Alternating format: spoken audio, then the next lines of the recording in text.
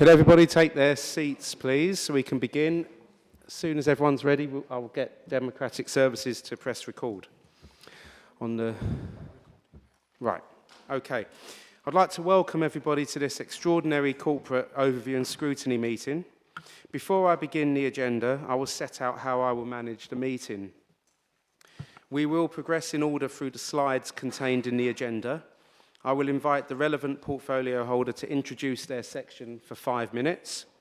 I will then open the section up for questions and debate with a guide time of 20 minutes, but I emphasise that's a guide. This is to ensure we will move effectively through the agenda. The order I will invite members to speak is as follows: Chair of the relevant ONS committee, Vice Chair of the relevant ONS committee, any other member of that committee, and then finally, any other member. I want to encourage constructive and useful questioning and debate and ask members to ensure their questions are relevant to the topics being discussed. At the end of each section, I will provide a brief summary of the debate before moving on. It is not my role to sponsor a particular viewpoint, and I will ask portfolio holders to take into account all comments and viewpoints when progressing the proposals. Although we're in the chamber, I'd like to remind you can remain seated during the debate because it isn't a full council meeting. Should any member wish to ask a question that relates to the exempt detail of some of the proposals, then I will look to hold such questions until the end of the meeting, where we can hold an exempt session to field any exempt questions. Please indicate in the relevant section if you have such a question. I would like to also inform members that item 5 on the agenda has been withdrawn from tonight's meeting. Tonight should be robust but also respectful. Apologies for absence. Mr. Tucker. We have received 5 apologies, Chair: Councillor Polly, Councillor Chukwa, Councillor Collins, Councillor Muldowney and Councillor Fish. Thank you. Is any other member aware of any other apologies tonight?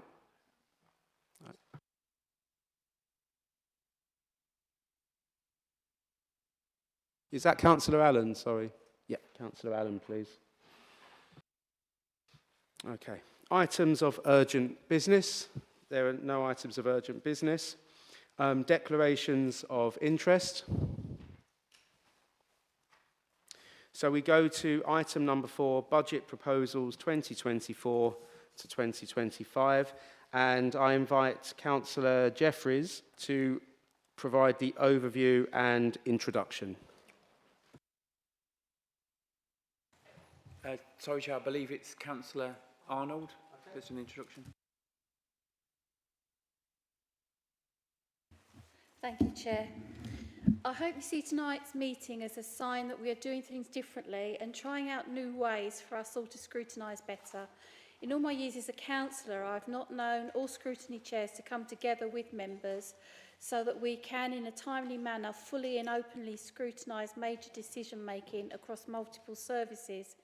In the past, this would have been siloed into various different scrutiny committees to challenge their sections, often with very little time for recommendations to be reviewed by Cabinet. I hope you, like me, think this is an excellent way forward and a foundation block that we can build on in the future. We're all aware of the 18 million gap, and we're all acutely aware that it won't be easy to mitigate that gap without effect on how Council provides services. The budget proposals being presented tonight for all to scrutinise and challenge are felt to be the best possible scenarios to realise that saving in 24-25, with the least effect on overall performance of services and without damaging vital frontline services to our most vulnerable residents. This is not a salami slicing budget where all services are told to cut their budget by a certain amount regardless of effect. Some service areas can ill afford to take a budget hit, as we well know. This is a budget looking at the inner workings of Council, and so these proposals have looked more in depth at operational inefficiencies, not frontline staff and not to the detriment of adult social care and children's services. This is a holistic look across the services, working together to find ways to stop duplicating work and reduce costs by eliminating those efficiencies. Some of these proposals have outlined business cases attached to them. This is because they will need investment at the early stage to enhance equipment and software to realise savings from those inefficiencies. savings that are not just for next year but year on year. The cost of that investment will be met from the transformation budget, but before we start, let's define the word proposal. At this stage, it is a plan of ideas, it is educated suggestions written down and put forward for people to think about and decide upon. Tonight, we're asking members to act as critical friends to consider the strengths and weaknesses of these proposals. Ask your questions of directors and cabinet, and if you don't like what you see, offer alternative ideas, options and recommendations so that it can all be collated into a cabinet report for the 13th of December. Thank you, Chair. Thank you for that introduction. Councillor Morris-Cook.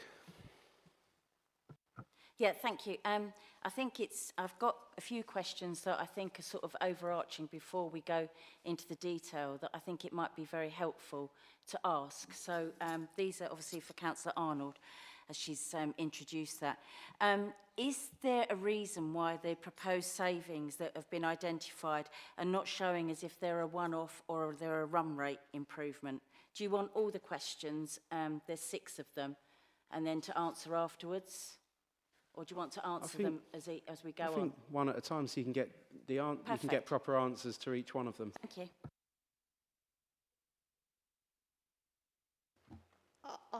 As far as I'm aware, unless officers are able to correct me on this, they're all year-on-year savings. That's the idea. I'd probably challenge you on that because there is a few there that I would see as a one-off saving, but it's really hard to identify. That's why I've sort of asked the question. Can we, could ask Stephen Mayer, the finance officer, to sort of explain that more and perhaps look at how we can collate that for you better? Yes, all of the budget savings are recurrent in nature. They will continue going. Some of them don't start until partway through the year, so you'll see a full year effect in 25, 26. If you're very specifics, I'm happy to pick them up or deal with them separately. Thank you. The next one. What confidence can you give us and the residents that these savings are real when realised and are not wooden dollars, i.e. where on the council budget, on their actual figures, would they show? Are we able to get into that amount of detail? Yeah, I'll bring Steve in to back me up on obviously the nuances of what you need there. But as a cabinet member, as a councillor, that's where I will answer this on how confident I am. That's why I kind of defined the word proposals, because I don't want to say they're best guesses, they're not. This time, in the past, I would say around budgets, sometimes they were best guesses and it was a finger in the wind. I have far more confidence with this now that they have got business cases behind them and they have been looked at and very differently, and there are some, I don't know what the right word is, but some experienced ideas that are felt to be achievable. And yes, I have more confidence in this budget than I have had in previous budgets. And if I'm reading the packs correctly, and I know that Stephen Mayers has just spoken, but the majority are stating a full year effect. I think the only ones that probably aren't are some of the ones from Public Realm, which I think have done very well, where they've said that these will carry over. Because on a lot of the projects, they haven't particularly got a start date, so it's very difficult to see when the projects are meant to start. For instance, some of them, if you look at one of the HR ones, they're planning to save 238,000, and yet there actually is no business case and there is no plan at the moment with it. So the likelihood of that kicking off on April the 1st, I would challenge is probably unlikely. So it's just really, and all these figures are adding up to the 18.2 million. And if they haven't all been prorated, as I say, with some of that haven't even got a plan behind them, I really find it strange that we can think that we're going to get the 18.2 million.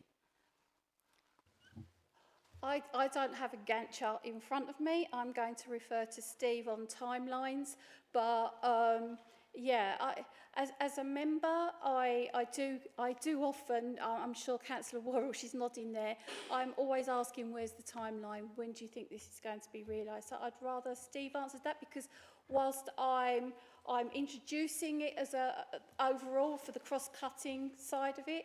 I do specialise in a particular portfolio, and so I don't want to get the information wrong for you tonight in other areas. But the HR one is under your remit, isn't HR it? comes under finance with Okay. Councillor Snell.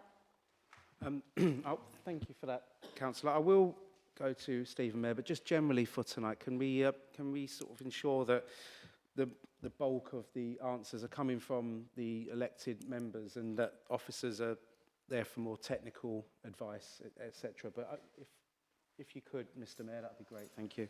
Thank you, Chair. All of the budgets will be reduced with effect from the 1st of April, so we haven't written that in every one because that is the way we will do it, with the exception of the ones that start in July and then they will come out obviously on the 1st of July. So everything comes out on the 1st of April. The absolute vast majority have a very detailed business case and a CEIA there as well. You're quite right, on the HR one, HR colleagues are going to be working very closely on the cross-cutting one. You'll see a corporate services one, and that combined with the corporate services one will lead to the realisation of that saving. So they're all 1st of April, apart from the ones who are July. Nearly done. Keep going, don't keep going. Most of the business cases, when ragged, are actually showing either amber or red overall. So what confidence, you're talking about you have confidence, but if the business cases are ragged amber or red, that doesn't give me a lot of confidence that these projects are able to be realised into giving the 18.2 million. And what contingency are you looking at, and how many millions are you looking at that you're going to need to find in contingency to support what statistically will be a significant shortfall? So the first part, I would say the RAG rating is red because they haven't started yet. These are proposals. We haven't agreed on them, so they haven't started work on them. They're only going to start work on proposals when we've agreed or disagreed, when we vote on it at council. So the RAG rating is rated from when the report is written. This report is written, they haven't started. No, it's talking about the risks of those projects and those cost savings that you have put in. It's not saying that they haven't started yet. That's why it's red. If you read it, it's talking about the risks associated with each of those projects, and all of them are saying their majority are either amber or red. Sorry. Yeah. I mean, it's because I don't want to say again. It's because they haven't started yet. But that's not the answer. If you let me finish, if we put them in green, then that's me with my glass looking half full rather than half empty, isn't it? I'd rather that you don't raise expectation and optimism until you've got some real data behind how them savings are going and realise. You can shake your head, but if you want more about the finance of it, then I would suggest you ask Councillor Snell your question, not me. Well, I don't mind who answers it. I'd just like a truthful answer. And sadly, what you've given me is I'm sorry, but I'm not the lying to you. I'm being incredibly truthful here. Chair, I'm sorry, but I don't like that insinuation at all. What I suggest is, Councillor Arnold has asked it's referred to Councillor Snell. So in the next item, Councillor Snell will give his finance report, and you can carry on with Councillor Snell. If that, okay. Is any more councillors? There's a couple others who've indicated. There's just one more. Okay. I'm just concerned that we were given clear direction that the savings we need to achieve over the next 5 years is 75 million. And obviously the commissioners have said, you know, minimum has to be for 2 years, the 18.2 million, with the remainder coming over the 3 years. I'm just wondering why we have gone for a guideline of the minimum amount of return, because surely after we've failed miserably to deliver savings during the tenure of the Conservative rule, there should be more opportunities than this and a stretched 18.2 million. I just want to know why we've only gone for the 18.2 and why we haven't tried to be a bit more aspirational, considering it's the first year of the 5 of savings. Do you want me to sort of respond with what I think there, or Councillor Snell? Yeah, as the question was directed to you, if you say what you think, and then if Councillor Morris-Cook wants to probe further, then she can go to Councillor Snell in the next item. 18.2 million is a lot of money to find. If personally, I would say, yes, I hope that there is more in there. And as we bring these efficiencies forward, and as these proposals, if they get voted on and agreed in the budget, as we take them forward, that you can forecast better what the efficiencies and what we're getting from them is, and that might increase. But do you go out there and say, oh, we're going to find double that, before you know whether it's going to work? You wouldn't do that. You wouldn't set yourself up to fail. So let's have that balance of where we feel that we can find this 18.2 and then go from there. Okay, we'll agree to disagree on that one. And the last one is, in the recommendations, it says if members don't like some of the cases that have been put forward, that we need to come up with alternative savings. So I would really ask of you, what are the savings that have been put in to replace the Thameside Theatre and the libraries that in the last tranche of when they were presented to us were absolutely there to come out? All those business cases that you've been reading are in front of you are the proposals for the 18.2 million this year, and they don't include those. I am actually answering your question, Councillor. All of the business cases that are in front of you are the business cases to realise that 18.2 million. If there's not a business case in there for libraries and there's not a business case in there for Thameside Theatre, they haven't been included in this tranche of savings. No, but they were in the last tranche, and obviously it says really clearly if you want to remove something, you need to replace it with a savings. So I'm just asking you, what the savings that you have replaced the Thameside Theatre and the libraries being closed with? I've just literally answered that. The 54 business cases in front of you, amongst them and between them, will cover that. Otherwise, they would still have to be in there, wouldn't they? So you've So this is an alternative to that, isn't it? I'm glad to see the Thameside is off the table. Thank you. Thank you, Councillor Morris-Cook. Councillor Kent, please. Sorry, I don't want to labour this, but I want to come back to the 4-year savings. If 4-year savings are dependent on redundancies and we're not going to make decisions until the end of February, that means that we won't be carrying out the statutory consultation, or are we going to start the statutory consultation in anticipation of a decision earlier? I think you'll find that's Councillor Snell's. I know you're looking at me, Councillor Kerring, but that HR comes under finance. Councillor Kent, I'll bring you back in for that when Councillor Snell is up, okay? And was there any... Councillor Redsell, please. Sorry, Martin, it wasn't really a question at the moment, but it's just that we can't see Councillor Hewlin, and I'm not going to be rude to her, but if Matthew was to just move over slightly, we might have seen her. But as we've got no cameras up there, we're just hearing a voice and we can't see her. So it was only a point of order, if it's anything. No worries, thank you for that. Okay, thank you for your introduction. We now move into slides 4 to 7, the finance oversight with Councillor Snell. And from this item onwards, we will be calling people in the order of committee that they're under. Okay, so over to you, Councillor Snell. Thank you, Chair. We start off with slide 4, which is the financial overview. I think this is not anything you haven't already seen before. It basically highlights the major financial challenges that we are facing, and highlights that there's 4 major streams of budget reductions which you've got underway at the moment. They are on the slide, but I'll go through them anyway because it helps just to make it clear. It's divestment of investments. That's the biggest thing we are doing at the moment. We're hoping to, we've got 1.035 billion of investments, and we're going to divest of those to the fullest extent that we can. We're generating over £100 million of capital receipts to pay down debt, and we're reducing reliance on borrowing to fund the general fund capital programme to avoid increasing debt.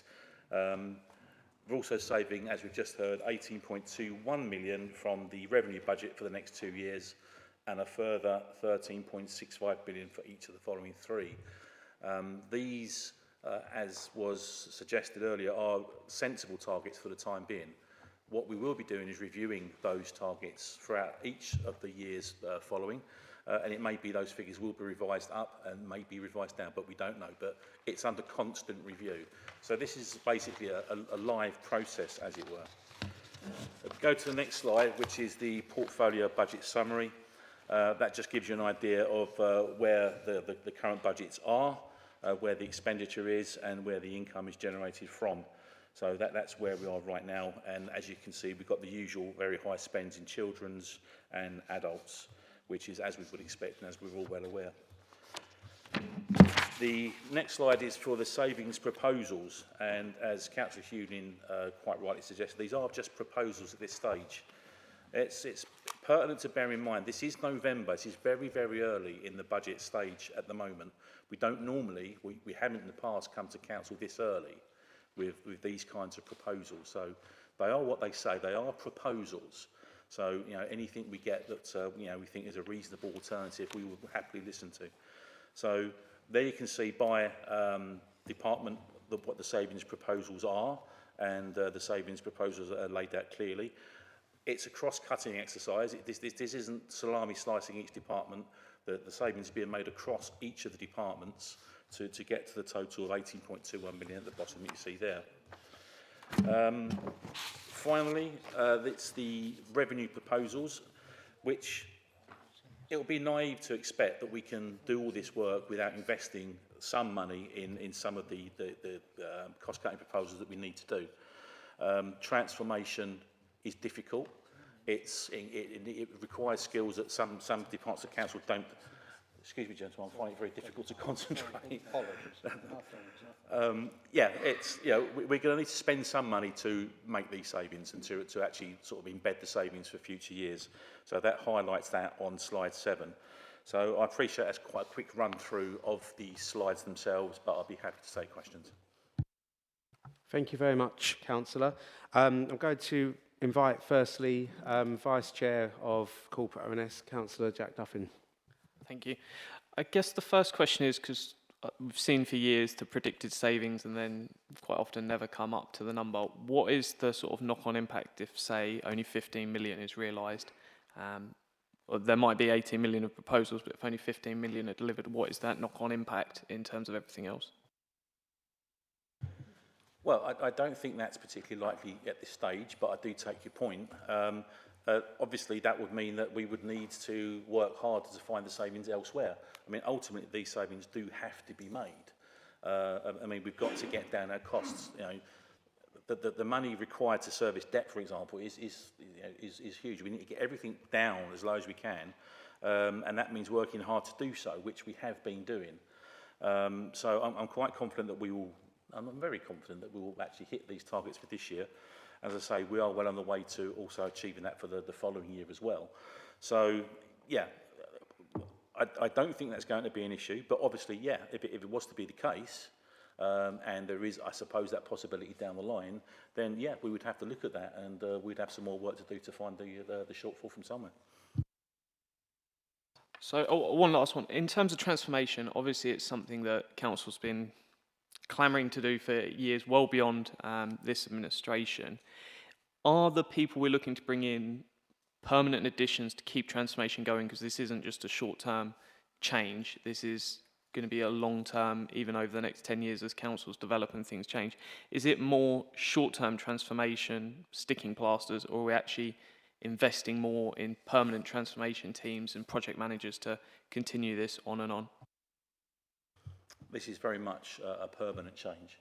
I mean, clearly down the years personnel might change, but what we're trying to do is turn the council into a basically quite radically different to what it is now. To be a much more reactive council, and to be, rather than the council that does everything itself, is to enable other people to come in and help the council achieve its aims. It's going to be a much more collaborative way of working. It needs to be. You know, we can't have just departments working in silos doing their own thing. That's pretty much what has happened. That can't happen in future, and it isn't going to. So it's a big project, and it's going to take a little bit of time for it to bed in, for people to understand how it's going to work. But yes, it is a permanent change that we're trying to achieve here, and absolutely, sticking plasters won't do. That's what's happened in the past, and sticking plasters tend to fall off, and this particular way of doing things, hopefully, it's going to stick around for a long time, yeah. I'm going to ask firstly if there's any member of the Corporate Overview and Scrutiny Committee that would like to ask any questions of Councillor Snell, if anyone's indicated. If not, anyone else serving on any other committee or none that would like to ask questions of Councillor Snell? Councillor Spate. I was just interested in the reference to sticking plasters. Councillor Snell has spent a great deal of time in this chamber fending off questions and justifying the expenditure on PwC, which is several tranches of funding, one of, I think it's £343,100,000, and then we just, another miserly sticking plaster worth £800,000. I don't get it. You're just saying we're going to transform the council. We want to bring people in who are here to do a job, and yet we're not doing that. I just don't understand that correlation. Councillor Snell. I think, yeah, again, Councillor Spate has, I think sometimes you willfully misunderstands. I mean, the council has just been through a huge upheaval with the finances. And we are still in the very early stages of putting that right and putting systems in place to enable us to move forward to become a stronger, more resilient council. Now, bringing in experts to help us do that, that's not sticking plasters. That's putting in the groundwork early to make sure we get things right moving forwards. We can say, well, we know what we're doing, we can go ahead and we can do this, find ourselves 2 years down the line in completely the wrong place. Or we can bring in people that had experience of what to do when councils find themselves in this situation, use their advice, get their help, and put in all the systems and practices that are going to enable us down the line. And also, don't forget, pass on skills that the people in Thurrock will need and will require moving forward. So that's not a sticking plaster, that's putting the groundwork in early, and I think that is something we definitely need to be doing, and in fact we are doing it. Would you like to come back, Councillor Spate? But I love the way you accuse people of not understanding things because it doesn't suit your viewpoint. It is a sticking plaster. Let's make no bones about it. You've got something that's bleeding and you put some dressing on it to stop it bleeding. That by any other means is a sticking plaster. What happens when PwC run out? How, we've got £800,000 we're going to spend on top of the 343 that we've already spent. When and where is that going to fade away? Or what's going to happen at the end of the time? Because if we've got this wonderful skilled group of people working for the council and they bob off and look after another council with another financial scenario, what guarantees have we got that we're going to have people in place? We can't even find a replacement for Mr. Mayor. What's going to happen when he goes? You don't tell us these things. You just slide along gleefully thinking everything's going to be all right. And we don't really get any sense, as councillors outside the inner clique, of a sense that you have a purpose and a determination to bring this to a conclusion. We're going to suffer for, I'll put a black tie on tonight because we're here for a wake. Let's make no bones about it. Well, it's not even a wake, it's just a miserable event. And, you're just gliding over everything. We want to know what is going to happen in year one, specifically. What's going to happen in year two? What's going to happen in year three? What's going to happen in year four? The portfolio holder who just spoke, when asked some very relevant questions, I don't know the answers. That's just so scary, it's unbelievable. Councillor Snell. Well, yeah, again, I think Councillor Spate sometimes finds it difficult to divorce his role as councillor from his role as a journalist. That nonsense about being at a Point of order, Mr. Chairman. Sorry, Councillor Snell. That is extremely rude. Sorry, Councillor, just stop this for one moment, please, Councillor. So, Councillor, please, I'm just going to come. No, Councillor. No, thank you. Thank you, Councillor Byrne. Councillor Spate, did you want to raise a point of order? I'm sorry, what has my job got to do with me standing here as a representative of the ward for Stamford West, where I was elected by people who know what my job was and what it is? My job actually helps in that I'm a little bit more informed, and I'm not quite the thick lump that he seems to think that I am. But I will not have statements like that going unrebuked, and I would expect an apology from Councillor Snell. Right. Councillor Spate, thank you for making that point. And Councillor Snell, I do think it was wrong to say that. So Yeah, you're right, and I apologise, Councillor Spade. for Thank my you. remark. I do appreciate that in the spirit of respect that we've got. If you'd like to carry on, Councillor Snell. Yeah, I mean, it's a matter of how you choose to look at it, isn't it? I mean, we are here, we are showing you the figures that we are doing for year one. We will be showing figures for year two and year three as and when they're available. You know, what you call a sticking plaster, if that's your view, that's your view. We're going to have to agree to disagree. You know, PwC are brought in under a contract to fulfill a task. They are fulfilling that task, and when they have done their task, they will move on to whatever it is they move on to, and we will be in a better position when they've gone than we were before they came. In terms of your comment regarding Councillor Hewlin, she was being asked questions outside of her portfolio. I mean, it's only right and proper that she would refer the answers to something that's out of her remit to somebody else. I don't see an issue with that. It's far from being scary. It's in fact what you would expect. I mean, if you used to ask me questions on, I don't know, environment, I'm likely not to know the answers. That's not scary. That's just a case that's not within my remit to do that. So I think we're going to have to agree to disagree on some of the things that, you seem to constantly hark back to things that have gone wrong, and we've acknowledged that time and time and time again. We are attempting to do our very best to put things right. And I'm sorry that you don't agree with that, but that's what we are trying to do. Councillor Spate. Yeah, those of us that attended the briefing about what we need to say and do at this meeting this evening were advised very strongly by an expert who has dealt with many situations that Thurrock Council's in. And one of the things that he was absolutely determined to ask us to do, as part of our role of scrutiny, was drill down and go deep. And so I'm sorry, I just don't get, and I want this meeting to come up with some. You just said at the moment we're concentrating on year one. Well, that's all well and good. I want to know about year two. I want to know about year three. I want to know about and I may well, if I know that that's all in place, I will support you hands down through year one. But I'm not going to sit, in this chamber this time next year, having to go through all this again because you've now got another set of plans for year two. Where is the detail? You're spending vast amounts of money on all these experts. We're told that 343,000 quid was setting all this up, but you're just not giving us any answers.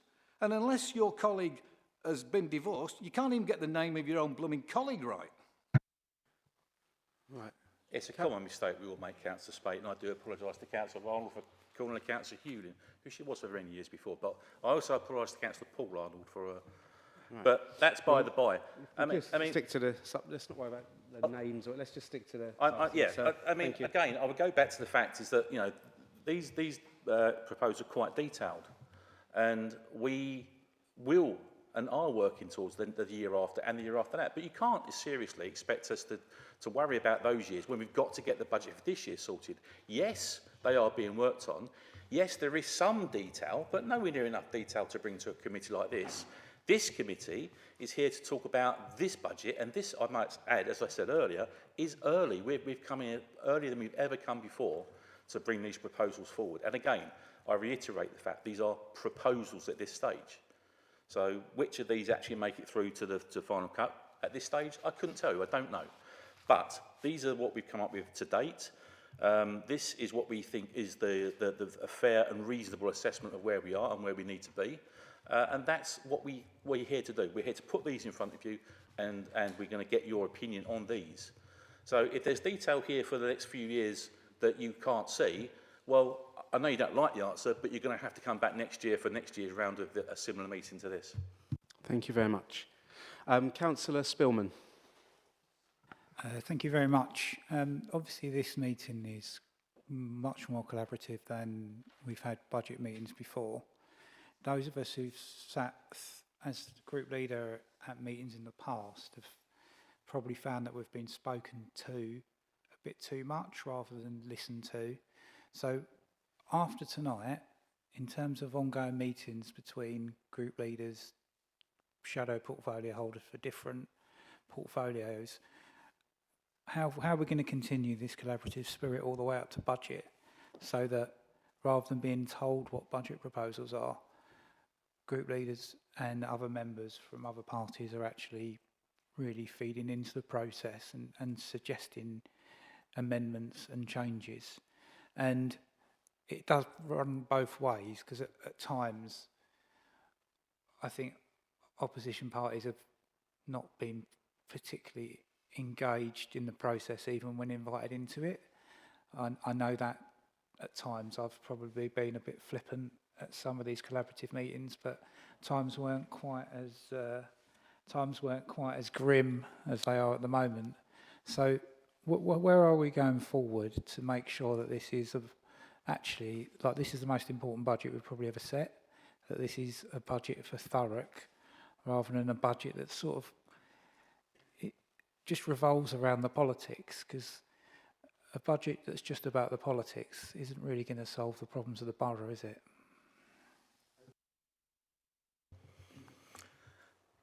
No, it isn't, and I agree totally. And I think this very meeting is an example of how things are changing going forward. I know the finance director speaks to the Labour group on a regular basis about the things that are coming forward. And as I say, these are proposals. Now, we've all been guilty of it. I've been guilty of it in the past as well. We sit in meetings like this and we tend to criticise the other team for whatever. It doesn't matter what it is. We'll criticise them because it's not ours, it's theirs.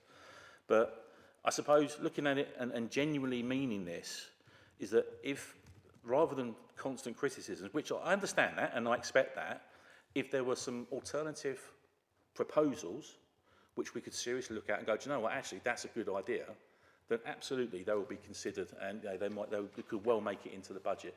But unfortunately, and I'm not saying this to be political, but constant criticism doesn't achieve that. So we are here today to try and kick off this process, I suppose. We're here early, we're showing our proposals early, and hopefully it will generate the kind of conversations going forward that we really do want, because you're right, this isn't a budget for the Conservative Party. This is a budget for Thurrock as a whole, and we've got to get it right. You're absolutely right, Matt, Councillor Spillman. So, yeah, thank you for your question. Have you got any further questions, Councillor? Okay, I now move on to Councillor Val Morris-Cook. Thank you. It's really on the back of what Councillor Spate was talking about with PwC, because I think it's quite interesting to see that PwC, obviously working with HR, had identified some savings of 238,000, but the HR Directorate declined them. And obviously now we're sitting there with no plan. So my concern is, how engaged has PwC been, and was HR Directorate the only directorate that declined to move forward with what PwC had suggested? I don't work with PwC on a day-to-day basis, so if I may, I'll refer that one to Steve Mayer, who might have a better insight on that one for me. Yeah, that's over to you, Mr. Mayor. Thank you, Chair. PwC have done a tremendous amount of work with colleagues across the whole council. They're here, they're resourced up, they're working with us. We do a weekly "Where are we?" They meet with individuals at various levels. They're doing a great deal of work. I'm not aware, clearly the numbers change, we have conversations, we challenge, they challenge back, and I think that the HR one is an example of that, where there has been challenge. Some of their proposals have been put to one side, some have been brought forward and accelerated. So I think we're getting tremendous value, or the council is getting tremendous value out of PwC. I'm very confident colleagues will continue to work with them and link it into one of the cross-cutting ones on that specific. But it is a continuously changing process, as you would expect. Thank you. Thank you. Any further questions, Councillor? Okay. I now move on to Councillor Worrell. Thanks, Chair. So the first thing is probably where Val started at the beginning of the evening, is that there's no wriggle room in these savings tonight. What we've got in front of us is, this is how much we need to save and this is how much is before you. And then Councillor Snell saying, well, we don't know what will make it through, and that people have to come forward with alternative proposals. So just to make it clear, the only thing that we've been given is this, which was your initial proposals. So we do know what was kind of on the table, but stuff's off of that, so that's neither here nor there. But when we have asked, and we did ask if we could put alternative proposals, it was actually, there's no time and there's no officer time. You know, we know that officer finance team have not got the time to work with us to put forward an alternative budget. So for people to say, where's your budget, that is going to be grossly unfair when we know that the officers have got a big job to do to get the budget through for the Cabinet. There has been shadow Cabinet budget meetings, but we certainly haven't had that same resource given to us, and I'm sure independents have had even less. And as even tonight, it's not a clear playing field, and it's not the same for everybody. I'm sitting here surrounded, and I look around, and I've got stuff here that says official sensitive that I don't think many of you have even been able to print that and see that. You can see it, but not everyone can see it. So I couldn't read it on a screen, and I'm sure that there'll be others in here that wouldn't be able to read this stuff on a screen. And this is all the official sensitive, and only by having this can you make that 18.65 anywhere make any sense whatsoever.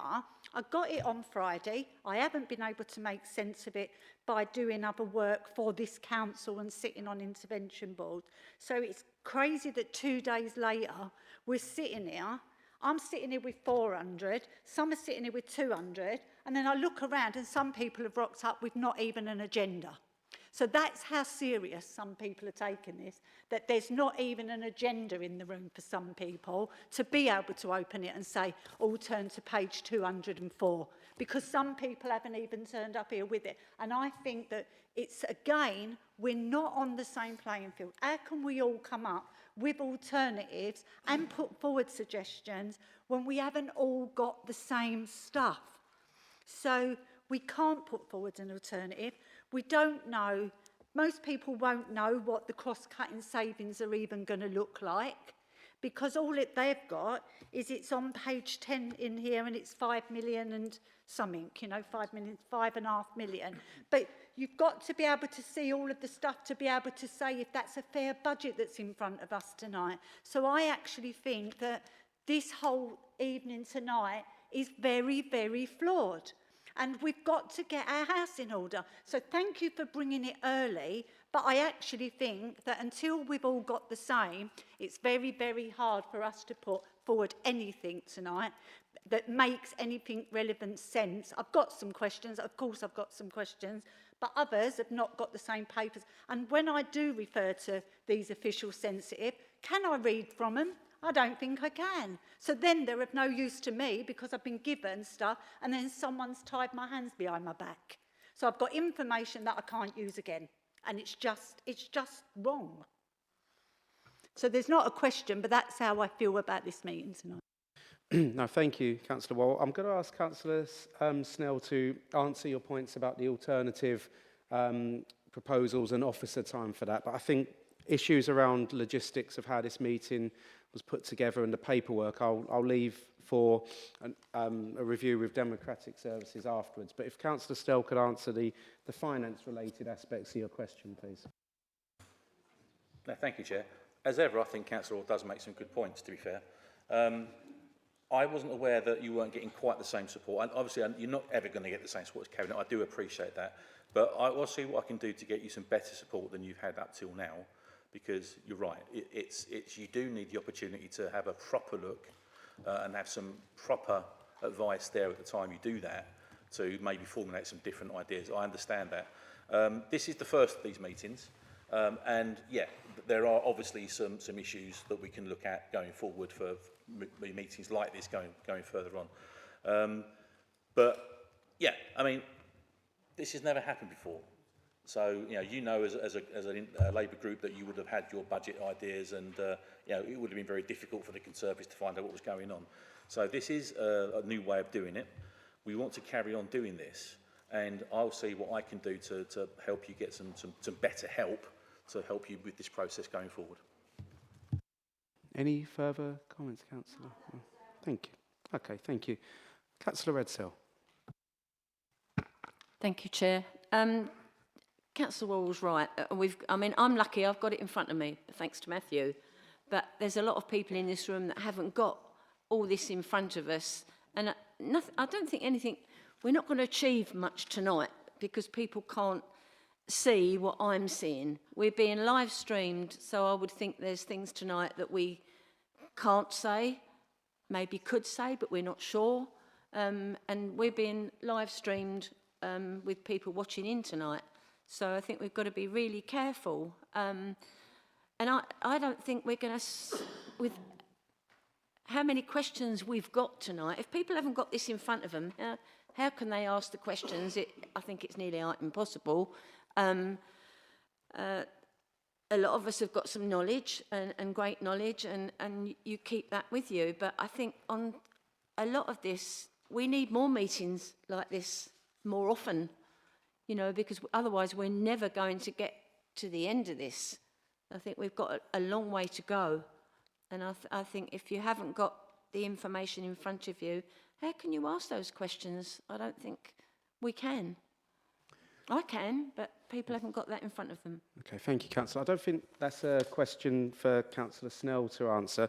Just, I think officers have indicated that papers were, you know, there were links sent by email and things like that to members, but actually I think it's still worth feedback to officers regarding the availability of paper copies and that sort of thing and all the information. So we can look at that after the meeting in terms of if future meetings like this are put on, how they can roll. But I don't think that's something I'm going to bring Councillor Snell in on.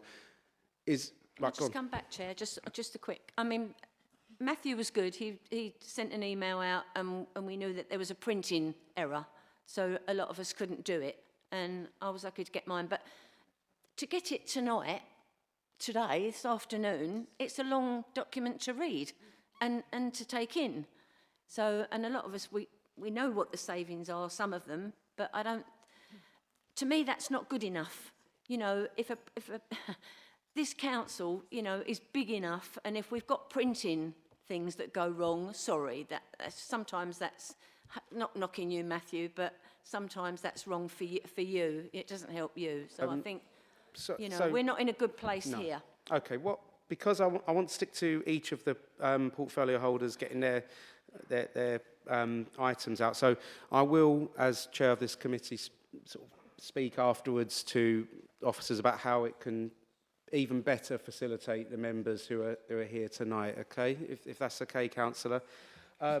And Councillor Duffin wanted to come in sort of last on this. Yeah, so it's partly on something that Councillor Spate mentioned and definitely on what Councillor Worrell spoke about. Ideally, we'd all love a 4-year plan. I'm sure officers would and Cabinet would as well. But it's not something that level of work could be created with everything going on as well. But when the proposals come and there's effectively between the target and identified £10,000 we can remove from a budget, and that's the options on the table, I think identified needs to probably be around the 20 million mark, if we're going to be honest, for the sake of having these meetings, because there is no point bringing councillors' officers. We're probably £10,000 spent just hosting meetings with officers' time and everything just to prepare for this, and that's effectively what's on the table. I think that needs to be looked at, and the fact that there is going to be so many more savings over the next few years, we should be able to find more on the table to have that discussion. And I'm sure there's stuff that's come to Cabinet which has been completely vetoed before it got to this point, and by all means, I have no issue with that, because there is things that you would consider unacceptable. But certainly a call to officers, if we can't get to the, say, 20 million on the table, it might not even be worth having these meetings. And they are so much better than what we've seen in the past. I'm 100% appreciative of the progress, but really, for £10,000, what are we doing here? Councillor Snell, anything you want to come back on that with? I suppose there is the element of Councillor Duffin's question about the amount of savings that are proposed. So if you'd like to answer that point, please. Yeah, I think that's right. I mean, if you're coming back with alternative proposals, it does need to be substantial, obviously. But again, I'd just like to really finish by reiterating that we've come here early. These are proposals at this stage. But we must never forget that right now, I know that we don't like to hear this, but we are in financial trouble. We do need to make as many savings as we can. We do need to divest of investments. We do need to cut back on everything. So we're not in the situation that we'd like to be in as a council right now, but we're doing everything we can do, everything we think we can do to try and make this situation better. But of course, going forward, we would like as much help as possible should it be available, should it be forthcoming. Thank you. Thank you. Is that okay, Councillor? And Councillor Anderson, you've just indicated. Thank you, Chair. I do have comments and opinions on the logistics of agenda packs and the like, but I'm not going to go into that because I'm aware we've got a lot more of this meeting to get through. My question is to Councillor Snell. He mentioned at the beginning of his introduction there something that sort of concerned me a little, and that was that we were looking to become a sort of reactive council.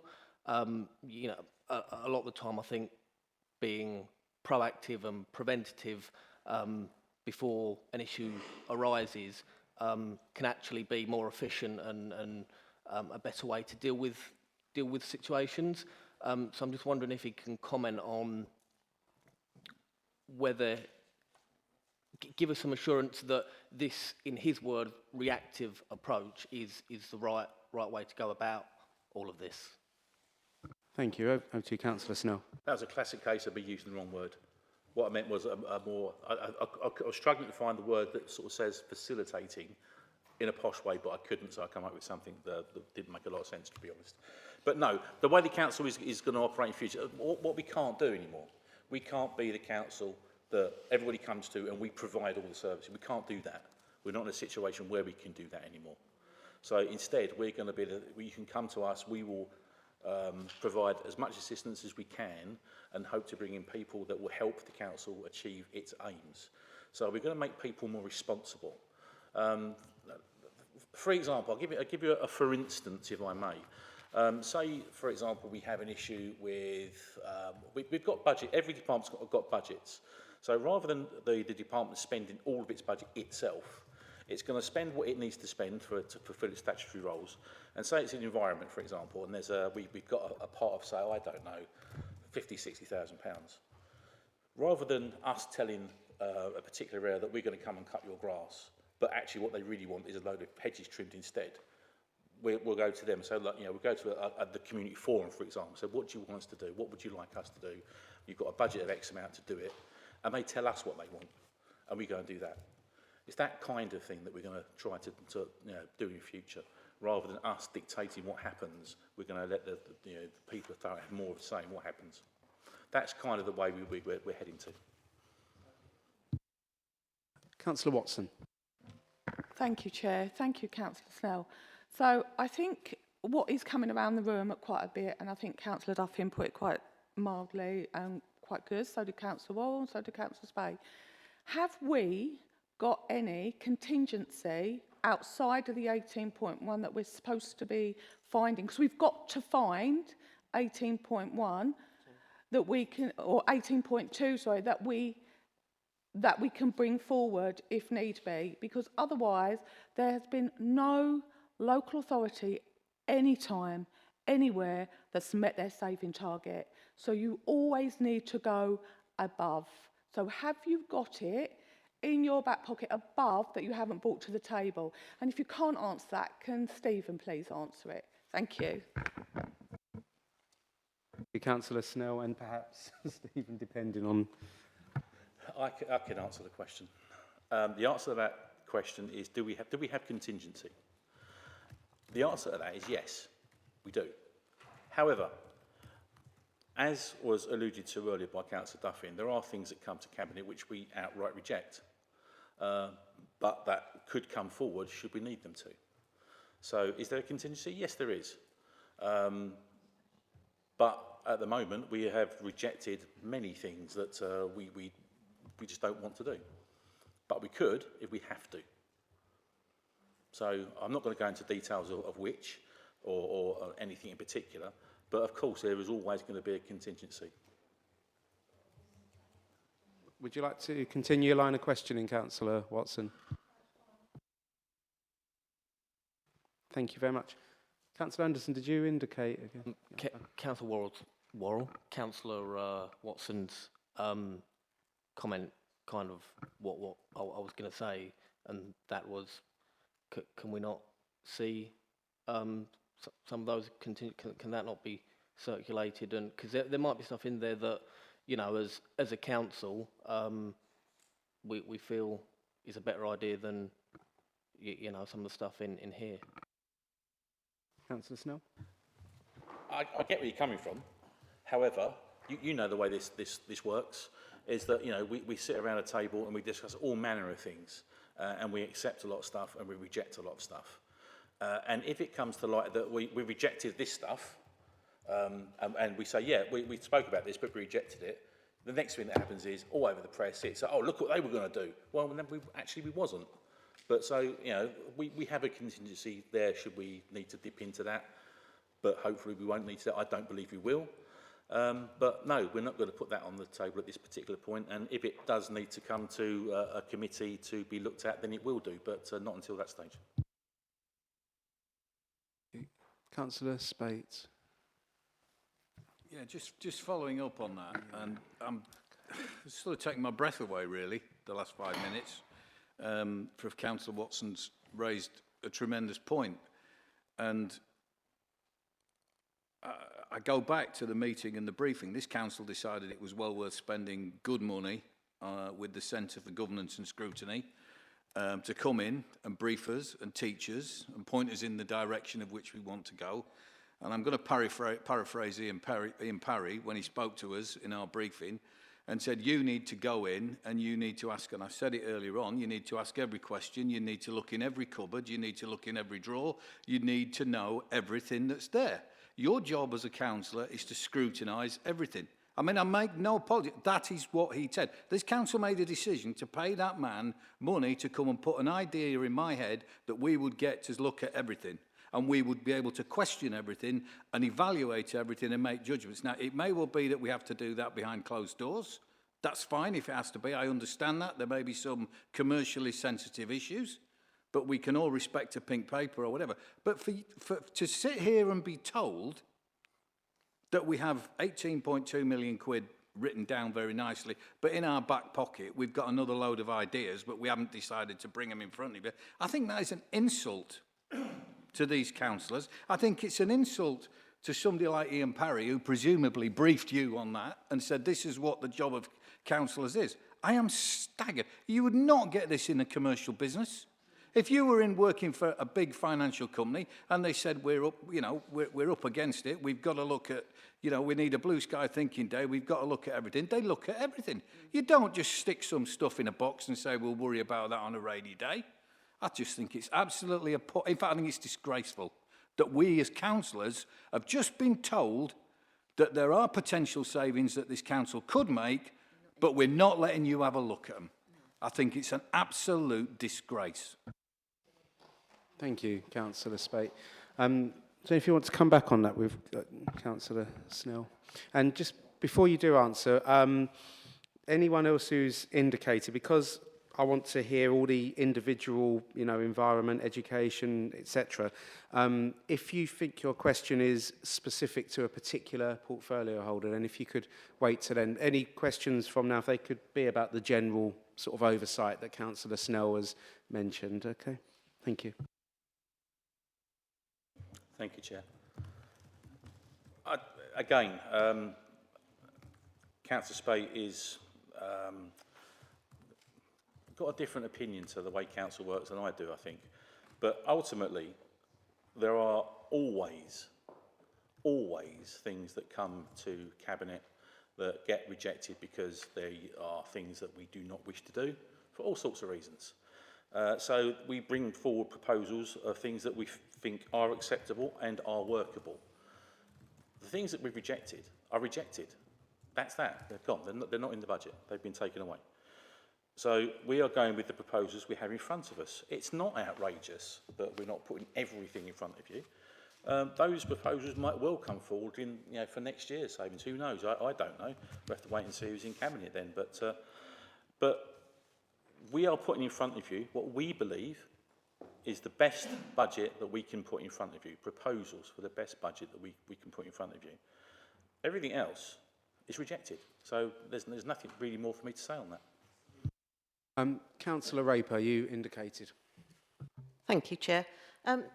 Councillor Snell, just going back to something you've said about there is a contingency plan. Is it actually a plan? Is it a clear plan that you're not sharing with us yet?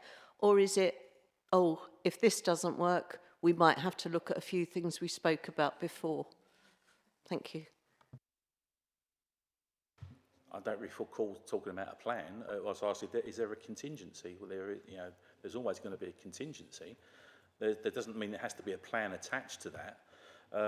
It's a case of, we believe, and I do believe, that we can carry out the proposals that are in this papers in front of you now. So I do not believe we will need to fall back on any contingency. But should we need to fall back on a contingency for whatever reason, we have the ability to do so. Thank you. Okay, thank you very much, Councillor Snell. Thank you to all the councillors who contributed. Themes definitely emerging around the contingency, but equally lots of discussion around 1 year, 2 year, 3 year, 4 year plans, interest around dialogue and collaboration going forward with this process, and specific sums of money, everything from when Councillor Duffin mentioned sort of 15 million to 20 million. So in terms of when we get to recommendations at the end, I think members who've contributed have all been critical friends and have made recommendations, and it's been really good discussion. So thank you, and thank you, Councillor Snell. The next cabinet member to speak is Councillor Johnson. He's talking about children's and housing. So we'll work through it. So we'll do children's first, then housing. Over to you, Councillor Johnson.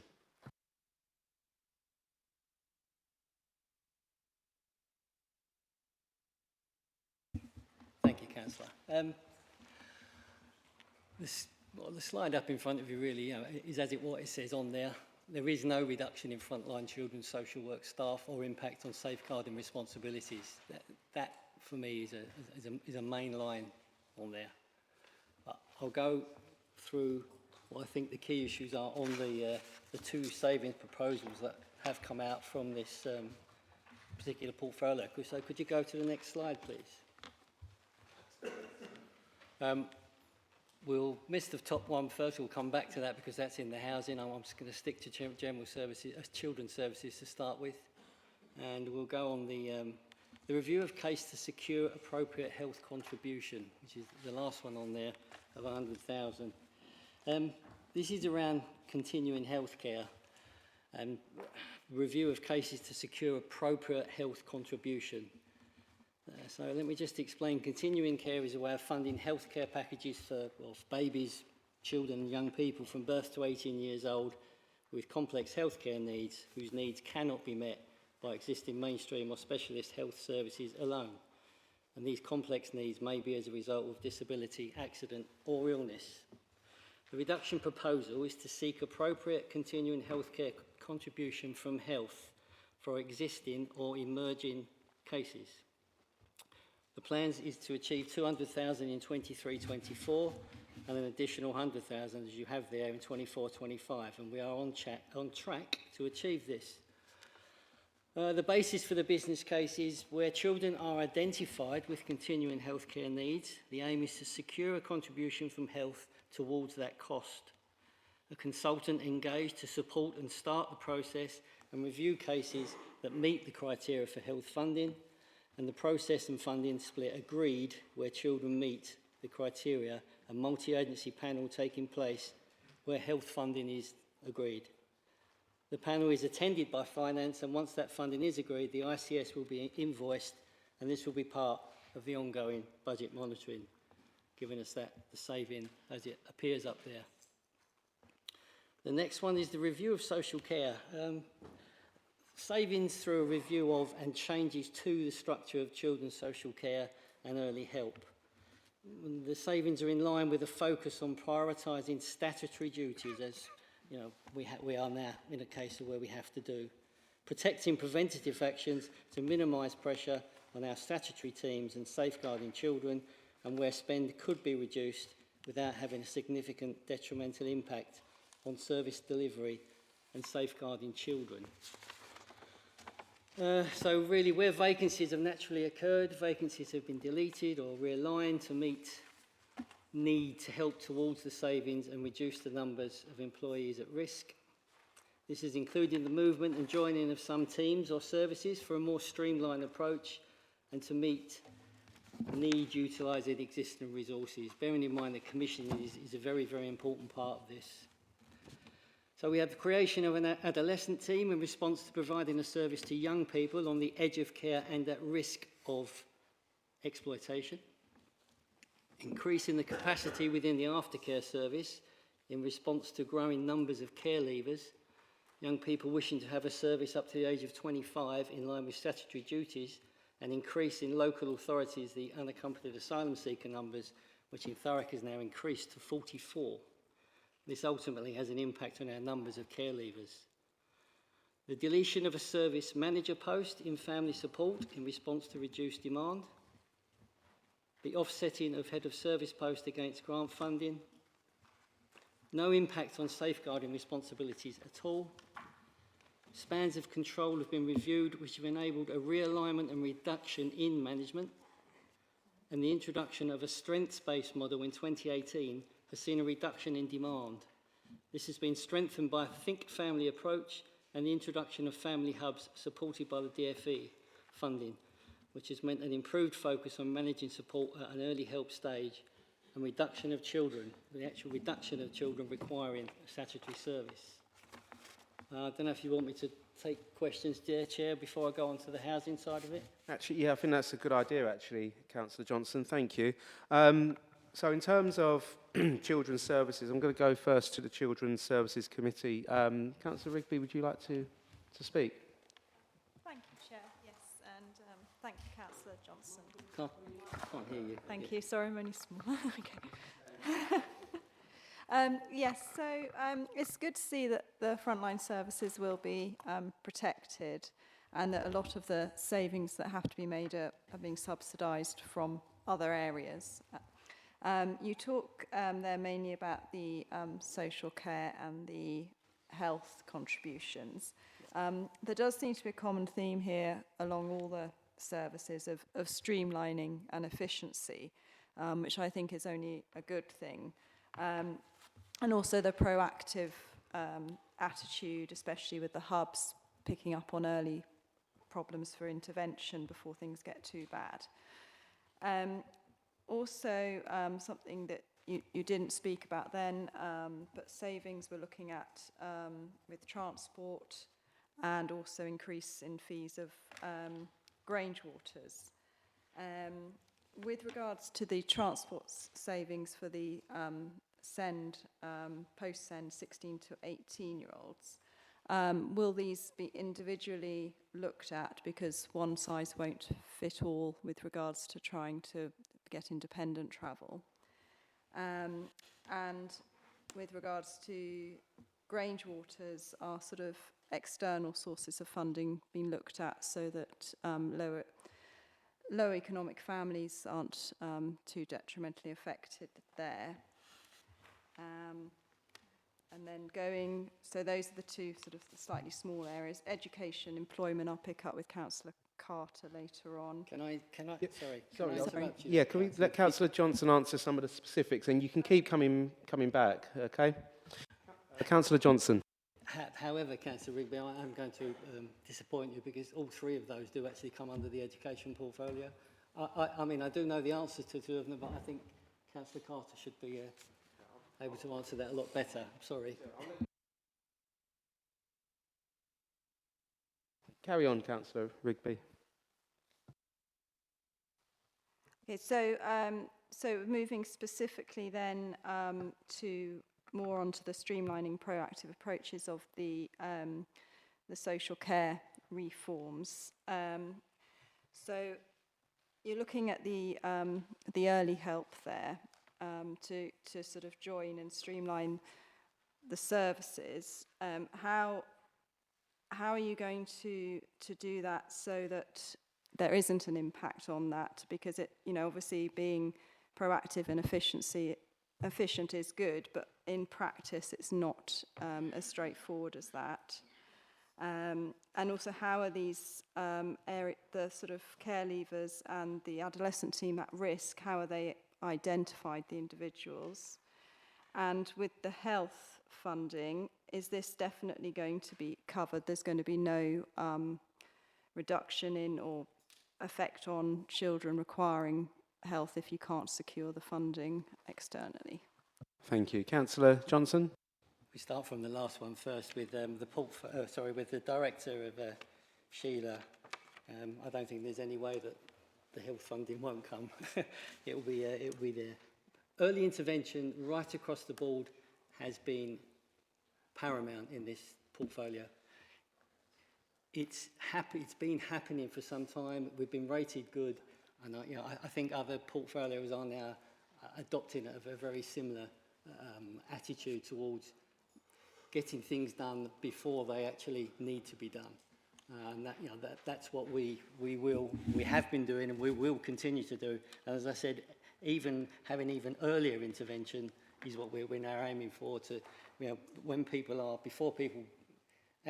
even before their turnover, when they're at risk of any kind of anything wrong going for them, that's when we want to intervene, even if we can before that. And having people in post to notice that is what we've done.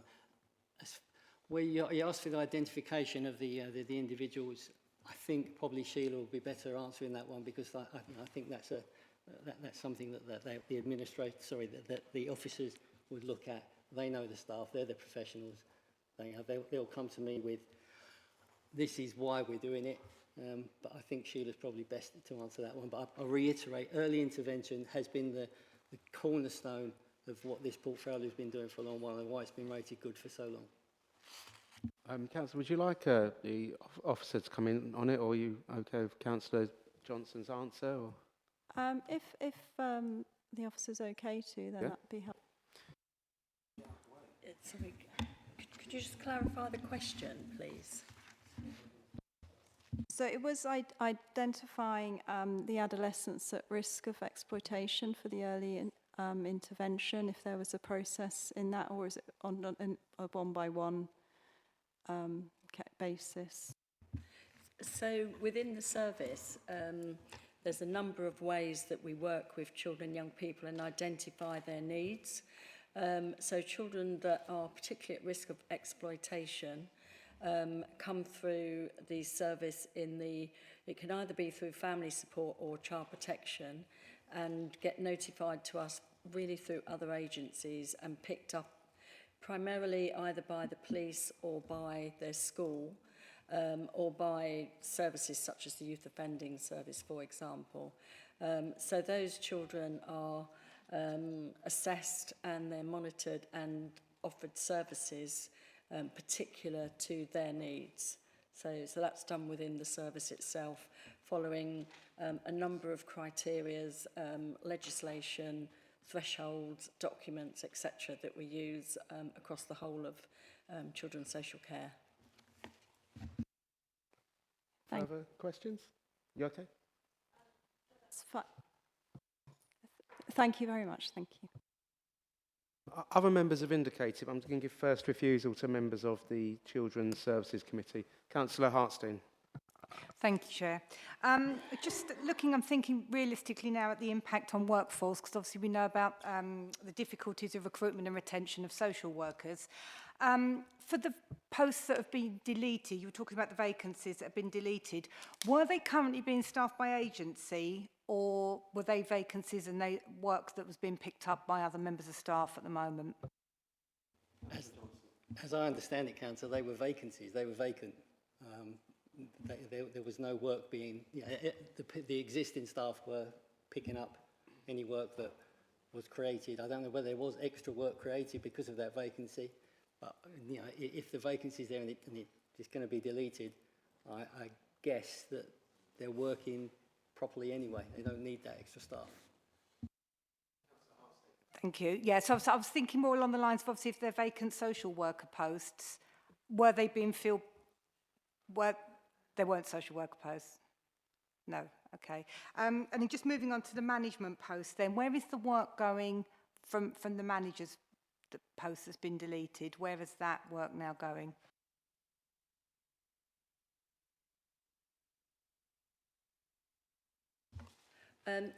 If look at the business case, so there's very few posts that have been either deleted or moved so that work has been moved on. So one of them is in the family support service. So service manager gone from that service. That service did have 7 teams.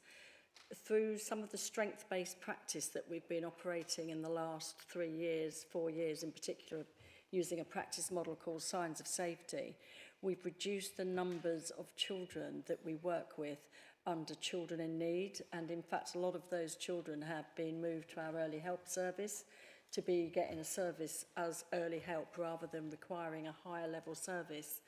And on the back of that, we then, from those 7 teams, we created a adolescent team which moved to a different part of the service, which meant we had 6 family support teams, and our spans of control for our managers are 6 as a maximum, which then created the capacity to reduce one of the service manager roles. And that's really in response to the work that's been going on for probably the last 3 or 4 years in children's social care, when we weren't in such a good place. The previous Ofsted inspection requires improvement, which needed more support across the service. But as we've introduced different ways of working and different practices, it's meant that there has been less children at that higher threshold level, and we have managed to work with families more at early help. So we've been able to reduce a manager post at that level, but also redirect some of the resources. And I think that one of the areas that needed additional resource was our aftercare service, and creating an adolescent service, because we know that's a particular issue for us in children's social care. Thank you, Chair. That's it for the moment, thank you. Anyone else from Children's Services before I hand up? Councillor Panjala. Thank you, Chair, for the opportunity. Just I would like to ask about that page number 3, under 3.1 section. If we see that total in 2 years, we're going to save 310K savings. So first year in 2023 and 24, 77K, and the 24 and 25, 233 is the huge, big difference is there. So how are we going to deliver the second year services? If it is having, anyway, we're going to deduct 300, saving 310, why don't we take it as a proportionate, 50-50? Is there any reason for first year having 77 and second year is a huge difference? I'll come back with my response to that, Councillor, and then obviously Sheila can add the actual technical side of things. But as we've said in there, what we've actually managed to do is we've managed to reduce demand in the service. With the work we've done since, as I said, 2018, maybe a little slightly before that.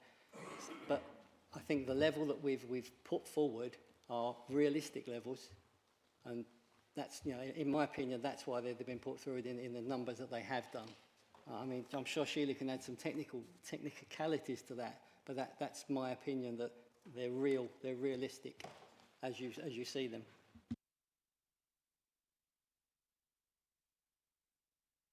So, Ms. Murphy wants to come in. I think the difference in the numbers is a full year effect. So for 24-25, we have a full year effect of those savings. And in this financial year, we've made some savings a bit earlier, which accounts for the difference in the numbers. So this total 310,000 belongs to 4 years savings, not 2 years.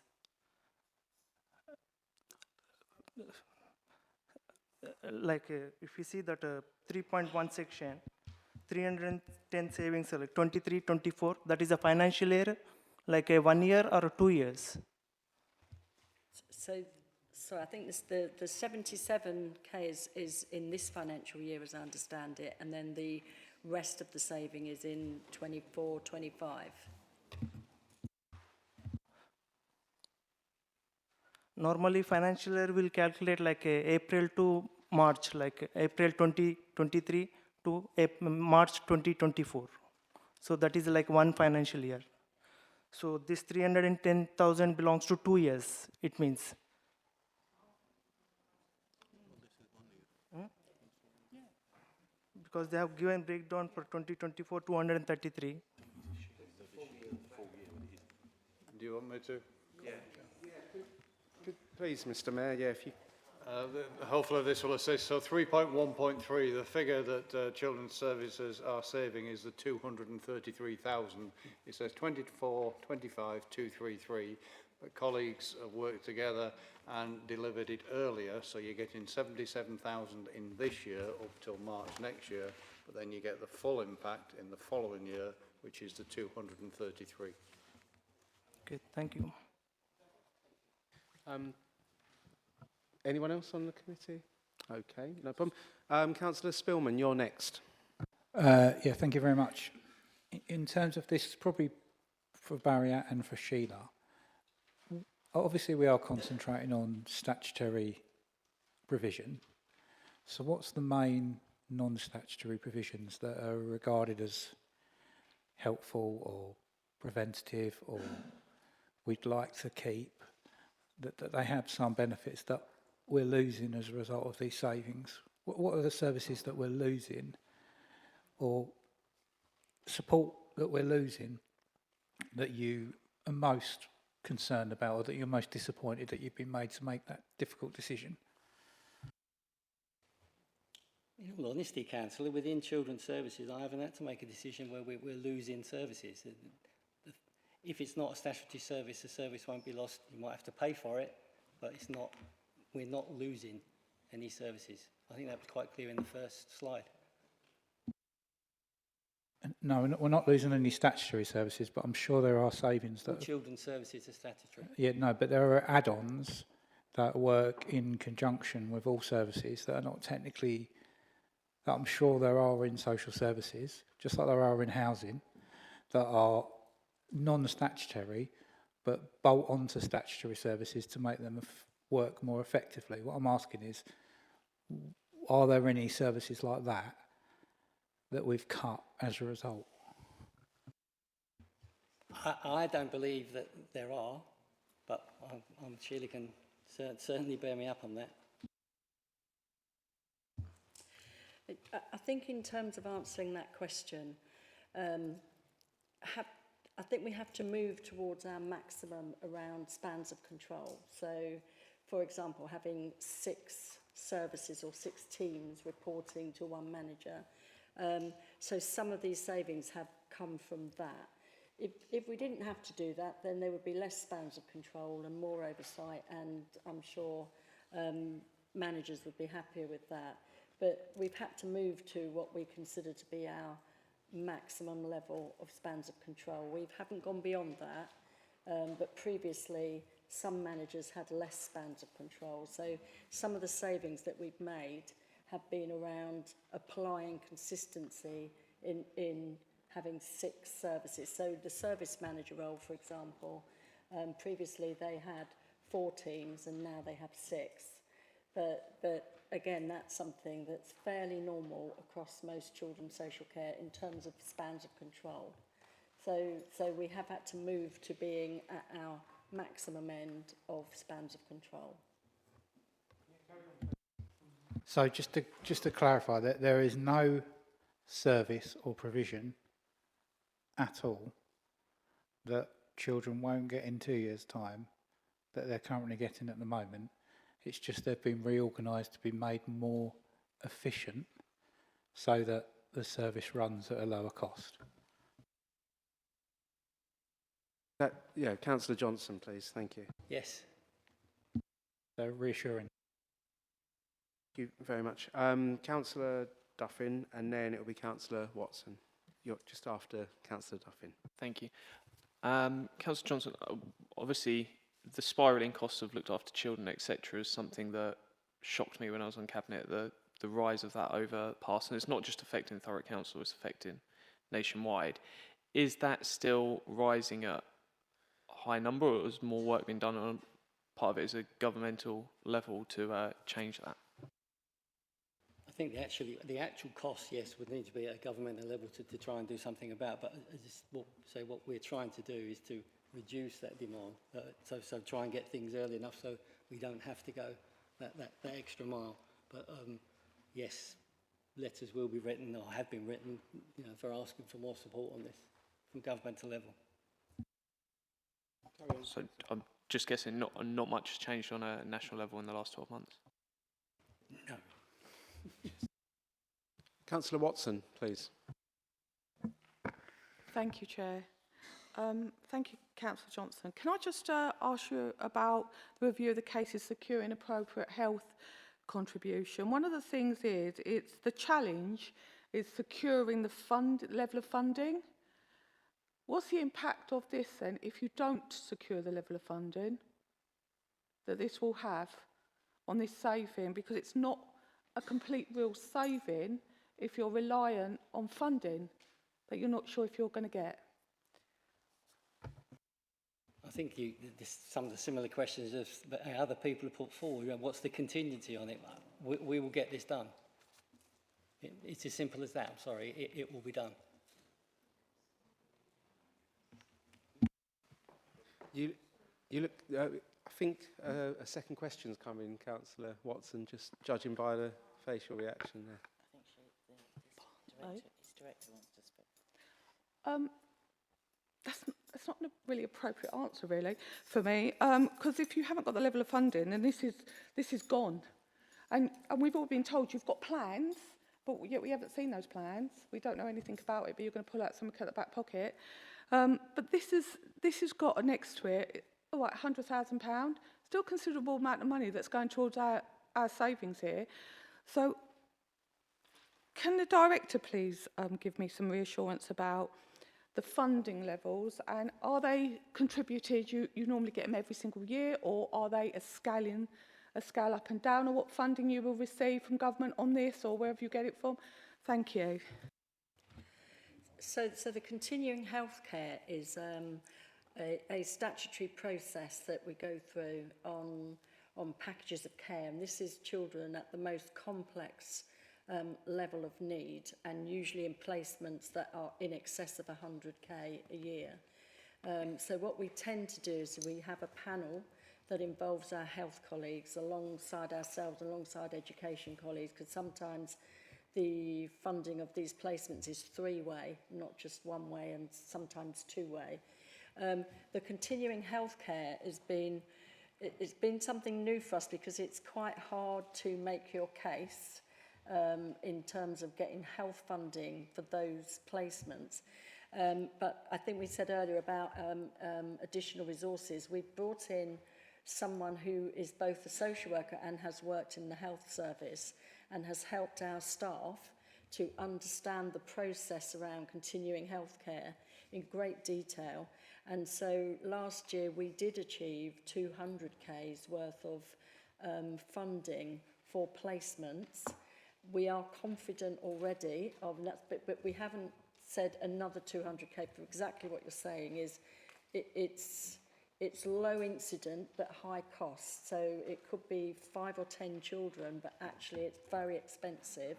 So it's really worth us trying to apply the CHC criteria. We might get more some years and we might get a little less other years because it's about the placements and it has to meet the legislation in order for our health colleagues to pay. But actually we have had payment where in many years we've not had any contribution at all from health colleagues on some of these complex placements. And I've spoke about this in the Eastern region, and the person that we've got to do this is going to be doing a webinar for other authorities because it's notoriously difficult to actually implement the CHC criteria. but we have been able to do it, and we're confident because it's not just bringing someone in and then they go, it's actually helping our staff in the placement service and those who work with more complex looked after children to understand how we go about accessing support from CHC. So we've already achieved the money from last year, and we hadn't done that for many years. So we are really confident about this year, and we may get a little bit more, but we wouldn't be confident of saying every year we're going to get 200k.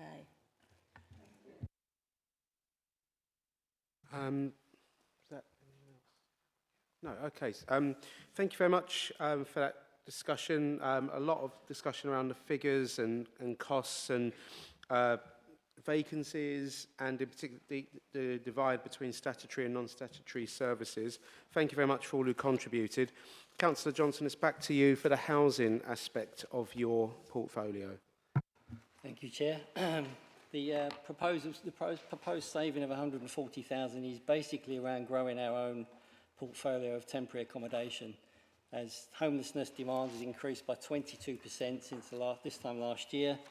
We're bringing with it a like increase in the need to accommodate more households in interim and temporary accommodation across furnished lets, night lets, bed and breakfast, this type of thing. And this has led to significant cost increase as the acquisition programme has now ended, with more reliance on expensive nightly let properties driving budgetary pressures in a highly competitive market.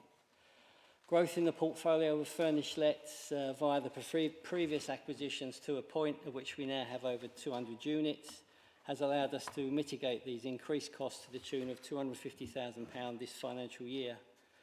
No further acquisitions are planned as the previous business cases have been fulfilled, which means that unless further provision is agreed, we are no longer able to effectively mitigate future and current increases in demand and financial obligations which arise as a result. Since the previous acquisitions began, we successfully reduced our use of nightly let accommodation from a high of 280 units in 2021 to the current figure of 141, despite the ever-increasing demand due largely with factors which are mostly outside of our control. These properties not only mitigate accommodation costs, but also provide an income for the authority with which to pay for the provision, whilst allowing us to let good quality temporary accommodation at a rent below the local housing allowance for those in the direst of housing circumstances and minimise out-of-borough placements.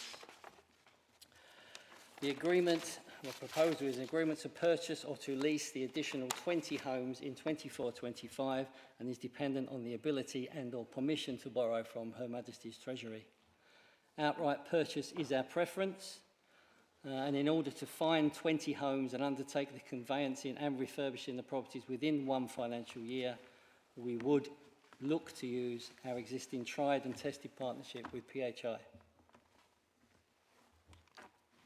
Thank you, Chair. Thank you, Councillor Johnson. In terms of housing, I'm firstly going to ask the Chair of Housing. Any question you'd like to ask, Councillor Howden?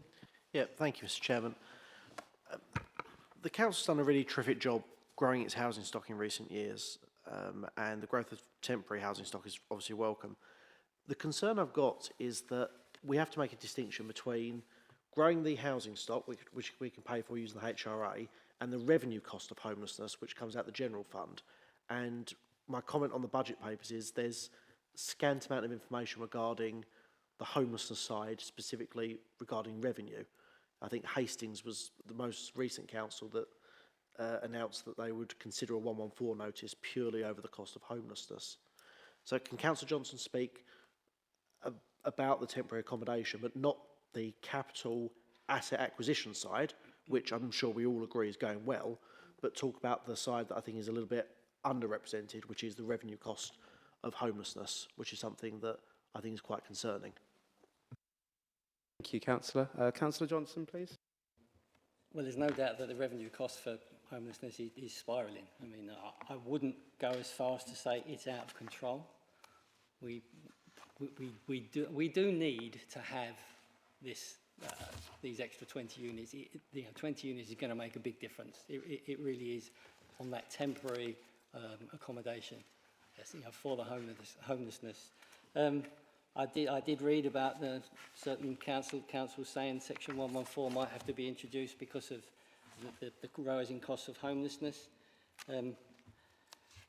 Slightly different for ourselves, really, isn't it? But I don't think we are at that level in that particular area of costs to the general fund at this present moment in time. But obviously, we do need to get these extra units in. Yeah, thanks, Councillor. I appreciate that. So my understanding, the saving will be born out of increasing the housing stock that we physically own to get around sudden and expensive rentals. The current homelessness budget is relatively healthy for us. My understanding is that with the case of Hastings, their homelessness budget ballooned to, I think, something in the order of 4.4 million, with 6 million, literally within the space of 9 months. So would it not be the case if we follow a similar trend that many other local authorities have had, that revenue cost will quite quickly outstrip the saving that we are going to find on the acquisition of properties? I wish I had a crystal ball and say, yay or nay to that, Councillor, but we are keeping a very close eye on the homelessness situation. It's a very hard word to say, homelessness situation. But in all frankness, we are not at that level at the moment. We are keeping on top of it, and I'm content that we are in a position where we are able to keep on top of this present moment in time. As I said, I don't have a crystal ball. Yes, things could happen like that, but I'm hoping they don't. And if I could just raise one issue that isn't in the budget papers. Obviously, the repairs contract, which we're going through the process of retendering for now, is a contract worth about 150 million, and officers have outlined the financial implications and the savings we're hoping to find. One of the things that I think my committee is quite concerned about is the fact that at the point at which we set up a task and finish group to go over the budget implications of the contract, we were already at the stage, because the 15-year contract is at its end of its life, Cabinet were already receiving authorisation to go forward for the new tender by the time we were scrutinising the market impact assessment. So I just wanted to put a marker in the ground this evening for yourself and for the Director that the work of the task and finish group regarding the budget implications of the retendering of the repairs contract, quite simply, that is not keeping pace with the speed at which we are having to retender. So I can't confidently say that the scrutiny work regarding the budget implications of the repairs contract is going to be as robust as it needs to be, because we were presented with the end of life contract literally at the stage where Cabinet had to start moving on the retender. So it may be a case that to ensure that that contract does represent value for money and it doesn't end up on your list at some stage as an overspend, we may need a very quick, short, sharp shock of additional resource regarding the scrutiny of that work to try and keep pace with the tender process that you're going through. That's a £150 million contract over 15 years. It's the one area I can say right now I'm lacking confident that we can keep up as scrutiny based on where we are at the moment. Noted, Councillor. I shall speak to officers and see if there's anything we can do to accommodate that or speed it up in some way. I can't think off the top of my head anything particular we can do, but I will speak to officers and see it. But it is noted, and I will go back to them and ask them what we can do about it. It's a good point. Appreciate Thank that. you very much. Councillor Shinnick, would you like to say anything? No? Okay. Any other member of Housing, firstly? Councillor Spate, please. Yeah, I'd just like to echo James's comments on the existing contract, the pending contract, and the 10 years and 5 years extension. I mean, it's largely been presented to us as almost as a fait accompli, unfortunately. We felt we'd made a great start and we were doing some really good work, and literally turned up for the next set of papers and saw a lot of the groundwork had been ripped out from underneath. I have grave reservations about A, the length of that contract, and B, the way that it's been implemented, because we are so far in bed with MEAs there's nobody else going to be able to do that contract, I don't think. So it seems a pointless exercise anyway. But I echo that as a real area of concern. But my question, Councillor Johnson, really is, you used the phrase a while ago about the tried and tested FI capital. FI capital, I have spent hours discussing FI capital with you, Alina, and various other people, and I've sort of parked my concerns because I think we have some good officers, but those concerns have never gone away. I think this is the next big thing that's going to come and shoot this council up from behind. I think this could be a new solar farms. I really do. We've got hundreds of millions of pounds of debt over 40 years that nobody has got a grip on, a handle on, nobody can tell me. So I'm going to set you a challenge if you can. Can you tell me how FI works, what the financial implications are for this council this year, what they're going to be for the next 4 years while we're in this current situation, and where we go on from there? I'd love to be told in clear, perfect English what the financial implications are and what the debt is. Councillor Johnson? What do you mean by the financial implications? I mean, FI works in as much as, this is how I see it. A property is either brought back into the stock or purchased. We retain a certain amount of money for the upkeep and maintenance. The rest is paid to FI. At the end of 40 years, the property is ours for £1. Well, I'm not quite sure sorry, what you're saying about the financial implications. I just want to make it clear, though, whether the issues with FI capital are part of the savings proposals. Right, okay. So, sorry, I go back to the idea that we look in every cupboard, we look in every drawer, and we check every crossed T and every dotted I. And I found that was a very worrying explanation. Right, let me explain why I'm concerned. I look regularly at payments that this council makes. Every month it puts on a spreadsheet where all the money goes. It's really interesting reading. And you look at money that we pay. I don't think we paid some money to FI Capital, we paid some money to Topland. It varies from month to month. Some months there's none, some months there's tens of millions. It doesn't seem to have any pattern. It doesn't seem to have any planning. It just seems a completely ad hoc thing. And then you look at what the money's for. It's used to refurbish properties.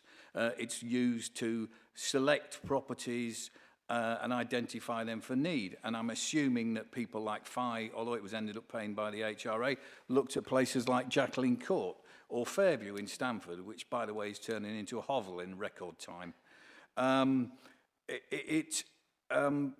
You know, there is no control. And I find it astonishing that you can just sort of sit there and say, well, you know, I don't quite know what you mean. What I mean is this: how much are we going to pay FI Capital next year, the year after, the year after that, the year after that, and for the next 36 years? There must be a schedule of payments, because if there isn't, God help us.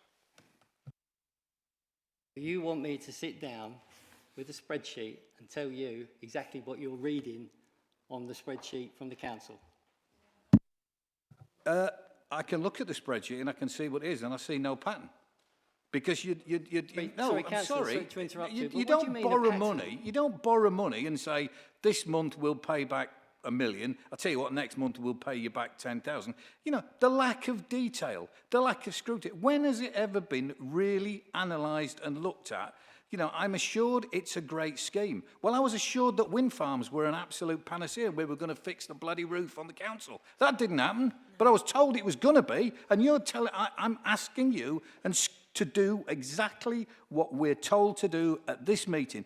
I want you to come back with a plan for FI for the next 40 years. Councillor Spoke, thank you. I think we'll park that one for now, because that's a bigger issue than the savings that are on the table at the moment. So, but if you could arrange... With the greatest respect, you were at the meeting when Ian Parry was there, and he said, don't be fobbed off demand answers, demand-weighted answers, demand detail. So I'm doing exactly what this council paid a man to tell me to do. I want to know the detail of FI. I want to know exactly how much money we are committed to. Because if we don't know, I mean, if you can't tell me how much money we owe FI, that's a disgrace. So what? No, you're right, Councillor Spate. No, Mr. Parry did say to dig into all this, and they're perfectly relevant questions. I just think because Councillor Johnson hasn't got the spreadsheet in front of him of the payments to FI, it's a challenge for him to get back to you with that and to his committee with it. Okay, so I'm not saying anything about the quality of your questions, Councillor Spate. They are relevant, but if he hasn't got the spreadsheet for FI payments in front of him, we could keep going back and forth with it, but I expect him to come back to you with it, okay? Sean Clark didn't have a spreadsheet for solar farms. No. So, who was next? Who's not on the committee? Councillor Green, please. Thank you, Chair. With the proposals to increase council-owned temporary accommodation by reclassifying the current housing stock, this could be seen by some as kicking the can down the road.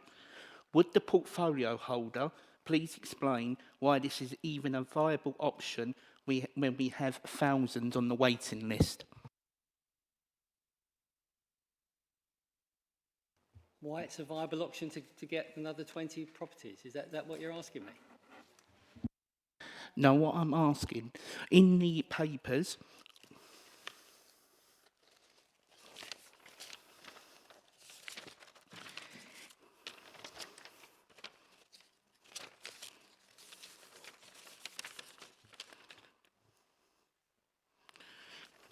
sorry, Chair.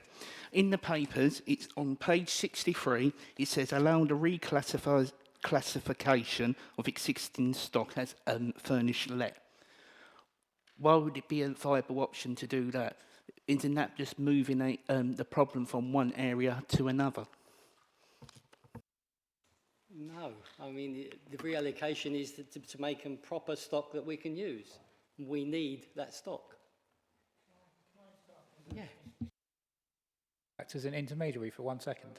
No, hold on, please, Councillor. I'd rather the dialogue continued between Councillor Green and Councillor Johnson. Well, if Councillor Green, do you want to say it one more time for Councillor Johnson to understand? Are you not talking about the specific 20 properties we're talking about here, or you're talking in general about? Sorry. Can I, Chair, because I can just clear this up really quickly? If this solves it, then yeah, go. He's talking about taking voids from stock that we would normally have put on home choice, but not using them for home choice, but using them as temporary accommodation instead. He's saying that is that not a short-term solution, because all it does is create more homelessness and it's a never-ending circle. Is that fair representation? There we go. Councillor Green? Yeah. Okay. Councillor Johnson. I see your point now. Yeah, I see what you're saying, but I wouldn't agree with the statement you made. Those properties need to be at the area where we need them most. If it's short-termism, maybe it is short-termism, but maybe the long-term solution or answer is not really there at this present moment in time. That's why that's how I see it working. I don't know whether Ian wants to add to that. Is Ian here? I think you more or less said what I was going to say. It's about choices, isn't it? So the alternative to not using these voids as temporary accommodation and using them for just general needs housing is that we'd have 20 more families in the private sector, and the council will be paying private sector landlords expensive rents. So it's about making choices in terms of the budget that we have. The point you make that in the longer term there's fewer general needs housing is a reasonable point, but it's about priorities. Okay, Councillor Spillman. Thank you. Given that for every property, I mean, I don't know the exact figures, but let's just say for every property that we buy with the assistance of whatever company we use, we pay, I don't know, let's just say we pay a mortgage of 700 quid a month. And given that if we rent in the private sector, we'll be paying £2,000 a month, so there's that big saving there immediate. And given that when we do buy, the investment that we put in is protected as long as the housing market stays solid, is there not an argument to commissioners that perhaps we should be looking at more than 20 with the permission of government, because it would represent a real-time saving and almost guaranteed saving, a very low-risk saving compared to any other method of making savings? I mean, what's the current spend on TA at the moment? It's about, I think it's about 1 point. Is it so what's the current spend on TA, Ian, at the moment? I don't have that figure in front of me, but I think it's about 1 million from memory. Yeah, so that 1.3 could be wiped out very quickly compared to any other saving that we've got on the board today.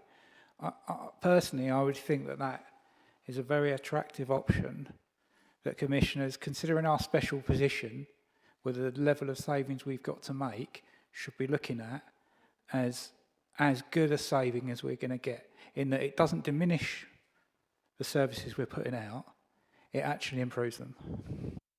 I don't disagree with you at all, Councillor. I mean, you know, but I think what's the phrase? You know, you have to start somewhere, and that this is, it's not necessarily the commissioners, it's HM Treasury that are going to make this decision whether we can borrow that money or not. I believe that's correct, isn't it? Yeah. So, you know, I think for me, I would totally agree with you. You know, let's do 500 of them, but I'm not sure there's 500 there. But there's 20 we know, and that's what we want to get done. Thank you. Councillor Watson, please. Thank you, Chair. Can I just ask a quick question around the financial modelling on this? So we are looking at borrowing to acquire 20 properties to go into the HRA with capital receipts. Has it also been taken into consideration the refurbishment costs in those properties, that you will need to bring them up to a lettable standard, because that could actually erode what you're saying? And also, have you also taken into consideration the interest that you will be paying on a daily rate to that loan that you are going to acquire for these properties?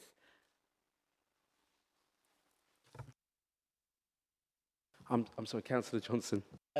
Yes, I mean, all those have been taken into account, and this £140,000 is the saving that we believe will happen once all those figures are taken out of the equation.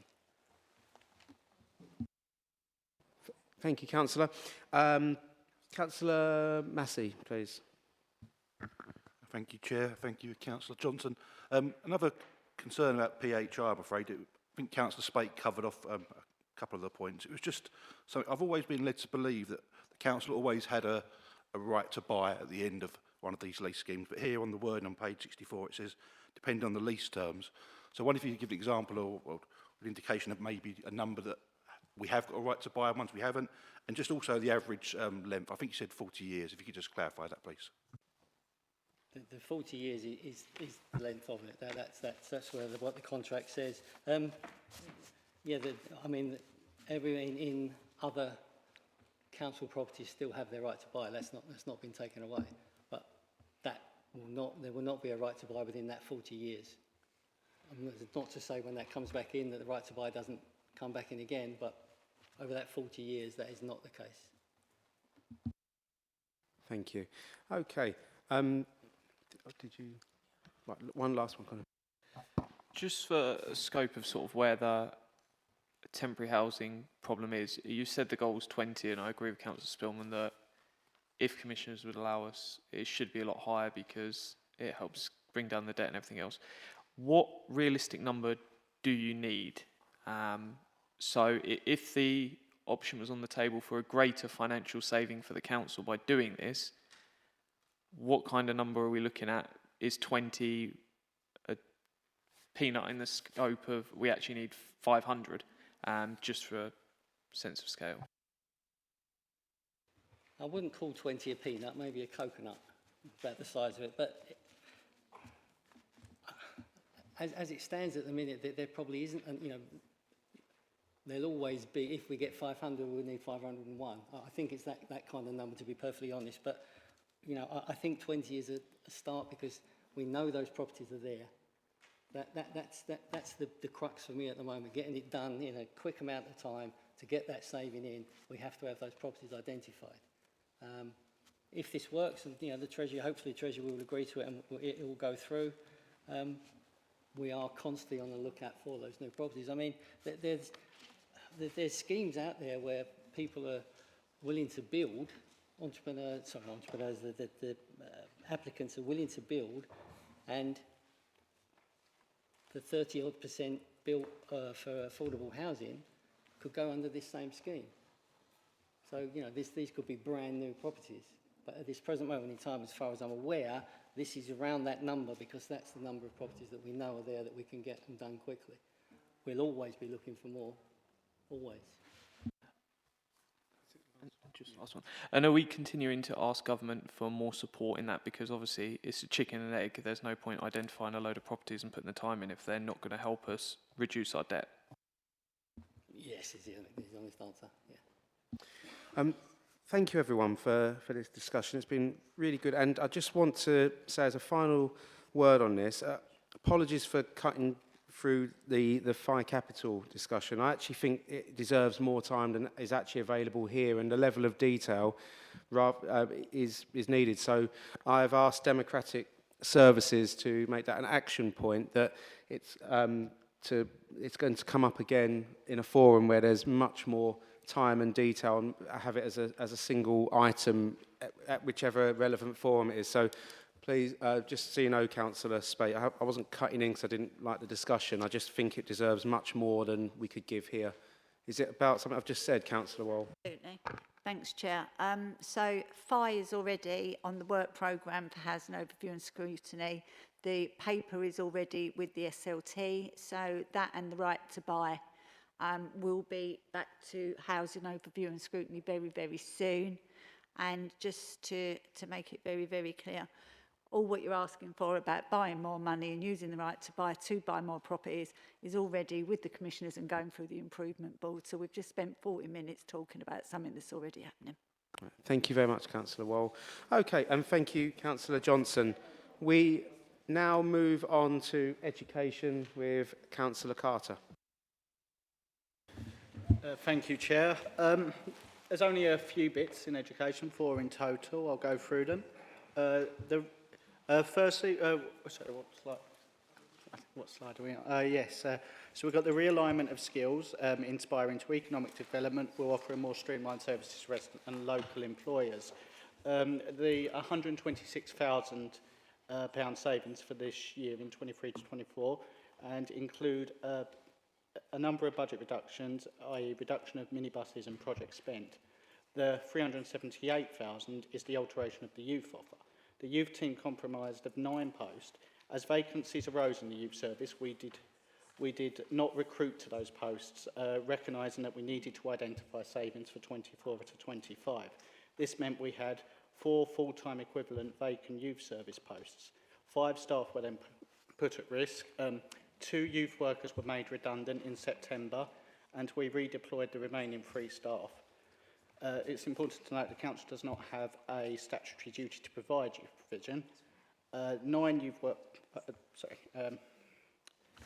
thank you. And we still have a youth offer in Grangewaters as well. The Stamford Hopes Youth Centre also ceased operation.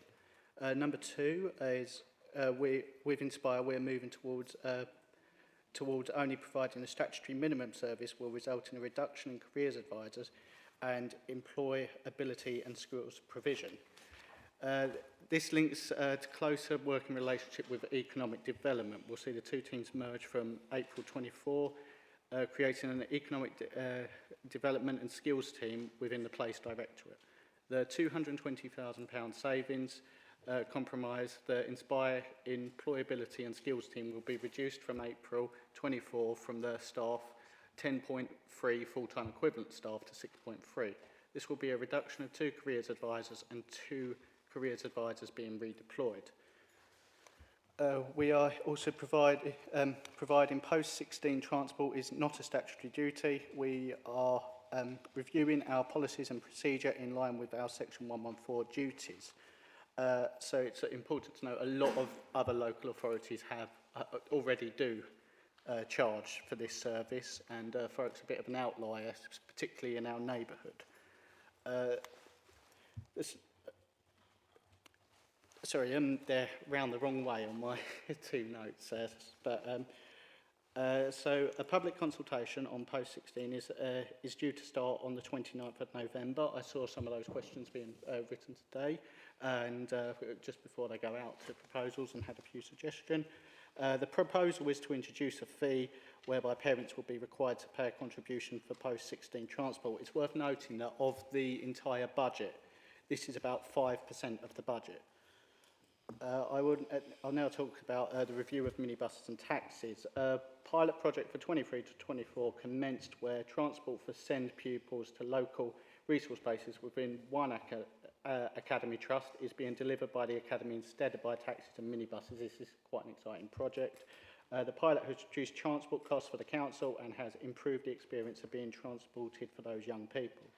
We're doing a review of the Olive Academy transport where taxis have been ended for some students and they have been provided with a bus/train ticket to promote independent travel. I think we'll all agree this is something we should be doing a bit more of, trying to promote as much independence as possible where possible. It's not always possible.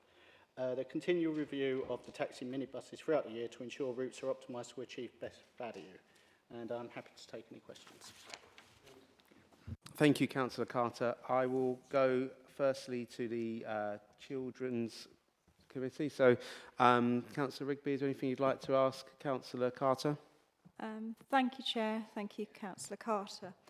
I'm slightly concerned about the reduction in the youth and employment services because the apprenticeship uptake is already quite low.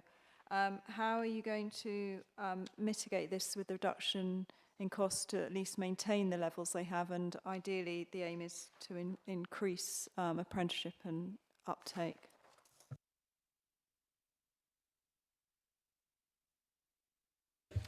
So when we're looking at a youth service as a whole, Councillor Snell did touch on this earlier, that we want to be more of an enabling council. We don't have to provide every service, and we have a very exciting youth offer coming to Tilbury. In the youth zone that does have a youth service. I visited their one in Barking and Dagenham, and we will be working with those to provide as much of the youth service as possible. There is still going to be the service there at Inspire, but it's going to be reduced to its statutory minimum, but there is still going to be a service. That is the important takeaway from that. Oh, sorry. Do you not see that? Sorry. Sorry, just to supplement what Councillor Carter said in terms of apprenticeships, some of the apprenticeships work is picked up by our Adult Education College and works with our OD's Organisational Development Service within the council. So some of the provision that is left will be working in partnership with a number of other service deliverers, i.e. for the college, etc., to make sure that the apprenticeships are continued. Thank you. Thank you. Yes, so I think that was my main concern really, because I know it's already struggling with the apprenticeship levels, so we don't want to see that fall further.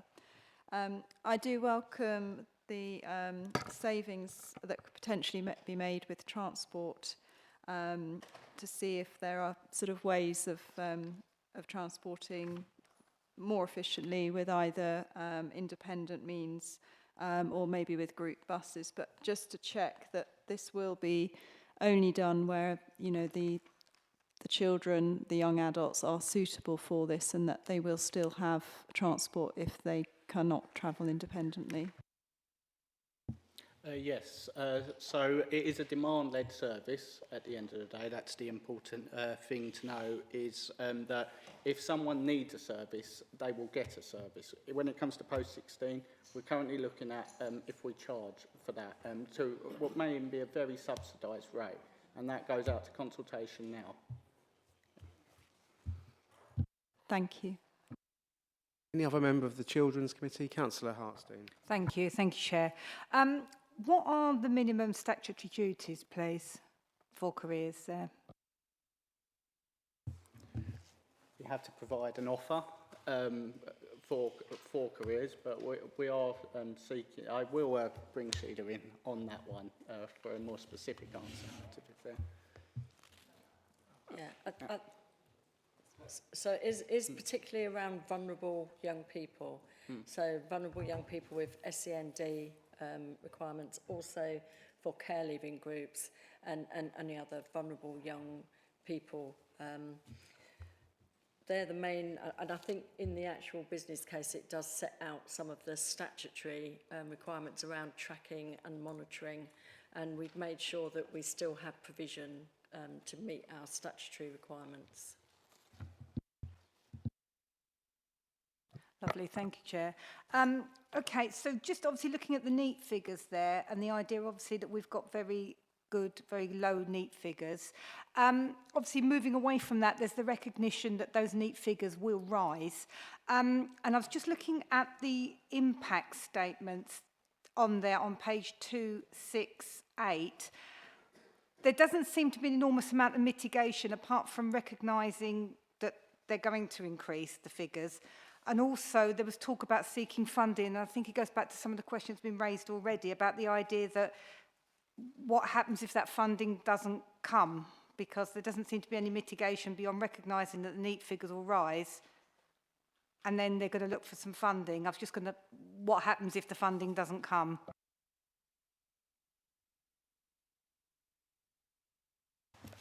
So, of course, we're always trying to benchmark on not in education, employment and training. It's something we've always concerned about. You'll know from our corporate parenting commissions meetings together, I've gone away and asked for that to be looked at so we can get that back up, because prior to COVID, Thurrock was doing fantastically with that KPI in particular.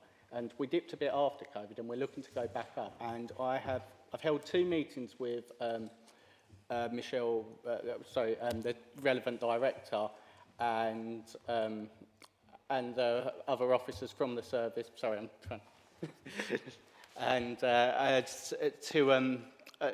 see what we can do. There is a pilot project in its early schemes about offering people jobs in the family business, such like that. We are corporate parents. This is the family business to people. And it's looking at the logistics of that. It's gone off to a reasonable start. It's fairly slow. We've had problems with engagement for the certain young people identified for that. But I'm hoping to get an update quite soon. I'll be sure to feed it back to the Corporate Parenting Committee. Thank you. I mean, I was just wondering, are you able to share, because it says here obviously that Inspire will continue to seek funding opportunities. Are you able to share how far that's gone in terms of actually securing any funding? There's been some work undertaken with the Freeports and with other business organisations.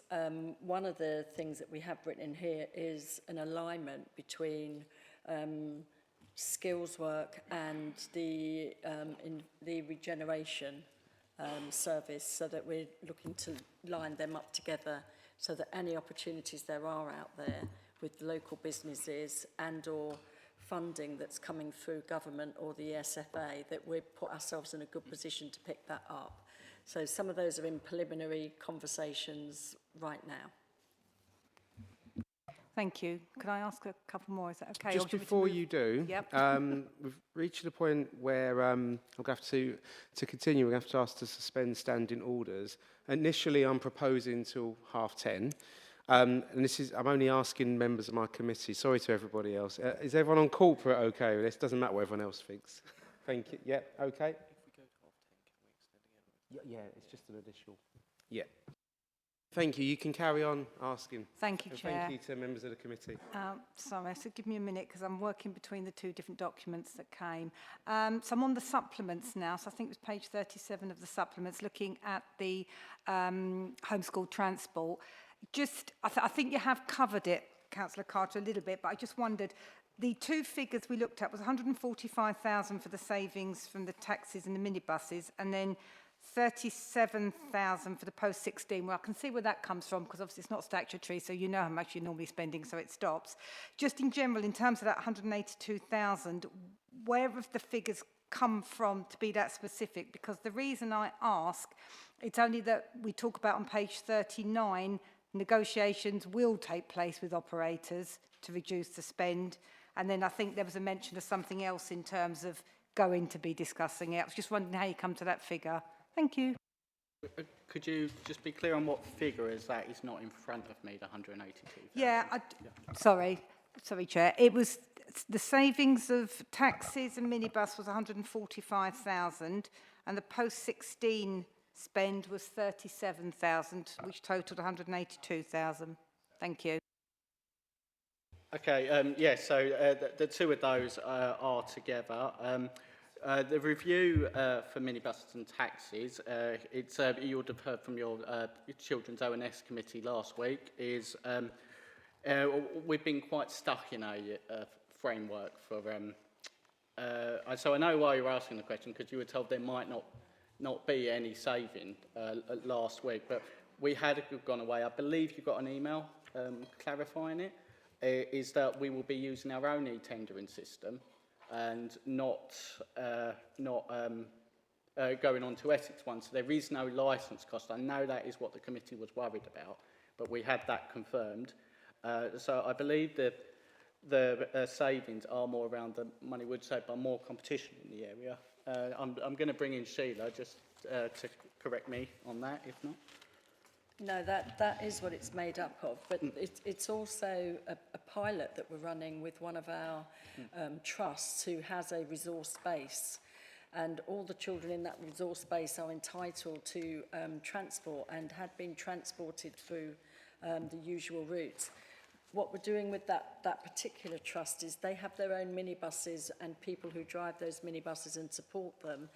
The trust are now transporting the children that attend their base, which is actually really great for the children because it's people they know and trust, and also people who understand the children and the children's needs. But by doing it that way, it's better for the children, and it has actually saved around about £45,000 to our SEN transport budget. We know a number of other trusts with also got resource bases are interested in also piloting using some of their transport to transport their own children.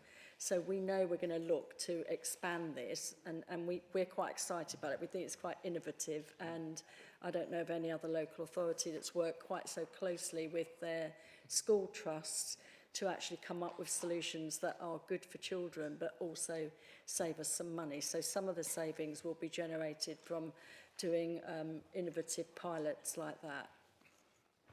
Thank you. Just one last question, if that's okay, please. Thank you.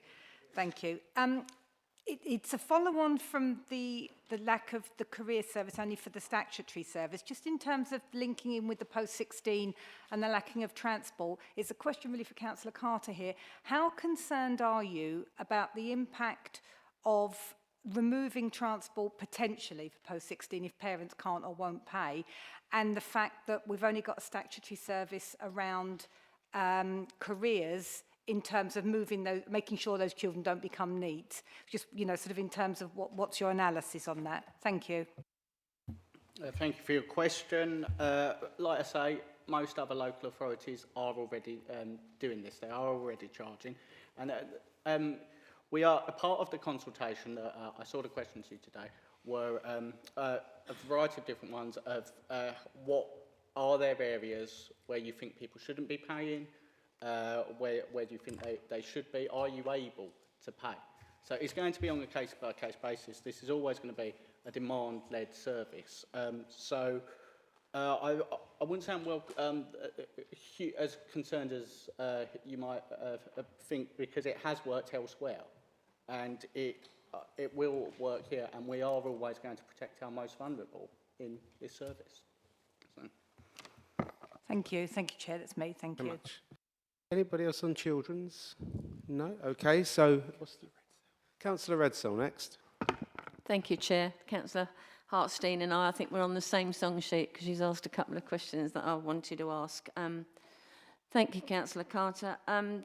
Just really want to go back to the home to school transport, and could I just have you said a review on minibuses and taxis, because we know that as the SEND school is in my ward, when it was first put there, it was for Thurrock children.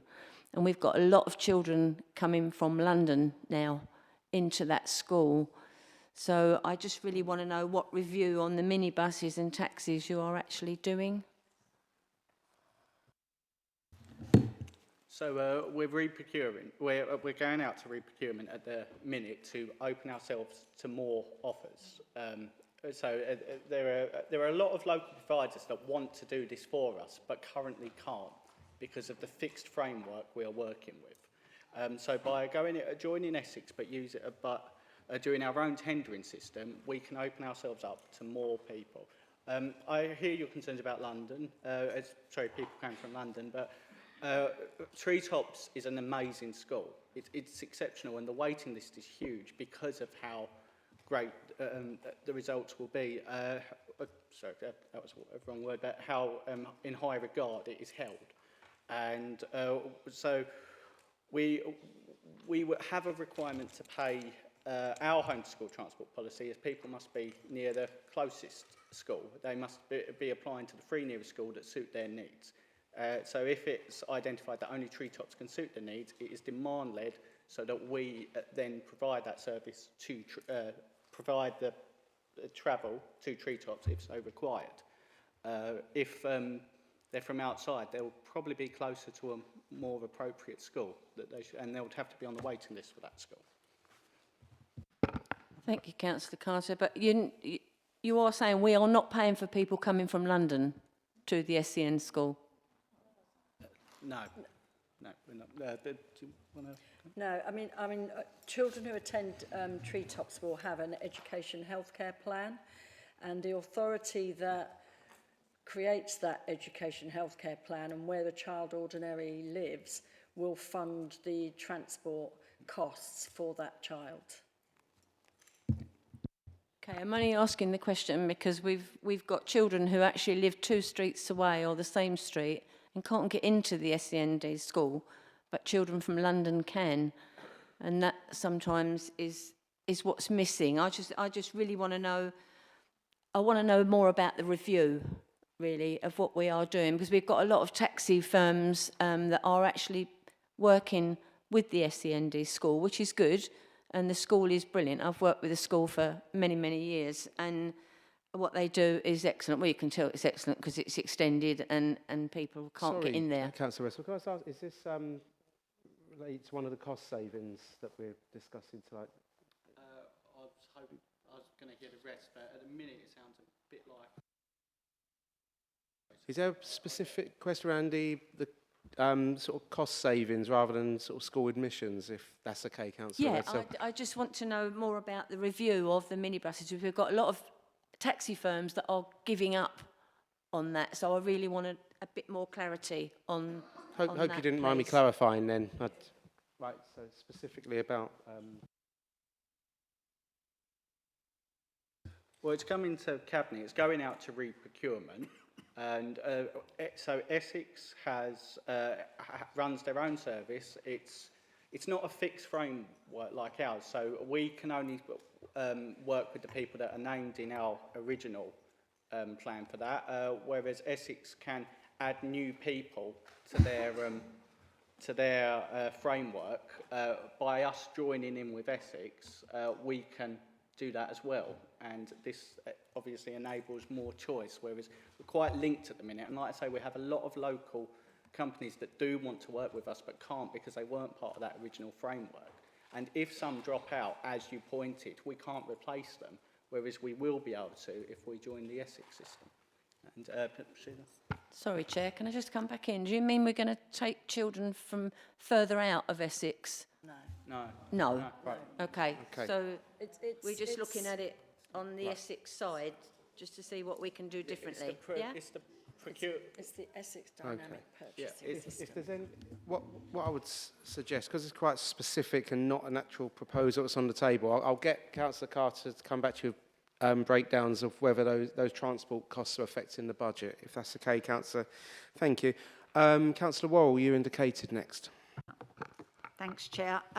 So, just to be clear, if you could just confirm to me that you said about the youth service, if these cuts go through, we have to confirm that we no longer will have a youth service, will we? This is the last of our youth workers will be gone in these budgets. Is that right? Yes, that is right, Councillor Worrell. So zero youth service. So we can no longer say after these that we've got one. So thank you. So I'm just trying to clarify because people may well not know this stuff. And that you talked about, but we will still have a youth hub in Tilbury. That is maybe if, maybe not. You know, that is not in our gift. That is an external organisation that needs funding that we're not allowed to spend. So it may happen or it may not. So to say, but we're going to have something extra special in Tilbury is again a maybe or may not. It's not been through the whole planning process yet. You know, it's only just started. So it may well not happen because we're going to have to, it's got to be staffed for a start. So if you want to just confirm that that's not 100% going to happen, we don't know.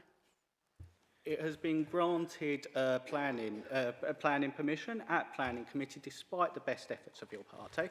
And this is what I'm talking about, being an enabling council. We can go out to an external provider of a youth service and work with them to provide this service, not be the provider of everything. And I don't know if you visited the one in Barking. It is a fantastic site.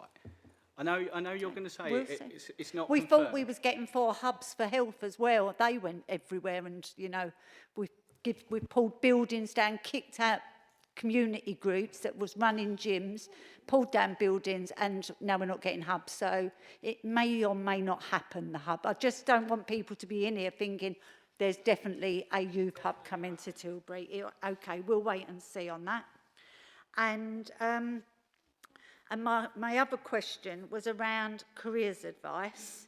So if we do go to a minimum statutory service, that means that the only young people that will get careers advice here in Thurrock will be SEND young people in care, and young people known by the youth justice system. So a young person leaving school next June will not have the services of the careers service provided at Inspire anymore. That is a wipeout as well. Is that true as well? Well, we're going down to a statutory minimum service, and that, as what was stated in response to Councillor Hartstein earlier, is so we will be providing to those groups. Yes. So that is it. So it's SEND, care leavers, and criminal justice. So a young person that starts college, doesn't fit those criteria, ends up neat, hasn't got a service here in Thurrock anymore. Well, there will be once we've still got a youth offer. Grange Waters is still available. It's not being touched at all. That's not careers advice. I'm looking for careers advice. No, why am I answering on youth? So you are quite right, Councillor. It's careers advice I'm asking for.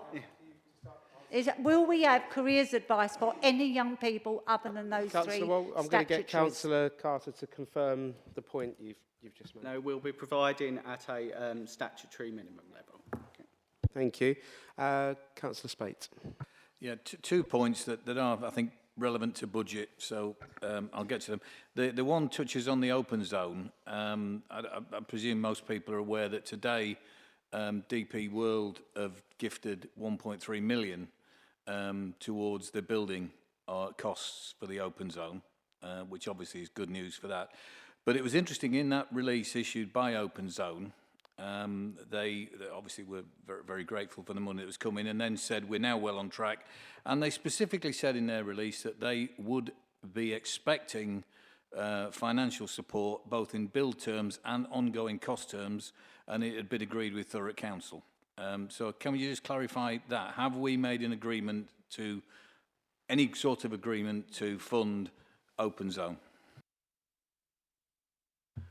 This is being funded by the Towns Fund, and half of it is being paid by Onside itself. There was some concerns about how it would be funded long term, but I, like you, very much welcome the news of DP World today, but we do not have a spending obligation to this project. Well, I suggest that you tell Open Zone that, and they don't put it in their press releases, because they did today. So we talk about confusing the public. I think you need to get a grip on that one. Just to, anyway, the second part of the question, going on to home to school transport, I find it quite interesting that you described it as quite an exciting project, were the words you used to describe it, and the director also spoke effusively about the work that was going on. My mailbox over the last 2 or 3 months has been full of people who are very unhappy with our home to school thing. That's not necessarily a budget connotation, but there seems to be a moving, I won't say a feast, but a moving target of which schools people can go to, and when they then, if they go to another school, they lose the funding. And the council seems to be finding different ways, and I know there's a map that you put in, but it seems that we're actively going out of our way to find reasons not to pay people who are making perfectly valid choices. There's a sort of triangle in my side of the borough, sort of the St Clair's, Hassenbrook, Brentwood, William Edwards triangle, and throw in Thames and throw in Orsett. And it just seems to move, and different parents are being told different things. So it's a tiny, tiny, tiny part of the budget, but I do think we need to look at that again, make sure there is some real clarity so everybody knows what they get. But what worries me a great deal more is, again, real-time, real people talking to me about the impact of the changes that we're making.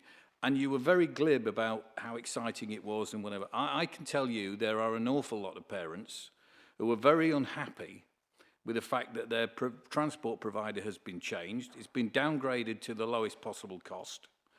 Somebody's turned up who is not the trusted friend of the family, not the trusted friend of the child, not the trusted friend of the school, is basically not doing a very good job. And I also understand that where that relationship has broken down completely, the council's go-to situation is, okay, we'll give the parents some money so you can run them to school, and they're giving petrol allowances now to parents to take their children to school. It seems very strange to me that we're doing that. But my question to you is this. We use the word statutory a lot. We're using the words budget cutting a lot. Do we still have any humanity left in our processes? Because, you know, it just seems to me, you know, we are really taking the humanity and the care out of looking after the residents in this borough, which is why we are here. Thank you, Councillor Spate, for your question. There was quite a few points in that. I'll break apart what I can. Part of the consultation, one of the questions is, would an easy read part of our policy be better for parents? Because it isn't well read, our home to school transport policy. You need to apply to the 3 nearest schools. In the past, we've been quite generous with the scheme. We don't have that option anymore because, as you say, it's statutory. You could say that's losing some of the humanity of it, but over the years, we've done a lot more than we should have for people that didn't actually qualify for home to school transport, and that is being corrected, and we can only provide a statutory service now. I know you have real true concerns about what that means, but we can only provide a statutory service at this moment. Thank you. Remind me?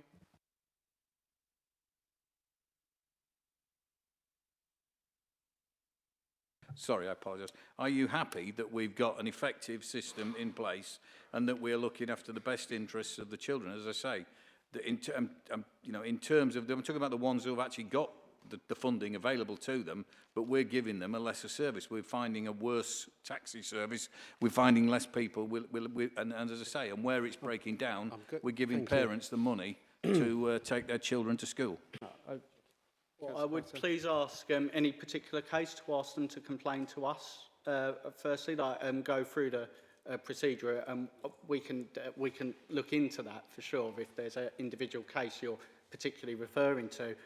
This framework will actually allow us to have more providers.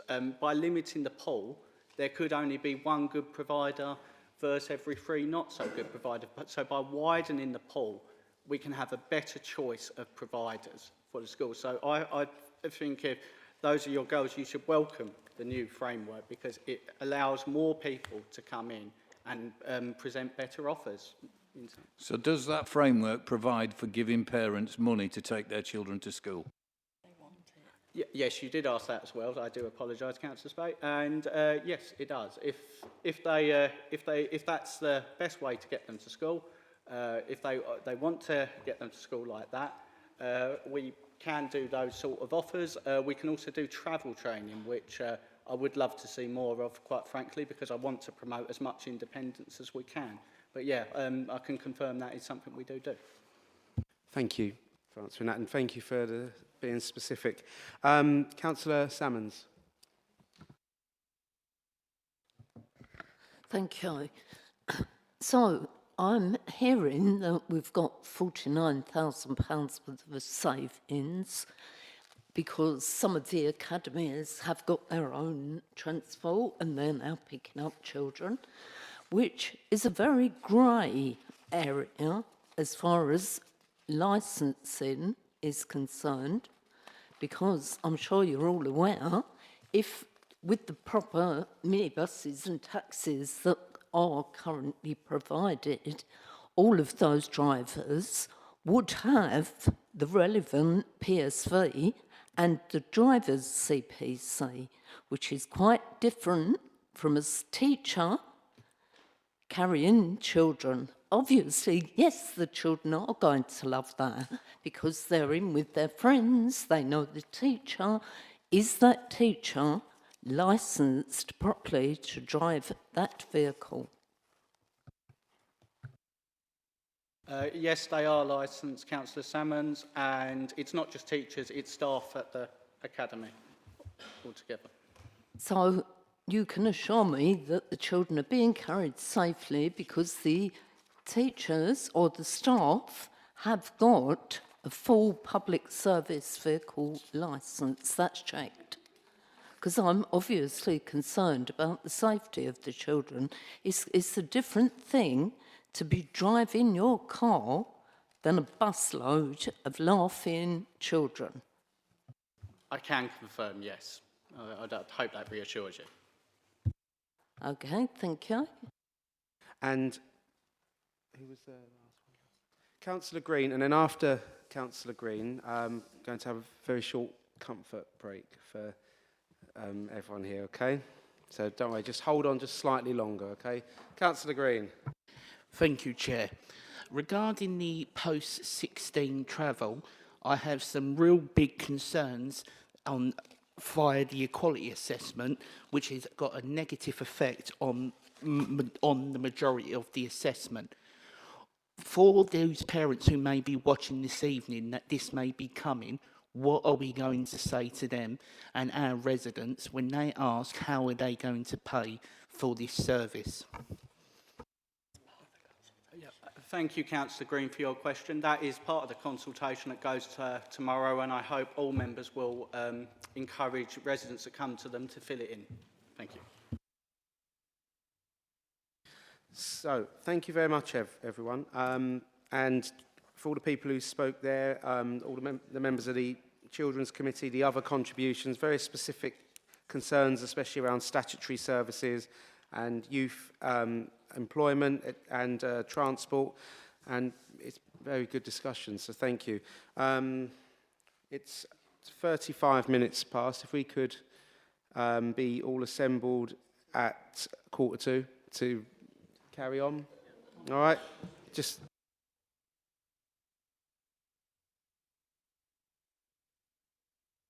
feeling a bit more comfortable and rejuvenated, ready for what's to come. So, okay, we will move now to Councillor Jeffries, who will be introducing environment, economic development and directional leadership. Over to you, Councillor Jeffries. Thank you, Chair. So on the first slide, the key issues, I'll just briefly go through the key issues. So the first one, there'll be no reduction in permanent frontline staff across the Directorate. The spans of control, which we touched on earlier, have been reviewed, which will enable a reduction in posts because the work can be absorbed. Building ownership for pending changes. Earlier on, we talked about PwC and the work they're doing. What we've done in this department is we're upskilling and creating the leaders of the future for our department, learning the lessons from what PwC is saying so that we can continue with that work. The introduction of a borough-wide weekly food collection service in September 2024. But more importantly, what will happen at the same time is an extensive education and support programme for residents. It's really important that residents don't actually create the food waste that we have to collect. So, you know, reducing the amount of food waste that people create. And the last one, which will be a paid-for service for garden waste collection. So moving on to the next slide.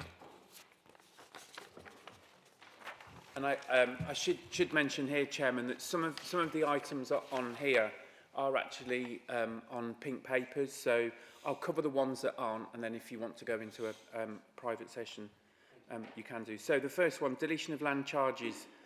This post has been vacant for just over a year, and the activities have already been taken up by the support and performance managers, so that post will be reduced. The intelligence officer, again, currently vacant. The post has been vacant for some time without any adverse effect on the performance by the team. Waste collections. So there is a project delivering operational savings for us to change the frequency in collecting of our bins. So general waste and recycling will be fortnightly. We'll have a separate food waste collection service, and then there will be a paid-for brown bin service. Just so members are aware, that will be an opt-in service, so that households will need to pay an annual subscription for the service, and obviously if they don't pay it, they won't have their brown bins collected. Trade waste, commercial waste collection is not covered by business rates and is a chargeable service. So this project looks to identify opportunities to make the service more efficient and to maximise income. The next one, parks and open spaces. There's ongoing work to do with our parks and open spaces. So things like, for example, the frequency with grass cutting and opportunities for us to make income from these spaces. Also to look at some of the policies. So, for example, things like wilding, which we've got a policy, so we're revisiting that to see if the savings can be made. And the review of depots, is that one? No. Sorry, so I think that's all I'm allowed to speak about in open session. Thank you. So, firstly, I'm going to go to members of the Cleaner Greening Committee. Councillor Morris Cook, as Chair, I'd like to go to you first, please. Thank you. Firstly, I think it's important to say an appreciation to the Directorate for the effort that they have put in and the due diligence that they have put into their business cases. It was clearly a different level to some of the others that we have seen, and I know that there's been a lot of work gone into it. So I think it's only right to say when there's, you know, some real good effort has gone in, and they were very clear and easy to understand. So much appreciated to the Directorate for what they've done there. Obviously, if we talk about the waste, it's always going to be a contentious issue. You know, it is far from ideal, but, you know, we are where we are. You know, we were led down with the previous leader of the Conservatives to this, and we have got some unpalatable changes are needed. There had been failure after failure, but with the new leadership in the Waste Directive, we can see that there has now been a real step change in the delivery of the service. And, you know, previously, with the procurement of the wrong vehicles for the food waste, and I do understand that that is now being addressed. And you know, again, well done for sorting that out to the team, so thank you. I do have confidence in the delivery of the savings that have been identified within this directorate, because, as I said, there's been very clear and honest business cases. I do have some questions, as I'm sure you'd expect, Councillor Jeffries. You know, for me, I think the comms, as you highlighted, is absolutely critical in this. You know, when we've previously, the debacle of the comms that we've had over some of the changes to the waste were very ambiguous, and, you know, the detail was lost in some of the information that was there. So, you know, I do urge you, please, you know, let's get these comms really, really correct. I do have some concerns behind the logistics of paying for garden waste and making it work. You know, identifying the bins, the routes, we still would use a similar fuel. I understand that the tonnage is reduced, and I understand other authorities do it, but having sort of a logistics head-on, for me, the vehicle is still going down the same road, albeit is it the tonnage that is actually the saving? And also, you know, are we going to, and I do see that you have some staggered figures in there, but, you know, we are talking about the take-up that you're looking to, and, you know, we're trying to ramp up, and it is like getting the confidence level. And I note that the food waste is due to start in September. If we're looking for this to start in April, whilst I understand that the danger of getting mixed messages with trying to do both. If you do the food waste, earlier, perhaps that would take some of the pain away from the residents talking about having to pay for garden waste. You know, and ideally, we don't want fortnightly collections. Everyone would like their bins emptied every single week, and we don't want to have to pay for garden waste. But we have to live in the real world of where we are and what we've got to do. And, you know, it is going to be quite unpalatable. And really, it's just, you know, your confidence level in how you feel about this. And then I've got a couple of other ones. Thank you, Councillor, for your questions. And I totally agree with you. The Directorate has done an absolutely amazing job. The new team that we've got in there really have got a grip with the department. So, yeah, I would definitely add my thanks to the team. So just to make sure I cover all the issues that you raised. The trucks, yes, fiasco, disaster, absolute disaster. And we are putting that right now. Some of those trucks are being disposed of, and then we're getting more appropriate vehicles in. It's not so much the size of them in some cases, it's their ability to be able to collect the waste that we want them to be able to collect. So yes, that is being dealt with. Comms, yes, at times we have failed on the message going out, and sometimes it's been because the services, we thought we got a way ahead, but then the service has failed, so we've had to come back out and say something. So to give you some reassurance, you know, we have got a comms strategy in place, and, you know, residents will be notified accordingly. With regard to the frequency of the collection of the service, it's pretty similar to what we actually said we were going to introduce. I think the only difference really is to do with the frequency of recycling, the blue bin, but we have got a policy of collecting side waste. So those houses, for example, somewhere like Chafford 100 that don't necessarily use the brown bins with the frequency that other areas do, they're able to put out the additional recycling. You did mention about savings. I think you're referring to the brown bins with the charging of the brown bins with a lorry going down the road. The biggest savings is in the disposal cost. that obviously is reduced if there's less. With regard to the food waste collection service, that's actually coming in 2 years earlier than what was originally planned. We are in the process of looking at potentially increasing the pilot area so that when we go live with the fortnightly collections, we'll be able to do some food waste collections as well.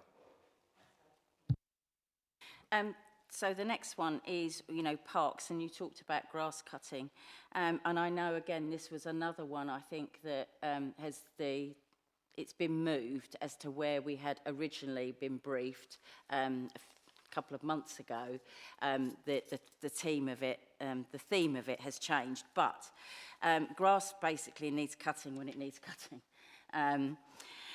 And it should be a needs-based led. And I understand that the teams now are more like a flow-to-work team, so that they understand and they can actually do everything, the trimming and the cutting.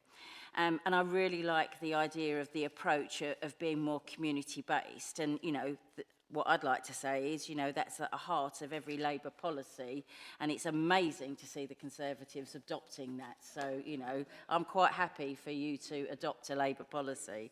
So, well done. The only thing I've got, and it is good to try and increase our activities in our parks. When you go to a lot of neighbouring authorities, they're doing so much more. And, there are so many other opportunities of what we can do. My concern is that we do need to probably get all of the stakeholders round, because I understand that the current carols in the park, in Grays Park, has actually been called in by the police and is subject to going to a different licensing group. Not really sure why, but, in order for us to expand how we're going to utilise more parks, perhaps we need to get all the stakeholders actually on the same page.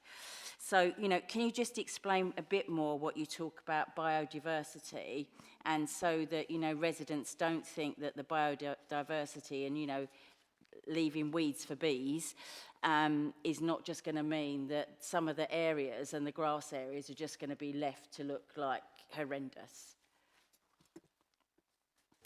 Thank you, Councillor. I wasn't actually going to be political, but as you were, we sort of big society, but also we won't leave the department with no grass cutting machines or street cleaning machines, which is what your party did last time you were in power. No, they didn't. So no, they didn't. Yes, they did. I've been so nice to you still now, so let's not ruin it. You had a dig about, the Conservative argument. So anyway, no. I agree with the trimming and the cutting of the grass. It was out of sync. It needs to be better, and it has been better this year. Still got some way to go. With regard to the frequency, I mean, nothing's set in stone yet. No. I think we need to look at that. One of the things that was introduced by the new team was that, for example, our housing stock, that their grass was being cut. If you take my ward, for example, on the Flowers estate, it was being cut this week, but then we were coming back 2 weeks later to cut on the private estate, which just didn't make any sense to me. Now they're actually combined, so they're being cut at the same time. The biodiversity, it's a posh word for actually wilding and looking at, having, meadow areas, wildflowering areas. There's a fantastic plant that you can plant in grass areas, and it just grows over the whole grass area. It looks fantastic, looks colourful, but we don't have to actually do anything to it. So it's that sort of thing. So I prefer, you said it was something about, I can't remember your exact comments, but something just leaving the area wilding, whatever you said. I'd prefer to use we're feeding the bees. So, the area is left to actually feed the bees. Weeds for bees. Weeds for bees, you said, but I prefer to say we're feeding the bees. Okay, thank you. Thank you. Just going to go to the next chair. Firstly, Councillor Spillman. Anything, Councillor? I'm a massive fan of rewilding. It's not just about bees, it's about biodiversity, it's about birds, it's really important. The numbers, if you look at the numbers of species loss, it's absolutely horrific. Like, there's no other precedent for it in any other point of history, and we do need to do something about it. So rewilding, I'm a massive fan of. But the only thing I'm not a fan of in rewilding is that some areas of rewilding are not being picked regularly enough. And so if we're going to rewild, can we please make sure there's a budget to make sure they're picked so they don't look like rubbish chips in some areas? Yeah. That's my only concern. Yeah, I would agree. If we're rewilding areas, we do need to make sure that these areas are litter picks, 100%. But also when we cut areas as well, we need to make sure that litter pickers are out clearing rubbish that suddenly becomes apparent because we've cut an area. Thank you. I'm just going to use, I'm going to read a question that's been submitted by Councillor Collins. For you, Councillor Jeffries. What provision and costing has been taken into account to counter the inevitable fly tipping of garden waste in the borough, which will arise from the charging for the collection of garden waste? And he's probably listening, so make sure you answer it. Thank you, Councillor Collins, for your question. I don't actually believe that there will be an increase in fly tipping. We've actually been quite successful over recent years. The government's allowed us to increase the fines to people. We've got a really good enforcement team that, if they're able to identify the fly tipping, where it's come from, they enforce, and we've issued fines. So I'm reasonably confident that with garden waste, we won't see an increase in fly tipping. Thank you. I'm sure Councillor Collins is happy with that. Would the vice chairs of Cleaner Greening, PTR or Corporate like to speak on? Councillor Redsell, please. Thank you, Chair. Thank you, Andrew, for your... Councillor Morris-Cook has probably said most of the things I would have said, but I think brown bin charging has got to come, because we've got people got 2 brown bins now, and if they've got big gardens, and I think a lot of boroughs now charge anyway. So I think, as long as it's not going to be too much. Parks and open spaces, the £273,000 savings, I hope it's not going to be too much loss of parks, having one of the biggest parks in my borough and looking really nice at the moment. So I just wanted to give you some praise that the new officers that you've got in cleaning and greening are really good. I think I sent Dave Smith and you an email the other day, because I was out with them and gave them some ideas, and they've followed through. So I was really astounded with the amount of passion they had.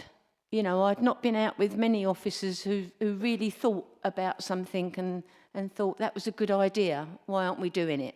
And I'm sure they'll tell you at a later stage, but they've followed through with both. So I think, there's got to also be some praise, but I don't want to see that savings go. And as we was talking about the wildflowers and all, it's all right to save wildflowers, but it's gone a bit over the top, because they're not wildflowers anymore, they're just weeds, and they're getting so tall. And in places like that, I don't want to see that, because in some places through South Ockenden, actually, it's sort of bit going towards your area, but the trees and everything are growing over the signs. So where you've got arrows, white and red arrows, whether you've got, Jeffrey, you would can't like to address see it. some of But Councillor it's Redsell's just concerns, please. it's just a, so just want to see all the things that we're not saving on those sort of things. We are actually still doing those things that we've got to do, But I just want to make sure that the parks aren't going to suffer with this saving. Okay. Thanks, Andrew. Councillor Jeffries? Thank you, Sir Worrell. Thank you, Councillor Redsill, for your question. So yes, to reassure, wilding isn't about allowing trees just to, grow over signs and that sort of thing. There is meant to be an order to it that we do actually cut trees like that. It's about the wilding areas. With regards to the parks and open spaces, I can assure you that the idea is not to close any parks or open spaces, but to actually look at them and see if we can actually reposition them. So, for example, a park that's underused by children might be an ideal space to have some benches, memorial benches, an area that older people can actually walk through, sit on a bench, read a book, spend some time with some friends, as opposed to having a piece of equipment that's not quite up to scratch, and the money from that park and that play equipment can actually then be used in a different park, giving children some better equipment. Councillor Shinnick, please. Thank you, Chair. You know the charge for garden waste, will this be done over the course of 12 months a year? We've been being emptied. Thank you, Councillor. So it'll be a one-off charge that people will be expected to pay. Yeah, I know that. I'm meaning, are the brown bins going to be emptied over 12 months of a year? So it'll be a 45-week collection. So there will be certain times when it's not collected, similar to what we are at the moment. Second question. You did say that there's extra bin collections over Trafford 100 regarding blue bins. I've been over there recently and this is not happening. There's quite a lot of mess everywhere and I think this needs looking into. I've just thought I'd bring it to your attention. Thank you. Sorry, perhaps I was misunderstood. It wasn't extra bin collections. It was when they put out the recycling bin, residents are able to put out additional bags to be collected. I use Trafford 100 as an example of where they want more recycling than garden waste because they don't have the big gardens. That's what I was referring to. Right, I'll come back on that. Only when I was over there the other week, there's rubbish everywhere. And, you know, I don't think the extra collection of the side waste is being picked up because there's debris everywhere. Chairman, perhaps I can suggest if Councillor Shinnick would like to write to me and give me the names of the roads and we can look into it and make sure and monitor those roads and make sure that they are being collected. Okay, we do. Councillor Spillman. I just wanted to say a quick thank you to officers, actually. I've entered a few bits of casework this year to that department, and more than I've ever done to that department, to be honest. And the response times have been impressive. I can't have any complaint about the response times. So I just wanted to quickly say that. I meant to say it before. Thank you. Councillor Massey, please. Thank you, Chairman. Thank you, Councillor Jeffries. When it does happen and a brown bin which has been paid for by a resident is missed, it's going to happen at some point in the future. What's going to be our policy? Are we going to be refunding the resident for that particular miscollection, or are we going to endeavour to go back and collect it maybe 1 or 2 days after the miscollection? Thank you, Councillor Massey. So the policy will be that the resident will report it and we will then aim to collect that bin within 1 to 2 working days. Thank you, Councillor. I think because people generally will accept paying for it as long as it's done, and if it's not done, they will want it collected. So I appreciate that answer. Thank you. Councillor Green, please. Thank you, Chair. In your opening, you said you'd be re-looking at policies of parks and open spaces. You stated potentially looking at ways of making money from there. Could you please clarify what ways you'd be looking at, please? Yeah, thank you, Councillor. So we're looking at things like concerts, market stalls, memorial benches, for example. You know, there's a cost involved in that. It's that sort of thing that we'd be doing. Over the summer, we had the big lunch. Would that be one way? Is that a charity event? Yeah, you know the ones that in across the borough, Tilbury, West Thurrock, right, sorry, Chadwell. Yeah. So no, it wouldn't be a policy to charge charities, no. It's commercial events that we're talking about. Okay, thank you. Thank you, Councillor Green. Councillor Morris-Cook. Sorry? My apologies, Councillor Hurrell. Thank you, Chair. Thank you. Thanks, Mel. The garden brown waste collection is being introduced. Are there any concessions for the elderly and vulnerable residents? And what will the actual cost be in itself? Thank you, Councillor. We are going to go out and engage with residents to see if there is a need for some sort of concession subsidy towards brown bin collections, yes. And what will the cost be, please?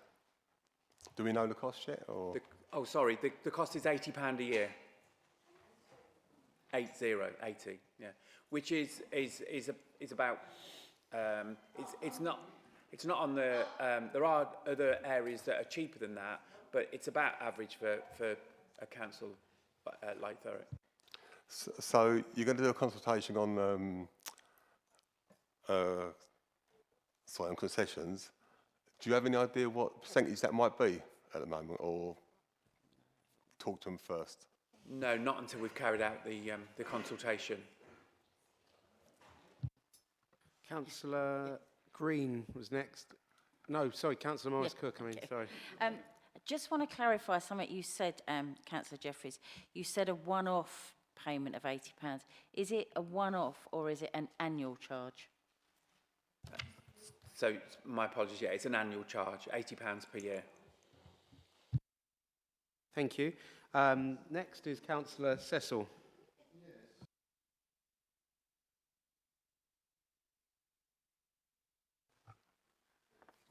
Excuse me. What plans are in place to increase recycling rates? And if I can put it in another one, what plans have you got for improving the rate of contamination in blue bins? Thank you, Councillor. So, I mean, both is about educating the public on the need to make sure that the waste that they're putting into their bins is correct. So there will be a programme of, informing, teaching residents to use the correct bin. I mean, that's something that we do all the time anyway. And it is really important that the recycling rates are increased. Things like the KPIs will be reintroduced again so that we can actually see what we're recycling and whether we're actually achieving targets. Yeah, just the contamination is causing all sorts of proliferation of bins. If we really attack the root cause, which is contamination, the education going out is just totally inadequate. The amount of paperwork, plastics, goods that people have in their house just are not covered at all by any of the education. Do you go through bins and actually check them physically and look at what people don't know don't know what bin it should be in because it's in the wrong bin? So you're right, we do need to educate people which bins the rubbish should be going into, but we also need to try and encourage people to reduce the amount of waste that they're creating. But the other thing that we're doing is if we find particular roads or houses are actually, bins are being rejected because of the recycling, we've got outreach officers that will be going around knocking on doors to try and help and educate residents as to which bins they should be using. Thank you very much. I'll look forward to that. Thank you. Just before I move on, obviously we're reaching the end of the original suspension of standing orders. So I'm proposing another hour, and I am, whatever anyone else thinks, I'm only looking to my committee for this. So are we all in favour of suspending for another hour to 11:30? Excellent, thank you. So, next was Councillor Hartstein. Thank you, Chair. Can we just come back to the trucks a minute, please? So I've got sort of 4 questions within one question. You said that the trucks were being disposed of. What does that mean? Is it at a loss? How much do you expect the loss to be? And is that factored in the savings, please? 4 answers, please, Councillor. So if you look into the business pack, you'll see what we're reducing. So the sale of the trucks that we're putting up for sale, a proportion of that will be used to release new vehicles that we need.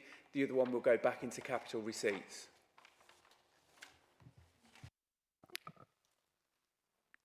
Is that fact? Sorry, I was going to say about how much is it at loss, and how much do you expect the loss to be?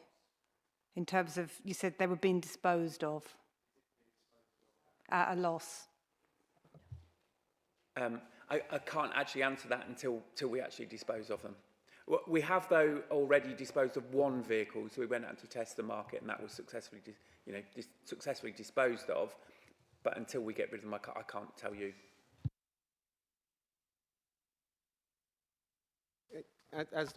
As Councillor Jeffries doesn't know that, when the answer is no, we'll bring that to. I'll ask Democratic Services to put that into the work programme for the relevant committee. Lovely, thank you. Thank you, Chair. Thank you, Councillor Hartstein. Councillor Anderson. Thank you, Chair. Following on from one of Councillor Hurrell's questions, and that is about the £80 charge. You mentioned in your answer that that's around about average for councils, maybe a bit higher.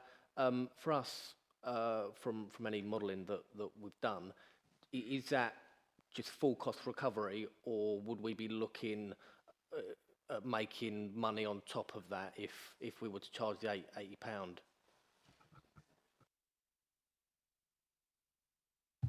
Yeah, sorry. So a 20% uptake would result in neutral cost. So as long as 20% of residents take up the service, then there's no cost to us. And sorry, the other question about the actual charge. No, there wasn't another question. I just wanted to know if from the modelling we've done, it's just a full cost recovery. And we're not trying to profit out of this. No. So in the event that 40% of the borough take it up and we do and we have made some money on it, would we look to reduce costs in future? Reduce the £80 fee in future? So obviously we didn't need to put on more vehicles if there was a bigger uptake. So the cost, the additional revenue that we'd make would be used to put on the additional vehicles. But I would hope it would continually wash its face, that we wouldn't be looking to make a profit out of the service. Councillor Morris-Cook. Apologies, I kept forgetting to ask the couple of questions. It's really, clearly there has been a lot of money that's gone into it. 3.7 million is considerable in the amount of savings that have been made this year so far. What else have you looked at? And clearly there is more to go for. And do you feel that there is anything at risk? And, if there is, what would you look to do to mitigate it? Because I don't think it would be a huge amount, to be honest, but what are you going to do to mitigate it? So, I'm fairly confident that the department will be able to make the savings that we've got. I think we are still looking. I mentioned earlier on about, upskilling and finding leaders of the future in the department. They're learning from the lessons that PwC have carried out. And I'm, again, reasonably confident that those people, throughout the year we'll be able to find additional savings, and we'll be able to keep to the budget that we've set. Councillor Redsell, please. Thank you, Chair. Just two small questions, Andrew. Obviously, it's not statutory to people to pay if they don't want to for the brown bin, yeah? How will the refuse team know that people haven't paid if the numbers are not on the bin or whatever? I just wonder what's going to happen in that way. Thank you, Councillor Redsill. So stickers will be provided to put onto the bins, but also in the cab they've got the Bartek system, which will give them a list of the houses that have paid for the collection service, and that will be live, so it will be continually updated. Councillor Redsell. Do you think that's going to lead to a lot of fly tipping, Andrew, with people getting rid of their, garden waste somewhere? As I was saying earlier to a similar kind of question, no, I don't feel that it will lead to additional fly tipping. I think the enforcement teams that we've got are doing a really good job in catching and prosecuting people that are fly tipping. And I think if people have got garden waste and they haven't paid for the brown bin service, that they'll take it to the Linford tip. Excellent. Thank you.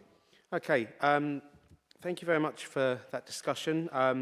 Lots of variety. Sorry. Oh, Councillor Watson, then Councillor Spaten. Sorry, my apologies. Thank you. Just a really quick clarity question, really. £80 a year is a one-off payment. Is there an opportunity for those on low income and vulnerability to go on a direct debit and pay that across a period of time? So that's one of the things that we can look at in the consultation, to see if people do actually want to pay on a monthly basis. Okay, thank you. Apologies. Councillor Spate, please. Thank you. I did have two questions, but just a note of caution that goes in there. I actually think it's really good value that you're talking about. 80 quid, if my maths are right, it'll amount to about £6.5 a month. And presumably the simple and easiest way to levy that is just do it on your council tax. Would seem blindingly obvious to me. My concern is I just wonder if you're underestimating the take-up on this, because you're saying 20%. One assumes that's 20% of the existing people who use it. That's 1 in 5. The danger I fear is that you're working on that premise of 20% to start. You'll commission the vehicles. You might suddenly, and time's going to run away, and you're suddenly going to realise, oh, hopefully you won't, because you're clever people, but we've got a much bigger uptake. I think the uptake will be higher than 20%. And I would hate for this scheme, we've messed our residents about enough with bins. How embarrassing would it be if you suddenly had a 40% take up and you hadn't planned for that, you'd only planned for 20. Yes, you can get the bins in because you know it's going to be there, but we make an awful mess of it at the start. So that's just a note of caution. I think it's good value for what it is. My main question first, and a supplement if you like, CTSO 321, emergency planning and public protection management. 100 grand. Could you just give us a little briefing on what that entails, please? Sorry, Councillor, I've just been informed that's exempt, so we could do it at the end when we go into closed session. Councillor Kent?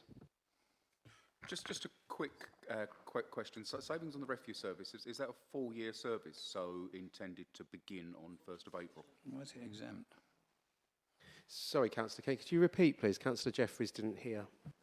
Changes to the refuse service, a full year savings, so commencing on the 1st of April. Yes, so apart from the food waste, which is a half-year saving, the rest is a full-year saving. Can I just come back as well? Councillor Spate mentioned about the 20% capacity. 20% is what we're expecting to get, but there is additional capacity within the service that if suddenly more people take it up, we're able to collect. Sorry, I know I moan a lot, but at least I wanted to say that I think that's good value and well done on that, actually. I don't know whether this goes into exempt as well, but you in answer to, you had answered it earlier and then again to Joy, about that you believe that it won't be a problem with fly tipping because of enforcement, etc. Obviously, we've got a cross-cutting cut across the workforce of 2.5 million, I think it is. Again, we can't talk about it now, we can talk about it later, but will that cut across enforcement? Because on the one hand, you're saying we're good at enforcement, but if we take the money away, we can't be good at it. There's no proposed savings on enforcement for fly tipping. Thank you very much. Councillor Panjala. Yeah, I have a question to Councillor Jeffries. So the £80 for 1 year cost, that is valid for only 1 year, or it will going to continue for next year and following years? So it's an annual charge, so every year it's an £80 cost. How long it will continue, like this, forever or something? Yes, yeah. Forever. Yeah, it's forever, yeah. Thank you very much. Just checking I haven't missed anyone this time. Very good discussion, and any of the exempt stuff will come through at the end. Okay, I'd like to now move on to Councillor Snell, who will be leading us through finance, payroll and HR. Thank you, Chair. Again, it's up on the slide there. Just briefly, I mean, we've been through some of this already this evening. which is implementation of the new finance structure, which is to do with the savings and you know, what we're doing about restructuring that across the directorates. It's regarding council tax base, increasing that and continuing the good performance of that in terms of collection rates. And also we're doing some work on business rates. We have gone into a business rates pooling where we actually sort of generate some extra income from the business rates, which is of benefit to us. Moving on to the HR and payroll on this slide, driving digital efficiencies through self-service and automation through the council, which is something we've been moving towards anyway.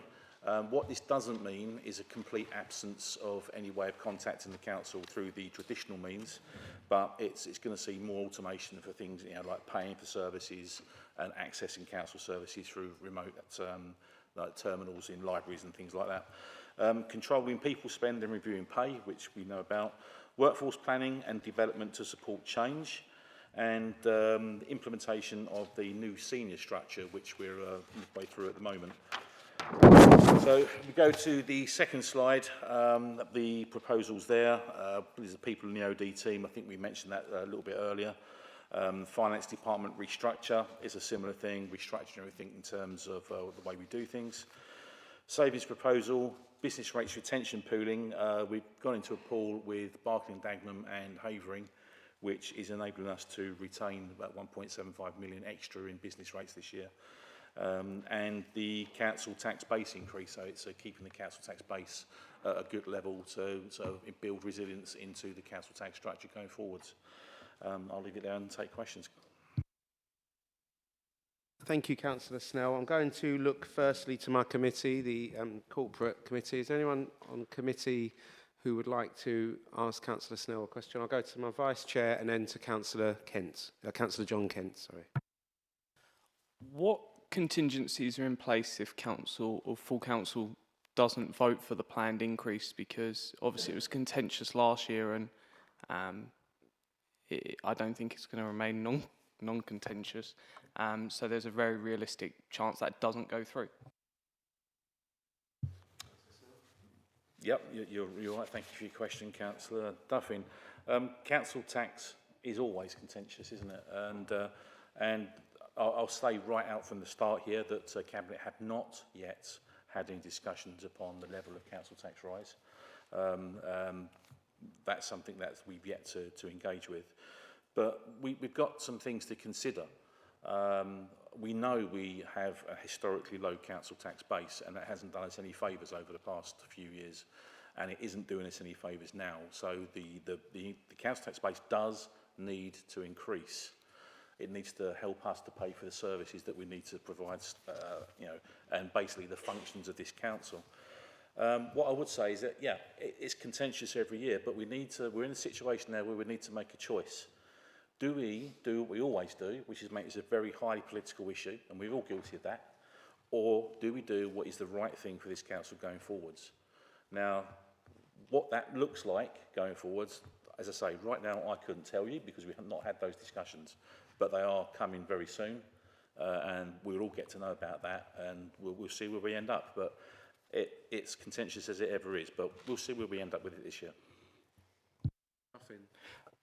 What is that 1.03 million modelled on then if you've had no agreement or plan on what that number will be?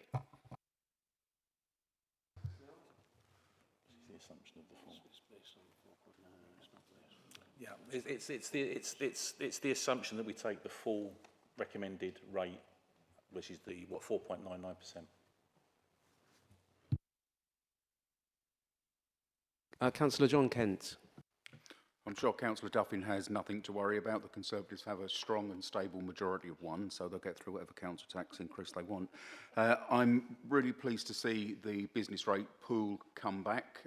That drove income to this council for some years. I couldn't understand why it was dropped and we didn't enter into a new pool. I'm just concerned about the line that says reviewing pay, because the word reviewing is, of course, a weasel word for cutting pay. How much is the target to save by cutting pay?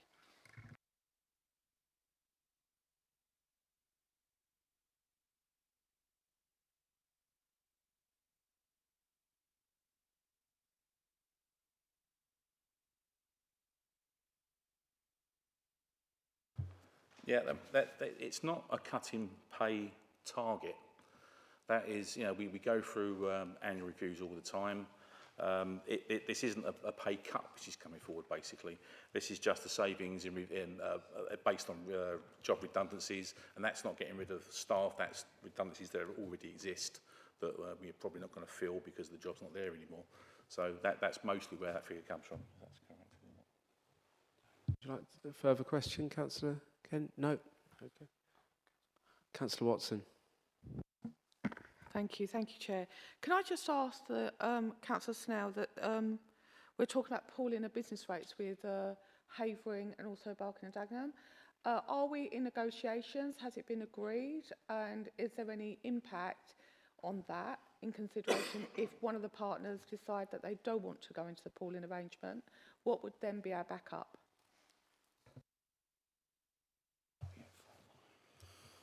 It's all been agreed. We've not actually had the formal signing up yet, but they've all agreed because it's beneficial to us all.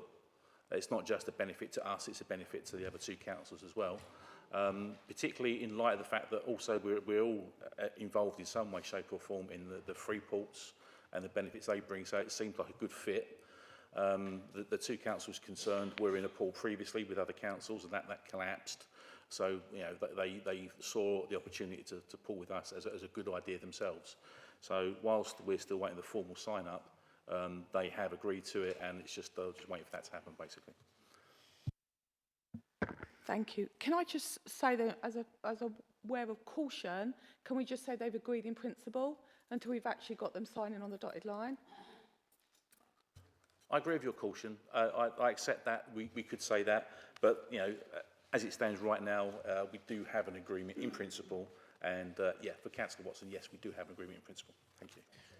Thank you very much. Thank you, Councillor Snell. Thank you, Councillors Duffin, John, Kent and Watson for your contributions.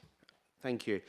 Okay, we now move on to health, adult health, community and public protection, and I hand over to Councillor Cockshaw. Thank you, Chair.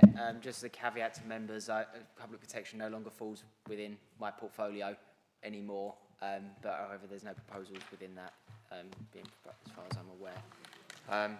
Just to give a bit of a pre-brief and key issues to some of the background really to what adult social care is actually looking at and some of the pressures. Obviously every member will be aware of the issues of demand on the service with both an ageing population and increasing people presenting with more complex needs. At the same time, we also have we have a part to play in managing the market and actually in terms of some of the provision and some of the what is actually services that our residents can access in Thurrock. So it's a joint role that's actually it's a balancing act at times. There is also noticeably over the last year there has been a bigger increase or a decrease in morale of social workers and staff, especially as demand grows, workloads increase, and that does actually bring a lot more pressure on the service, as every member will appreciate.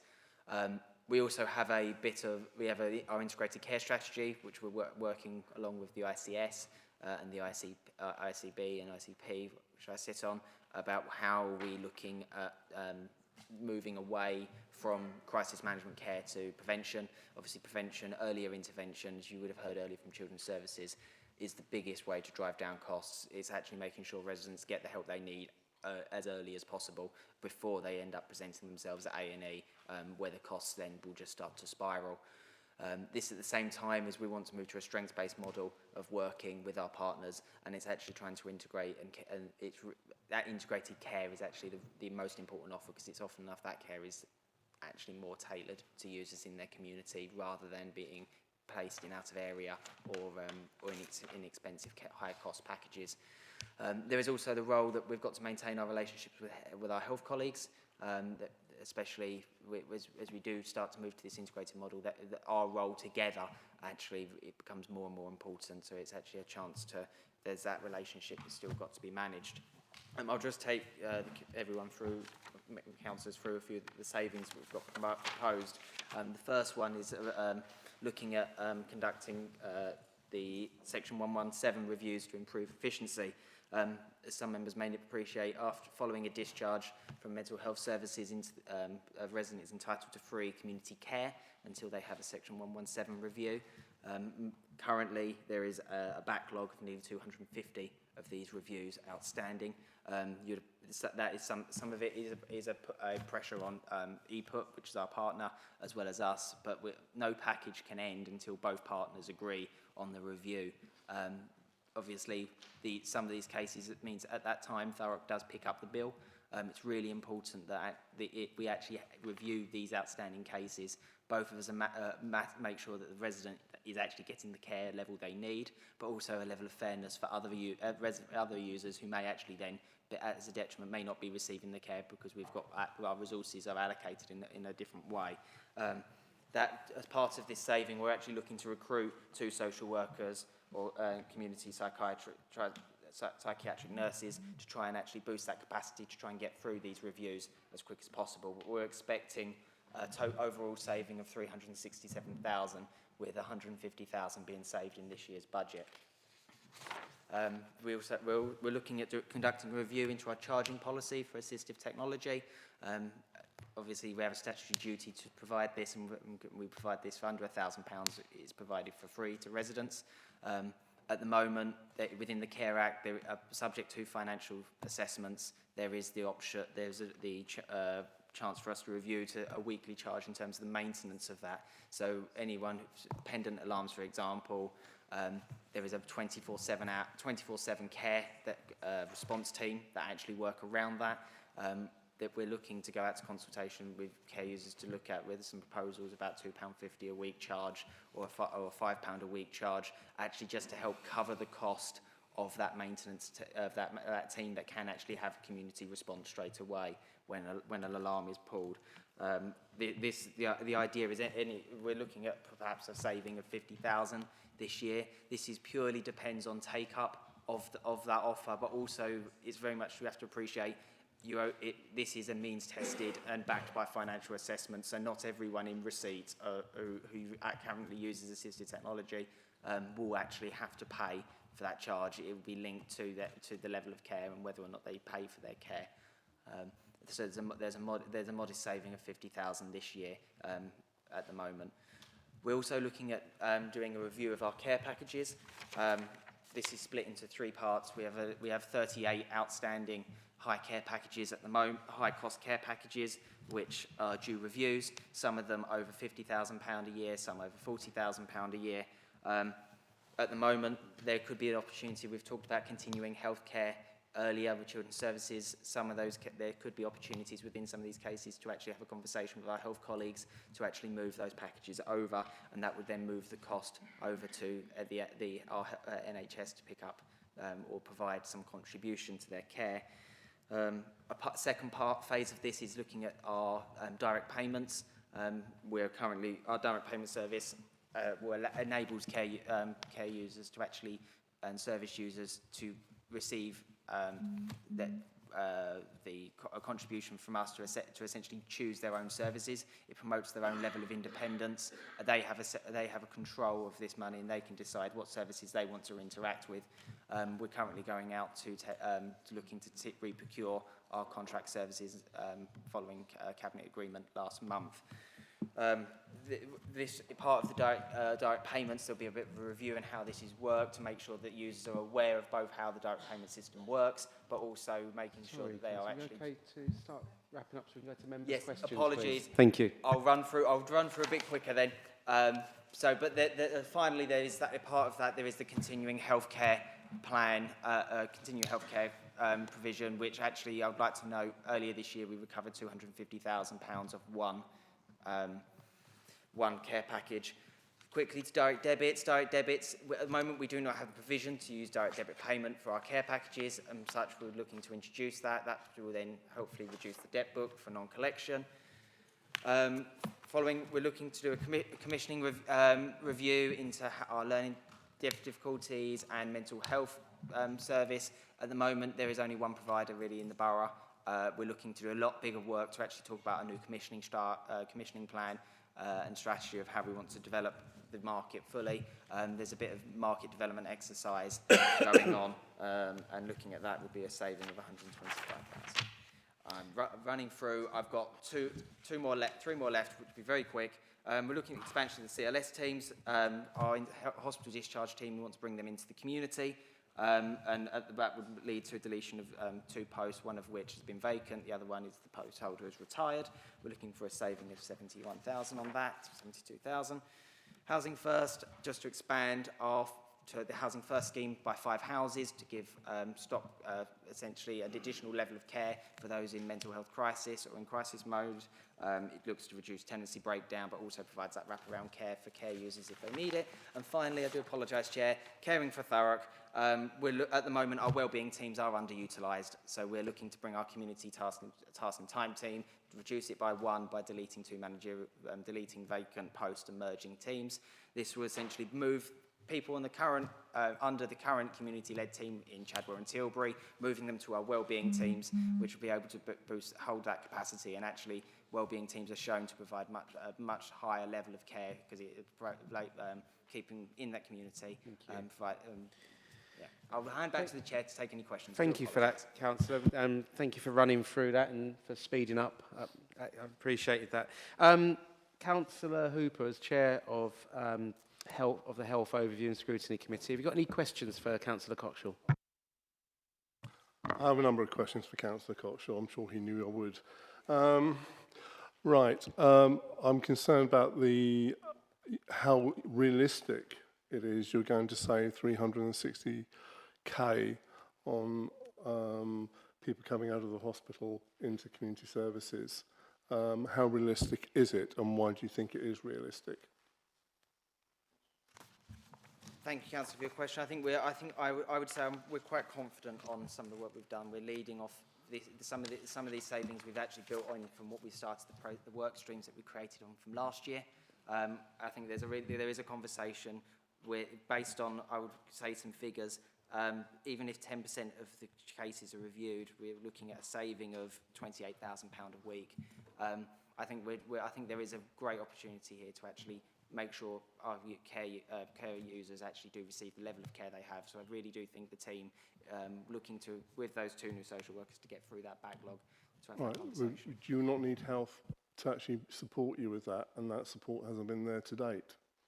We are still working with our colleagues in EPUT for this.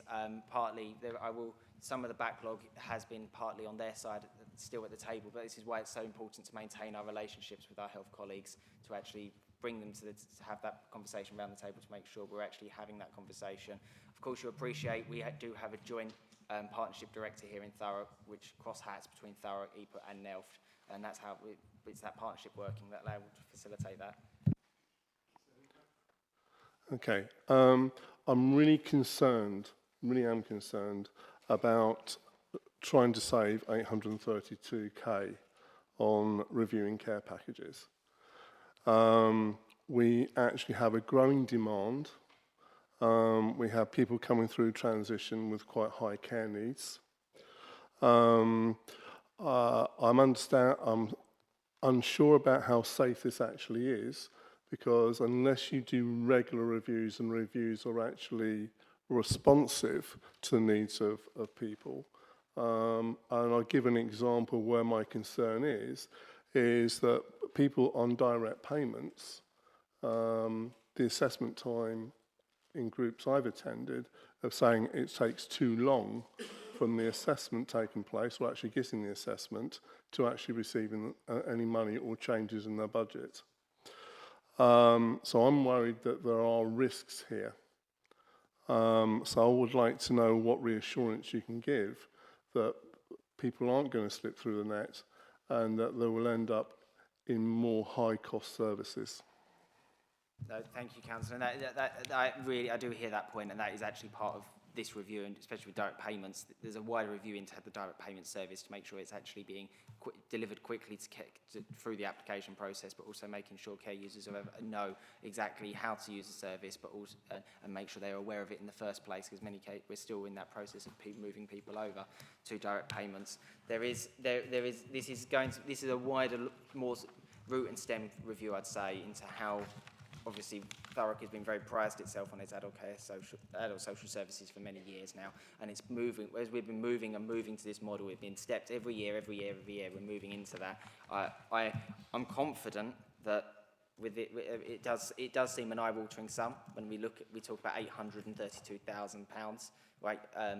And that conversation is actually, I'm confident that the officers of what the business plan we've got so far will actually deliver that. I think there is, as I say, it's that move to that new process of working that we've been moving year on year. And this is just one more step to actually start to address those problems with demands. Ian, if there is anything you'd like to add, I think it would be quite helpful. By its nature, with these demand-led budgets, it's very difficult to predict down to the last penny when you press A what you'll get in terms of B.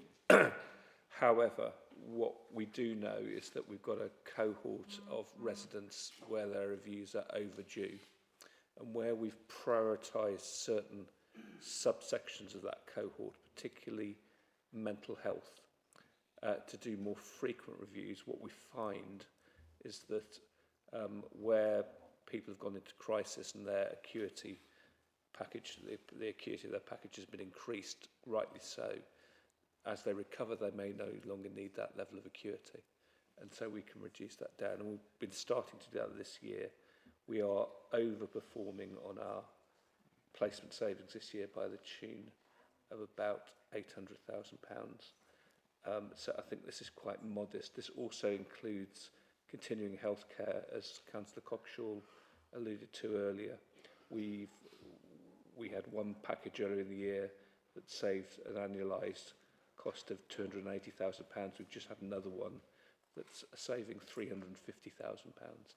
So you haven't got to find many of these really complex packages that the NHS should be providing care for before you hit that 500k figure. So we are confident that these are conservative estimates.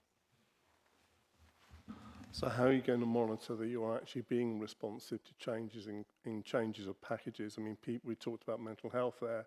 Mental health can go up and down. We know that. So how responsive is this service actually going to be? Because that is really my concern, that people are on a package, they've got a package for a reason, but I really like the model, don't get me wrong, but I really like some assurances about how we're going to monitor this and how are we going to be assured that we are a responsive service? That's dependent. Do you want me to? Yeah, I'll let Ian answer. In a variety of different ways. So we have a placements panel and a strategic use of resources board. So where there's change to any package acuity, then that has to go through panel, and social workers are challenged about the appropriateness of the care and whether it's preventative enough and whether it's strengths-based enough. We monitor via our Power BI dashboard and through our contract and LAS systems. So we can now see where packages are overdue. They are flagged to the correct social work team. And ultimately, we'll monitor it through the bottom line. Because as the saving comes out, if the placement budget remains underspent, then we know we're delivering the saving. Follow up from that, Councillor Hooper? I have a few more questions, if that's okay, Chair. Direct debits. If people refuse to go on to a direct debit, does that mean they don't receive a service? No, we've never offered direct debits before. At the moment, we're trying to implement that into Oracle. There's been a slight slip. I know it's affected other directorates as well in getting that rolled out. But the idea is we're looking to provide it. I know the business case talks about a 40% uptake in direct debit payments. You'd appreciate often when care packages change price, we often then we then go back to ask, can you increase payments? If it's a case of standing order, that may not happen. That then falls on the directorate's debt book. Direct debits just provide us actually the chance to review and actually interact if prices go up or down for care packages. Okay, and you're also looking at care in Thurrock, reducing that by 562k. Sorry, it's talking to you that way and my mic's that way. have we done an impact assessment on losing that particular team, and will staff actually lose their jobs? No, we're not. No staff will lose their jobs. We're looking at moving the existing staff into this team, moving it into our wellbeing team. As I mentioned, Chadwell and Tilbury is what we're looking at. At the moment, our wellbeing team is actually being underutilised. We know we deliver better health outcomes when we are using our wellbeing teams, and I actually think that it's a part of the change of the service and how we're moving to that strengths-based model, but also embedded in the community itself. Okay, so how can you demonstrate you're going to save £562 by losing one team? So part of that, actually, we're looking at, it changes the way we commission to actually get faster services. I think there is as we move down, and there's a look as we go forward, you appreciate caring for Thurrock, as I mentioned in my question to response to Councillor Kent last full council. We have our time and task part of the element of the service is it's of high cost. It's nearly £20 more an hour to provide than we do going forward. As we are moving over to the caring for Thurrock, moving into this wellbeing model, we're not looking with our time and task teams. We're looking at not recruiting and filling any more of those posts, and as that thing will slowly shift over to our wellbeing team model, and as we then look to procure to provide the traditional time and task offer out into the private sector to have a conversation with the market. At the same time, we'll be actually we're moving staff away. Our daycare staff team is actually currently overstaffed, and we want to try and reorganise that. Much of what's going on in the caring for Thurrock is more about an efficiency and reorganisation within the whole service. Okay, thank you. And thank you for that sequence of questioning there. Thank you. Anyone else from the Health Committee, firstly? Councillor Spates? Yeah, thank you. I share Mark's concern over the optimistic figure on direct debits. I think £100,000 is very, very speculative. But reading, that was why I was caused to go in and read this. What I find interesting is that we've talked an awful lot all evening about statutory and non-statutory. And what we're talking about here is a service that largely is a non-statutory service, albeit one that raises £10 million in income per financial year. So clearly, it's a major part of our budget. And I hate myself for saying this, but have we actually looked at increasing those costs? Because it's non-statutory. We're applying that cold-hearted, nasty logic on everything else that we do and saying, can we get better bang for our buck? So why hopefully we have, and rejected it for the humanity that I was talking about earlier on. But my straightforward question is, have we actually looked? This is a commercial venture in all but name. So along with all the other commercial ventures that we've talked about, could we not raise some more income by increasing the charges? A lot of what the department do is statutory, Councillor Spate.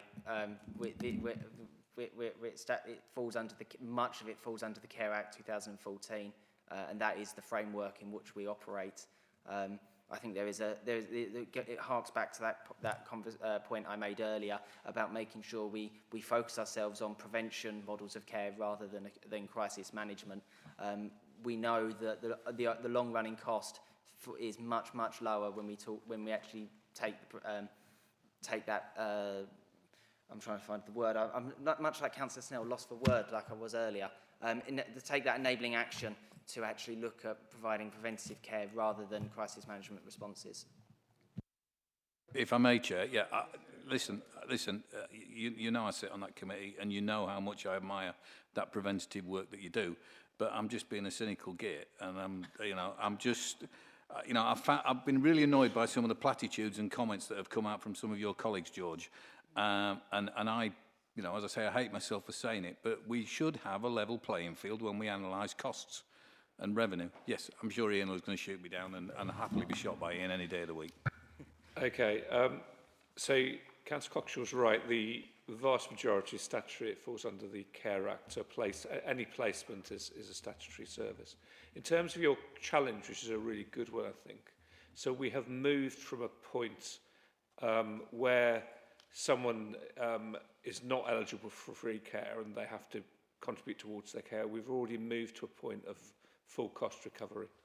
So they would pay, so if you have 10 hours of home care from an external provider that currently costs £20.80 an hour, I think, they'd pay £20.80 an hour and we would recover that full cost. The only other element in terms of recovering cost would be around the financial assessment. So you could argue, I don't want to put words in your mouth, but if your question is about can we vary the financial assessment, so the government sets what's called a minimum income guarantee, which is the amount that you must leave somebody with to live on, and we're already at that minimum, so there is no further opportunity to push that threshold. Again, it's set in statute. Thanks for a very cogent answer. Cheers. Thank you. Councillor Worrell, please. Okay, thank you very much. Request, please, Chair. If we do come back in January, could we have the committees go round the other way so that we have these ones the other way round so that you do get, you know, more... Yeah, yeah, at the end. Thank you. Yeah, I think that's a really decent proposal. Excellent. Well, we'll come to that. Who's next? Councillor Redsell, please. Thank you, Chair. Yeah, I've got the same concerns as Councillor Hooper. Is there any, between the review on care packages, like the 832, and the caring for Thurrock, is there a join up there on there, George? None at all. So there's nothing we could do within those two. Because I have great concerns that we're going to, I don't know, I just hope nobody's going to really suffer from that. You know, I just like your reassurance, really, that we're not going to see something happen to someone, like we have worries in children's services, you know. Okay. I'm really worried, really concerned with that. It's just an awful lot of money in savings.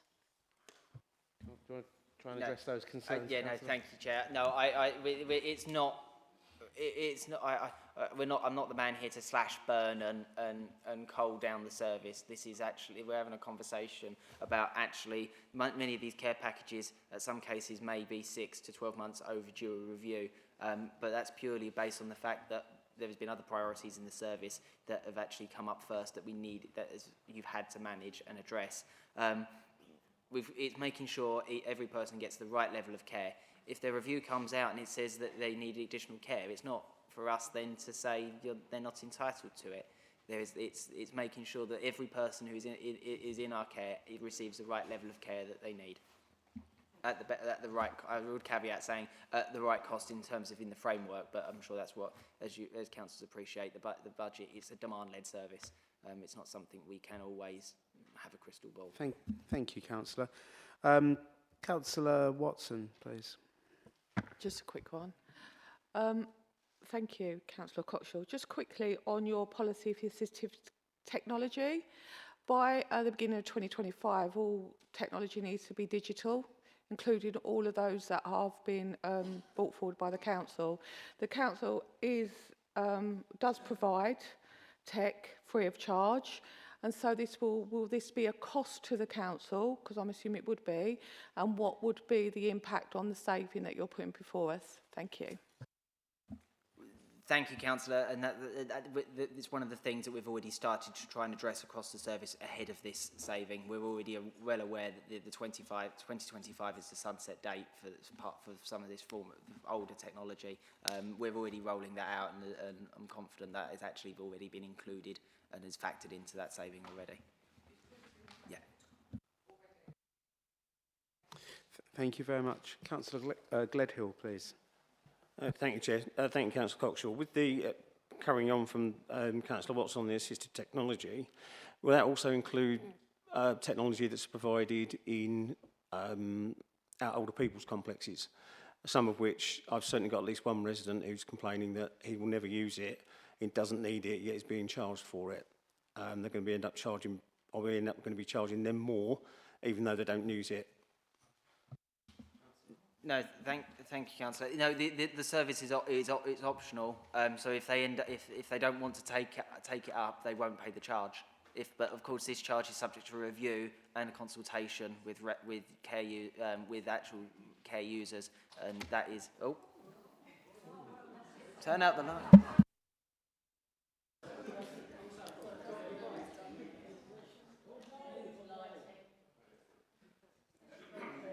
Yeah. This is my meeting. I say when the lights go off, and it's not now. Carry on. Just before we were all plunged into darkness, no, as I say, just to reiterate, it will be optional. So obviously, the saving is factoring in people who actually who either will be it's applicable to the charging, or actually opt into the service altogether. Thank you. Councillor Shinnick, please. Thank you, Chair. My question is just on the charge for pendant alarms. Is that cost going to be implemented to all service users who use the pendant alarm? So based on numbers, about 18% of care users would actually use it. Of course, as I said, caveated earlier, it's back to financial assessment. So if you have the ability to pay and it's determined within the care, then you will. That is the 18%. Outside that, no other user, you wouldn't be expected to pay for the weekly charge. Thank you. Thank you, Councillor. And can I just thank everybody for their contributions there, both on the Health Committee and other members away from the committee. Thank you very much. The next item is Councillor Maney, who will be talking us through regen and highways. Over to you, Councillor. Thank you, Chair. In regeneration highways, we're proposing a mixture of savings and income generators, which I think are equally as important, and some of them are quite significant. So if we move to the second slide, I'll talk through them individually. So the first is rent reviews. Obviously, it goes without saying that the council should seek to maximise its income from leased properties. And as with our asset review, we are carrying out a review of council leases and council rents. We've identified 115 properties where rent reviews or lease renewals are outstanding. And that figure you see there of 650,000, that's largely based on agreements which have already been reviewed or renegotiated. So with that in mind, we're hopeful that we could potentially increase on that figure in 24-25. We're also, we held several properties vacant, which were for regeneration purposes. We've managed to agree a number of short-term tenancies for those so rather than have them sitting idle, we've got some income from that too. So as I say, it's about rationalising and reviewing our leased properties and maximising income from that, which I think we're doing really well. The second item there relates to car parking at the civic offices. There's a proposal to charge staff to use the underground car park and other council car parks in Grays. Prior to the COVID-19 pandemic, parking space at the civic offices was allocated to essential users. During the pandemic and up until now, it's been allocated on a first-come, first-served basis. There is only limited parking provision beneath us and in other council car parks in Grays. And I think the best way to rationalise that and a fair way to rationalise that is to introduce a permit scheme. I think it should also be borne in mind that if you try, anyone who comes to the civic offices will know that there is great pressure on the parking provision here. And actually there is an unfairness. Some staff with caring responsibilities who are unable to get to the civic offices by 8 AM are increasingly finding that parking provision is gone. So as I say, I think it's fair that we rationalise that and introduce a charging scheme, as other councils have done in some parts of the country. I think they're fairly modest proposals. They're below what we would regard as the commercial value. And as I say, that I think is a fair proposal. So moving on to the next item, it's actually an exempt item, but I think it's fair to say that we believe there is a saving to be made by reviewing nighttime security arrangements at the civic offices. Happy to speak to that more if we go into exempt. Civic Centre energy efficiency review. I think anyone who's been in this building and the old building would have walked into rooms where air conditioning systems or heating systems were operating unnecessarily. The proposal is to control temperatures and air conditioning units centrally, not only to ensure a more ambient temperature throughout the building, but to make sure that the units aren't operating in empty rooms. That goes hand in hand with a review of our energy contracts anyway, so we're hoping to realise a saving there from a centrally controlled system and review of energy arrangements. It's a very small saving, but it's a saving nonetheless. Traditionally, the council has subsidised Christmas lights in Grays. We've found a private funder for that this year, therefore relieving the council of the need to pay that amount, and that will hopefully continue in future years. Chair, moving on to moving traffic offences, I think this is quite a significant one. Legislative changes mean that the council can now, or all local authorities outside London, can enforce many moving traffic offences. We're proposing to begin enforcing moving traffic offences at junction 31, particularly stopping in the yellow junction there. It's an area where not only is there a high flow of traffic, particularly traffic that's not local Thurrock traffic, it's also, I think, it's vital that that junction is kept clear. If you live in the west of the borough like I do, if there's an incident at the Dartford crossing, it's often not that incident which causes our local road network to become gridlocked. It is people blocking that junction, and it's something the police have highlighted. So the plan there is there's a significant capital investment, but the returns from that and from the enforcement activity there could be, I don't want to use the word lucrative, but they could. It's not just about securing an income, though, as I say, it is about keeping our road, that important junction, free and flowing. Chair, I think the next 5 items are all exempt. I don't know whether you want me to say anything on them or to come back to them in exempt if there's any questions, but they do all largely relate to savings from staffing, so I don't want to delve into them too much. Thank you, Councillor. I think for exempt, rather than keep having the back and forth of that's exempt, we'll deal with that when we go into session. Thank you. I'm going to go firstly to Chair and Vice Chair of Planning, Transport and Regens, and then to everyone else. Councillor Spillman, is there anything you'd like to ask Councillor Maney? Yeah, I think the main point of controversy for me here is definitely this moving traffic offence. I say that as someone that uses that junction every day. I've got a lot of knowledge of how that junction functions. And for me, the only time that junction becomes problematic in that sense is when there's some form of severe traffic incident, like a lane blocked, and there's a lot of pressure and a lot of, drivers, it becomes a very pressured situation, very difficult to drive. And so for me, the idea of having a moving traffic penalty there is something that I'm quite uncomfortable with. But also I'm not convinced by the figure that is put here, because like I say, that junction functions in a very flowing way, except in, it's heavy traffic, don't get me wrong, and it backs up quite a long way to the M25, but the actual area where you're talking about putting these box junction cameras, I think it's unrealistic to look at that levels, and the only way you're going to collect fines is when there's periods of real traffic problems, and I don't think that's fair on drivers myself.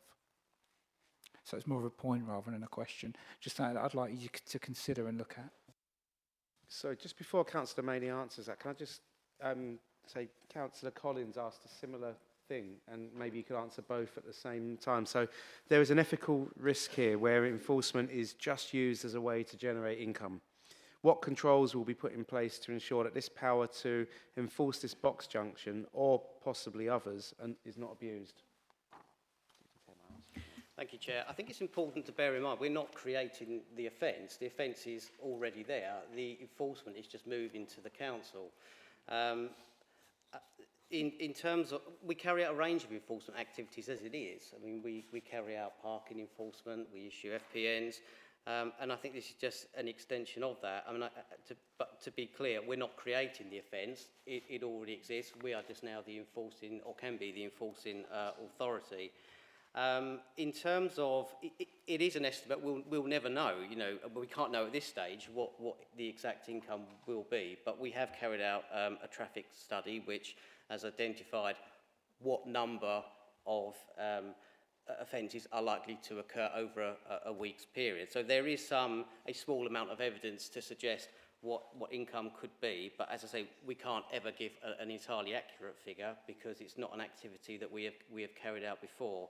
I don't believe it is penalising motorists. I mean, the offence wouldn't be there if it was simply an attempt to penalise people. That, as I say, the yellow box junction is there for a reason, and when people violate it, it does have a knock-on effect and consequences for other residents. And if you live in the West, I'll come back to what I said earlier, when that junction is blocked, and I've got to be honest, I live very close to it, and I don't have to wait for an incident on the Dartford Tunnel to see violations occur, and it happens a lot, and it particularly happens around Christmas time when traffic increases at that junction anyway.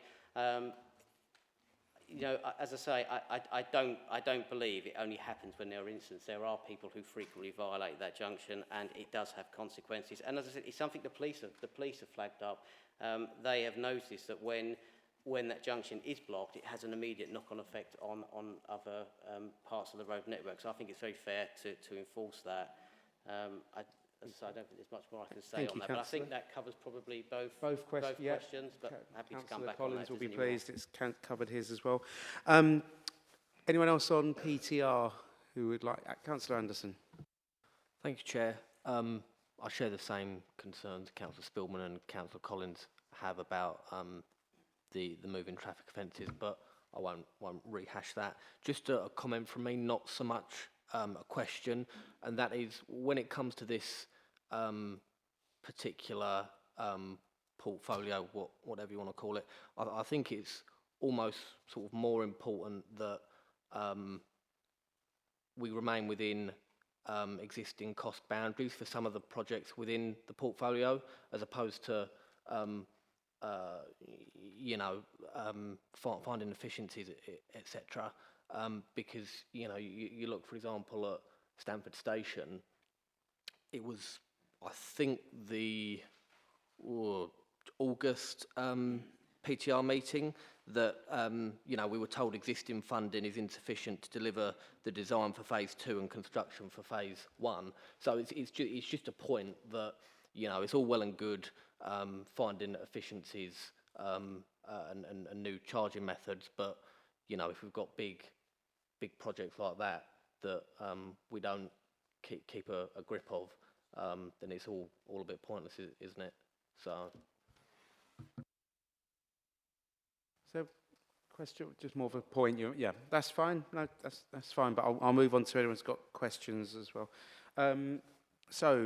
Councillor Morris-Cook, please. Thank you. I actually think it is a great initiative, the moving traffic offences. And I, for one, for 4.5 years, was using that place daily. So I absolutely agree. It isn't just when it's gridlocked that it's a problem.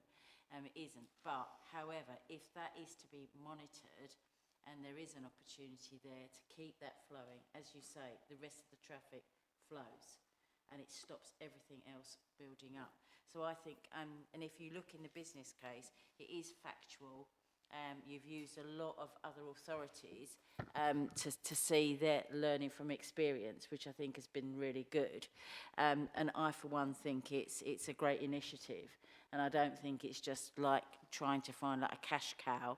I think it's something that's actually going to benefit a lot of people that try to move around the area, and understanding that we understand the pain of sitting in traffic. And the worst I ever had travelling 8 miles was 7.5 hours. So I know what it's like, and I think it's a great initiative. One of the things I did want to ask you, in the business case, it does talk about the nighttime security, and it does say from 7 p.m. to 7 a.m. However, I've noticed on your slides, it says midnight to 6. Can you just clarify which one of that it is, please? Thank you. It's midnight to 6 a.m., but there are two proposals in there, both related No, this to... was it's 7 p.m. to 7 a.m. It Yeah, well, said, and it's now 12 p.m. Because I was going to say we have meetings in this place every week, every day. So I thought that was a bit strange. However, but it's a bit disappointing that that hadn't actually been picked up when some due diligence with a number of people that have looked at the slides and the business case, to be truthful. The other one is on the rents. What's the impact on the loss of revenue on the properties that you are currently selling or up for sale on your figures? Has that been taken into account when you're talking about increasing for the rent review 650,000 with the number of properties that we're looking to sell and the number of properties that clearly are vacant, which don't seem to be advertised that brilliantly? What's the impact on that figure? Sorry, just before you answer, I sound like a stuck record here. We're going to have to move to suspending standing orders again. Again, I'm only addressing this to my committee. Should we say sort of midnight and see where we go from there? Yep, all agreed? Yep. Thank you, Chair. The asset review and the rents, or at least review, I think that are two very separate exercises.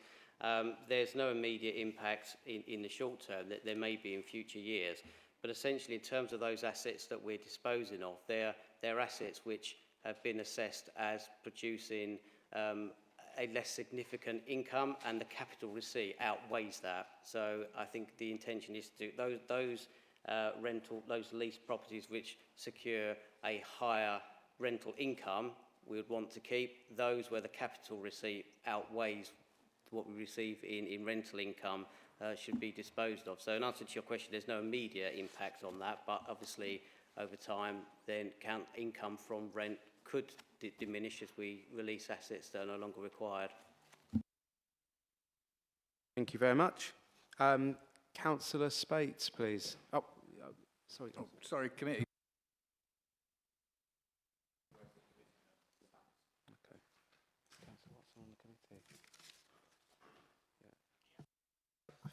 That's generous of you, Councillor Spate. Councillor Watson, please. Thank you. Thank you, Councillor Spate. Took me by a bit of surprise there. I was next. Okay, first of all, I'm quite in favour with the box around the Junction 31. For somebody that lives very close to that, majority of the actual issues that go on that is actually lorries more than cars.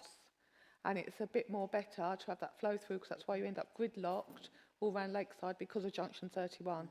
So just hopefully we can monitor it and see what goes on and see what the revenue is. So I haven't really got an issue with that. One of the things I just wanted to ask you about was actually the daytime security.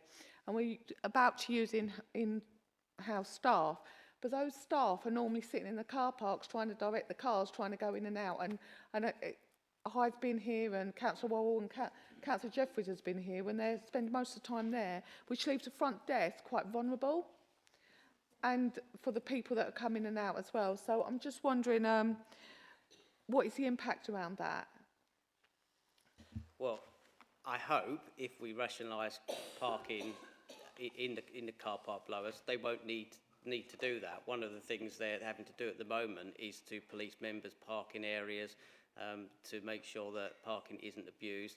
As I say, by rationalising that, they should hopefully be carrying out their primary duties, which is to provide security above the car park and in this building. But the proposal is to ensure. I don't want to stray into exempt items, but by looking at the hours that staff work, I don't think there's any plan to decrease coverage. It's just a plan to rationalise their working pattern. But as I say, that's I'm probably straying close to the exempt element there. But has that answered your question? Right. Can I just start about the car parking as well for the staff? Is there an opportunity for them to buy packages of days, because they're not in here every single day, than having to do a month? Has that even been considered? I mean, Potentially, it could do. I think the proposal is an annual charge, but as I say, the detail I think could be reviewed. Yeah, I mean, the only answer I can say is that in terms of the different packages that are available, that might be an option. Okay, and probably the very last thing is, can we get the EV points sorted out before we go into this sort of tariff? Because our car park's not fit for purpose right now. I agree. Thank you very much. I now go back to Councillor Spate. Thank you very much. My attention was drawn to the moving traffic offences thing, and there's been a lot of discussion on it. My first thought was, don't tell the people in Chadwell and Tilbury Flats, because if it's the CCTV, they won't want to pay for it. But the thing that concerns me is we've just heard some very valid reasons why that junction should have these moving traffic offences on it, and they're all to do with highways and traffic movement and whatever. We're hearing a budget meeting, and we're looking at next year's budget. And I'd like to recommend, and the 1.4 in the recommendations that my colleagues who actually sit on the committee have got to vote, is that they put a recommendation to improve the proposals by saying, let's take this and put it back a year. Because that way we actually save 150,000 quid on next year's budget in one fell swoop. So I don't think 1 year either way, and we can reevaluate it this time next year, but to me, we're supposed to come up with ideas. I don't think it's a huge problem.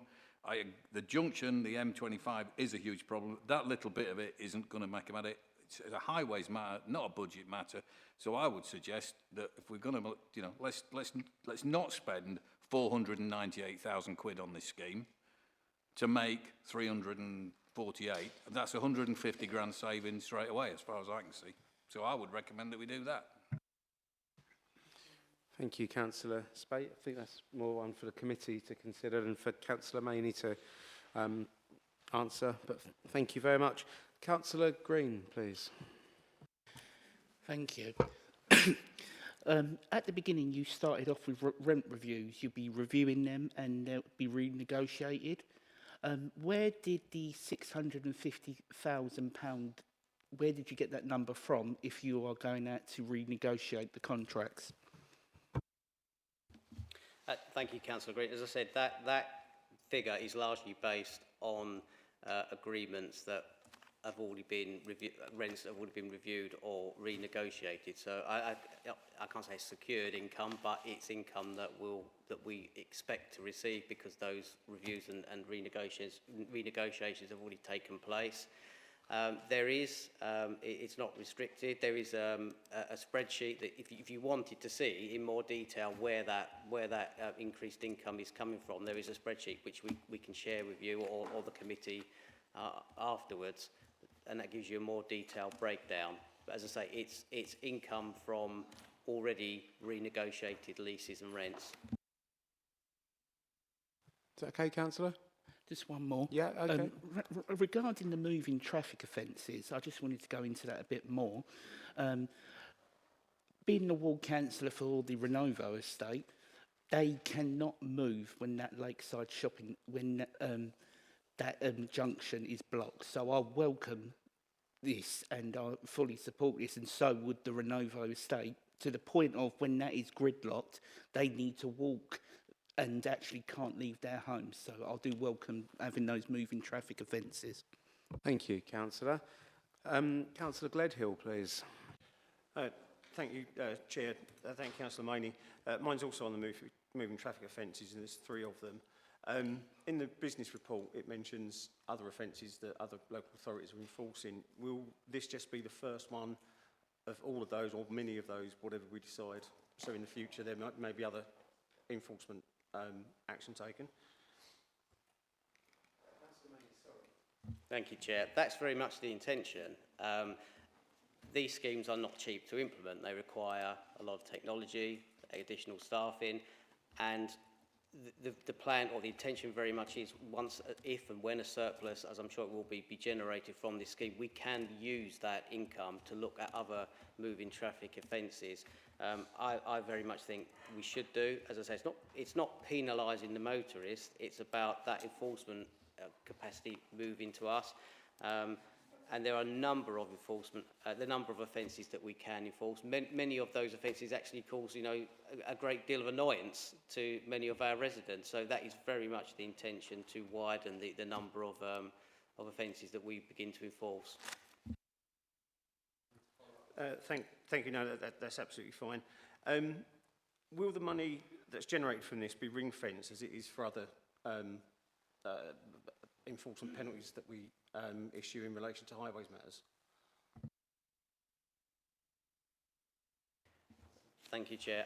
I think, as with all income from traffic enforcement, I don't like the word ring fence, but it is. There are restrictions. You can't take that money and just pump it into the budget for other areas. It has to, fund similar kind of schemes or highways, infrastructure investment, that kind of thing. So it is, in a sense, ring fence, as you know. Thank you for that. So obviously the money goes back into the highways, which is great to hear. And finally, and I know we've had an issue with this in other areas, is will there be some kind of policy to recover money from regular offenders that do not originate in the UK? So those that sort of go backwards and forwards to Europe or wherever, violate the box junction and then don't pay. Thank you. I think we have a pretty good recovery rate, and we will utilise any means at our disposal. So if somebody doesn't pay, whether they're UK based or they're based overseas, if we can recover the amount that's owed, we will always seek to do so. Much. Councillor John Kent, please. So I want to go back to the car parking at the civic offices. Could you tell me what kind of charge you use to model a saving of £86,000? And can you just confirm that whatever charge there is for staff will also be levied on elected members? Thank you, Chair. The charges are based on there's three proposed charges based on pay grade. Those figures they're arbitrary. They're not benchmarked. They are in-house assessments of what is fair. As I said, they are below what we would regard as the private market cost for a privately operated car park. It's an average. We don't know what the income will be because we don't know what the uptake will be. So it is a best guess based on an average, and the average being the middle charge that is proposed. In terms of it applying to elected members, that's not in the proposal. Elected members receive an allowance, don't receive a salary, and the charge is designed to apply in working hours, so 9 till 5 o'clock. Most councillors come to the civic offices after that time for evening meetings, so at this stage there is no proposal to include elected members in that charge. Councillor Kent.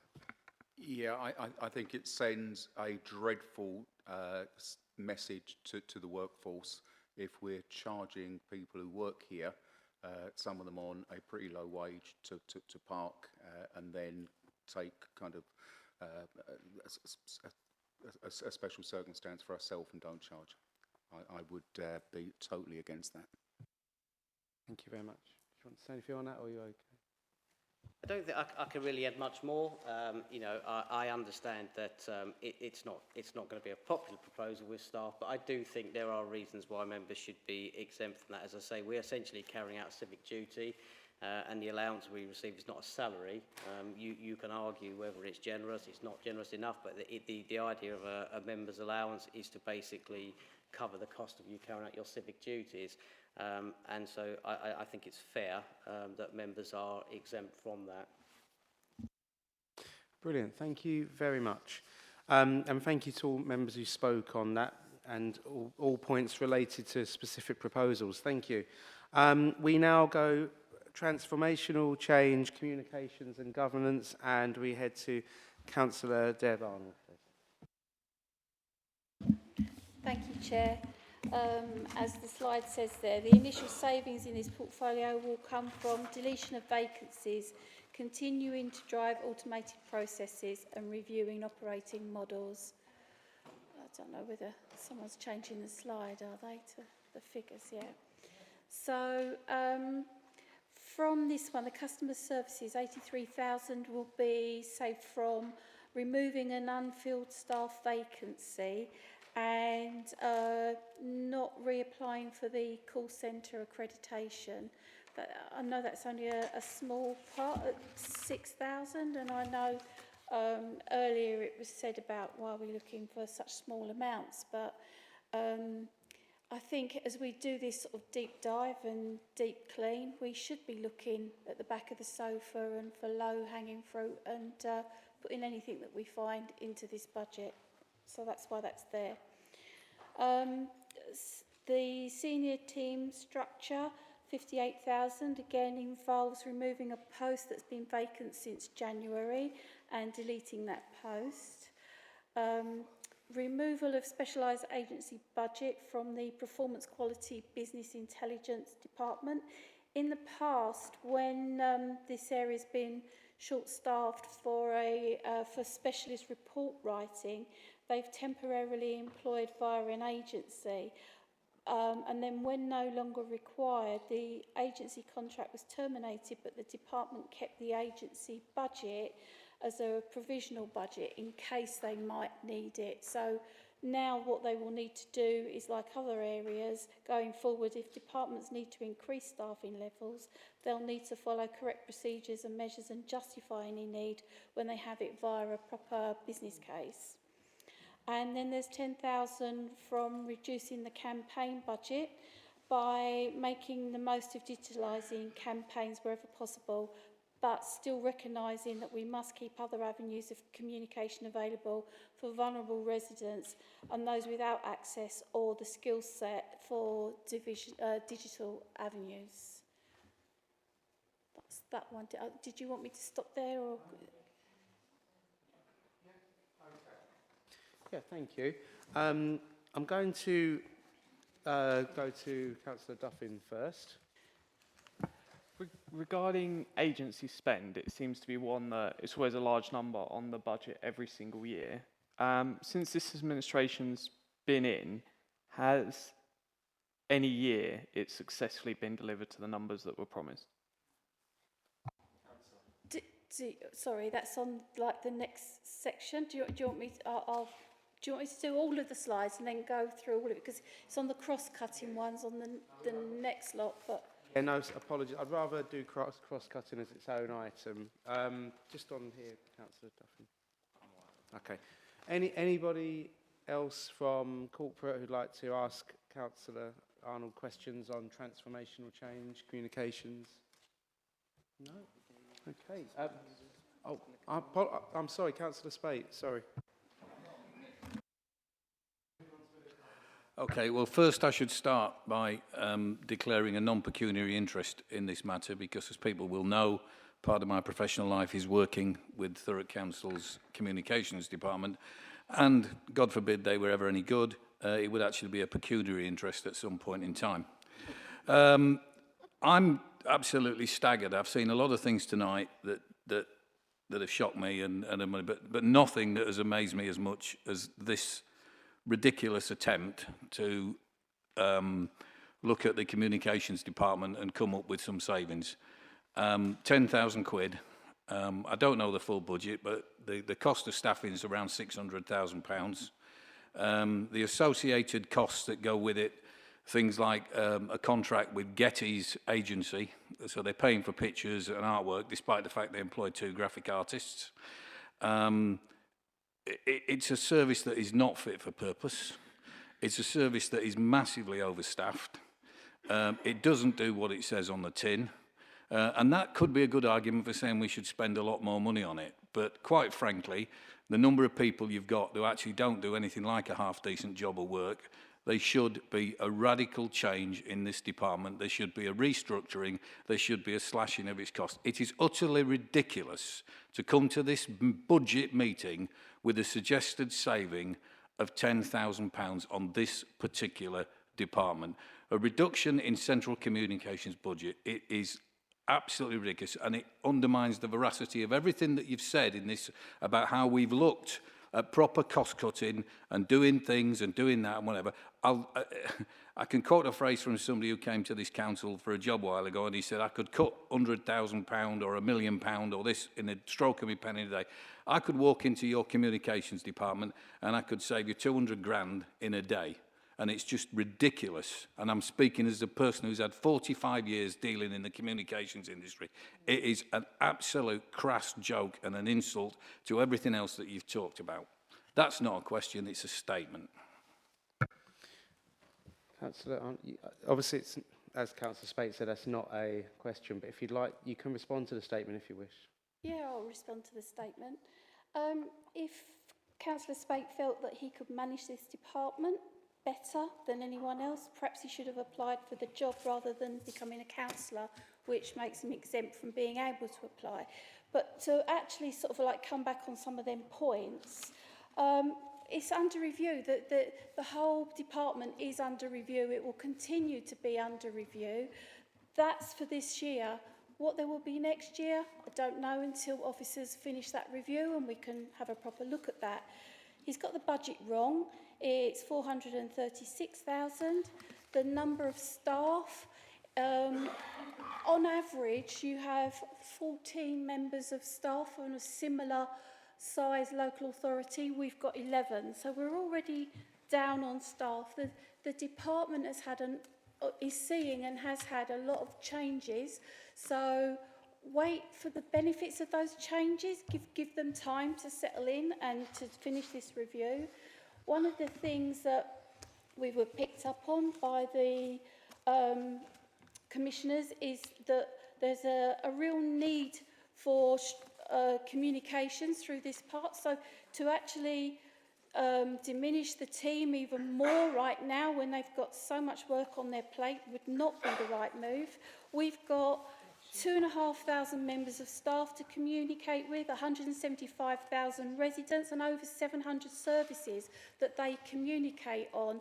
And to sit there and deride them and be derogatory about staff is not the code of conduct that any councillor in this arena should be doing publicly. I mean, I'm sorry, I'm going to stop there. Yeah, just before you do, Councillor Spake, I'll just remind what I said at the beginning about this meeting being robust but respectful, please. And I'll trust you to use the formal words to make any criticisms, but without personalising it, please. I'm not going to remove my criticism of that department. It's a matter of record now, and I've said it. What I will say... Sorry, I didn't say yet to remove your criticisms. You know, what I will say the manner in which they were... Yeah, okay. What I will say is that this department is protectionist, right?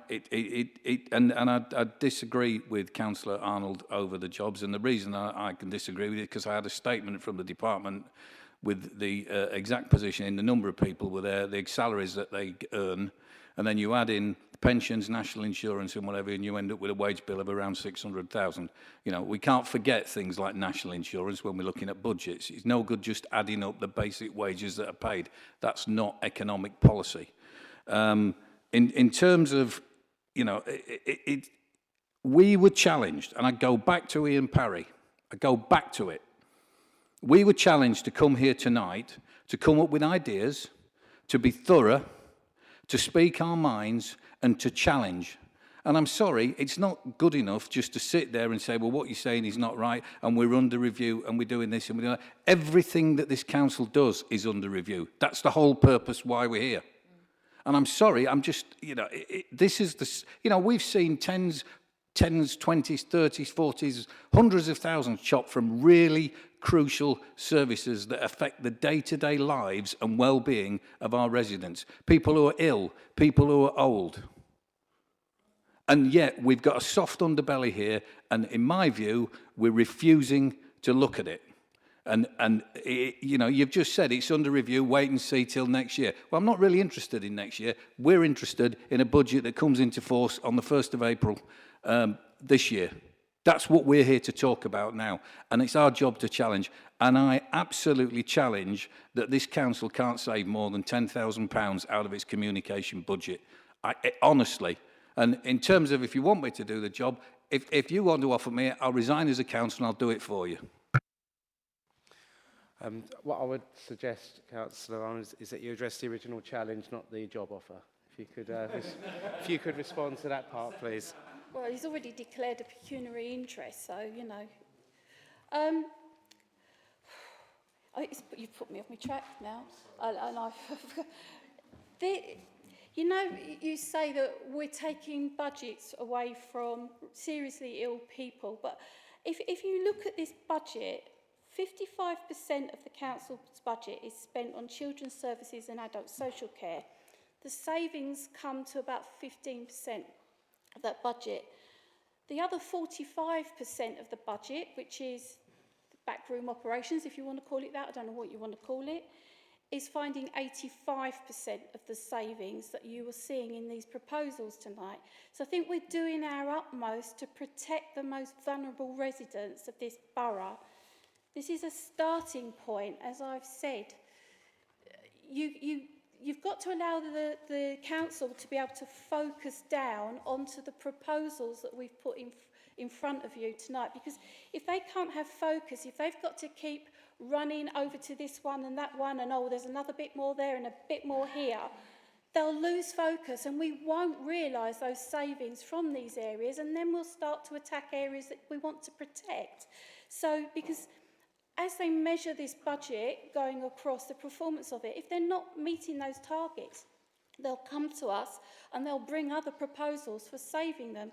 So let's go for what we know is realistic right now, and let us continue the review and come back to you with and have those challenges. I welcome the challenge, Councillor Spate, but let's do it in a methodical manner and let the review finish before we start any kind of challenge.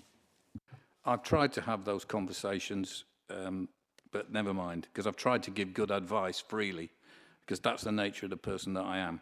But never mind. What I would say, you've just talked there about percentages.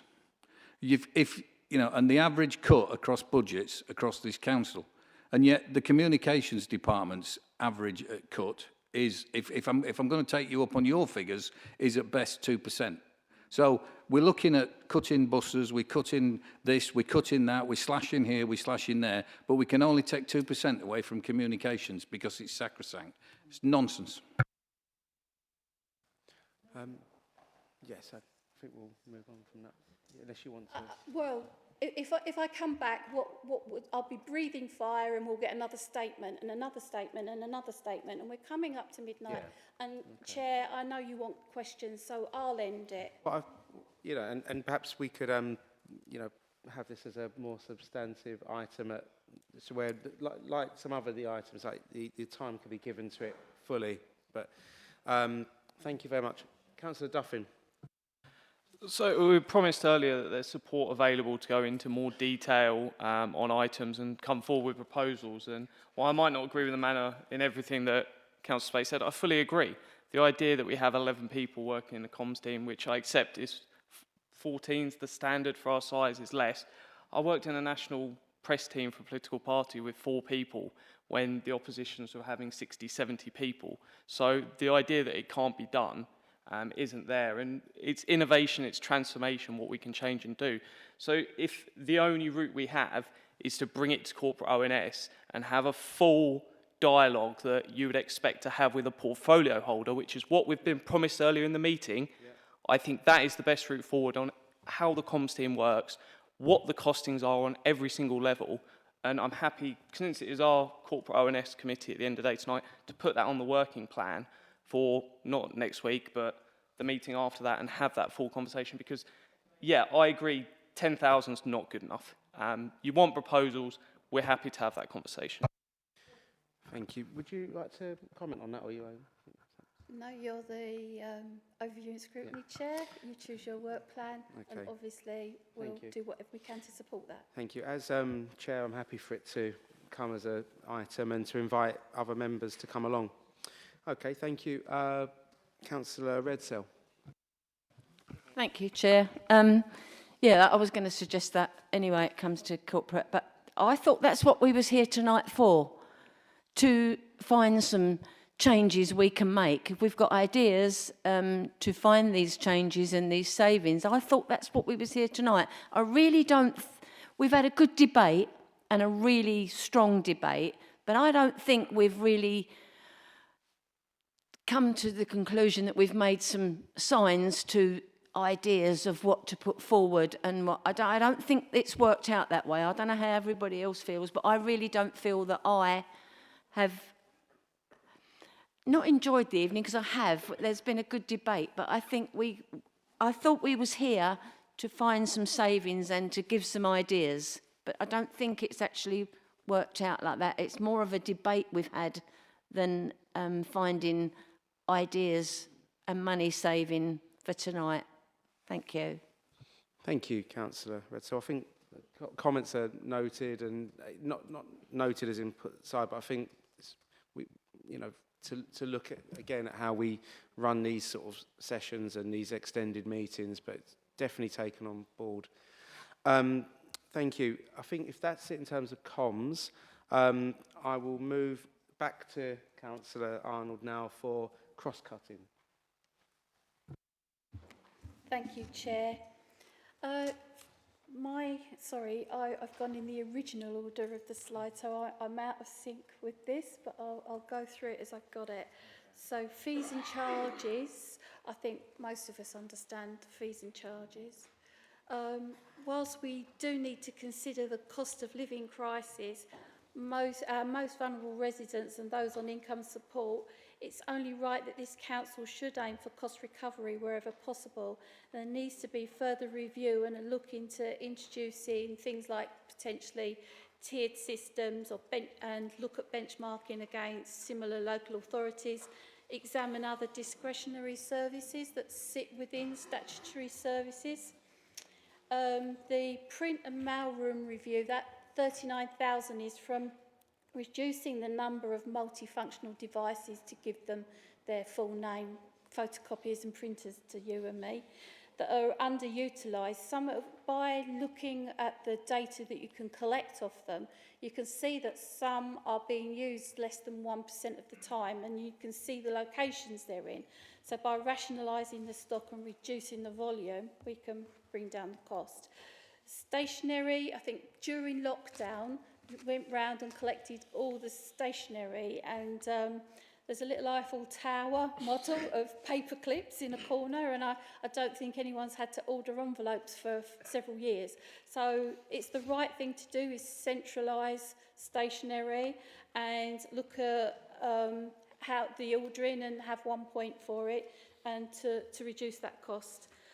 The learning and development budget, the council's always encouraged learning and development of staff and will continue to do so, but in a way that ensures learning is key to skill sets that the council needs to develop by centralising the spend. I mean, there's about 6 different codes for spend, so bringing and looking at that budget as one, and looking at other models of how you can deliver training, and basically like the skill set, make sure that the skill set within the training that you're offering matches where the route that the council is taking.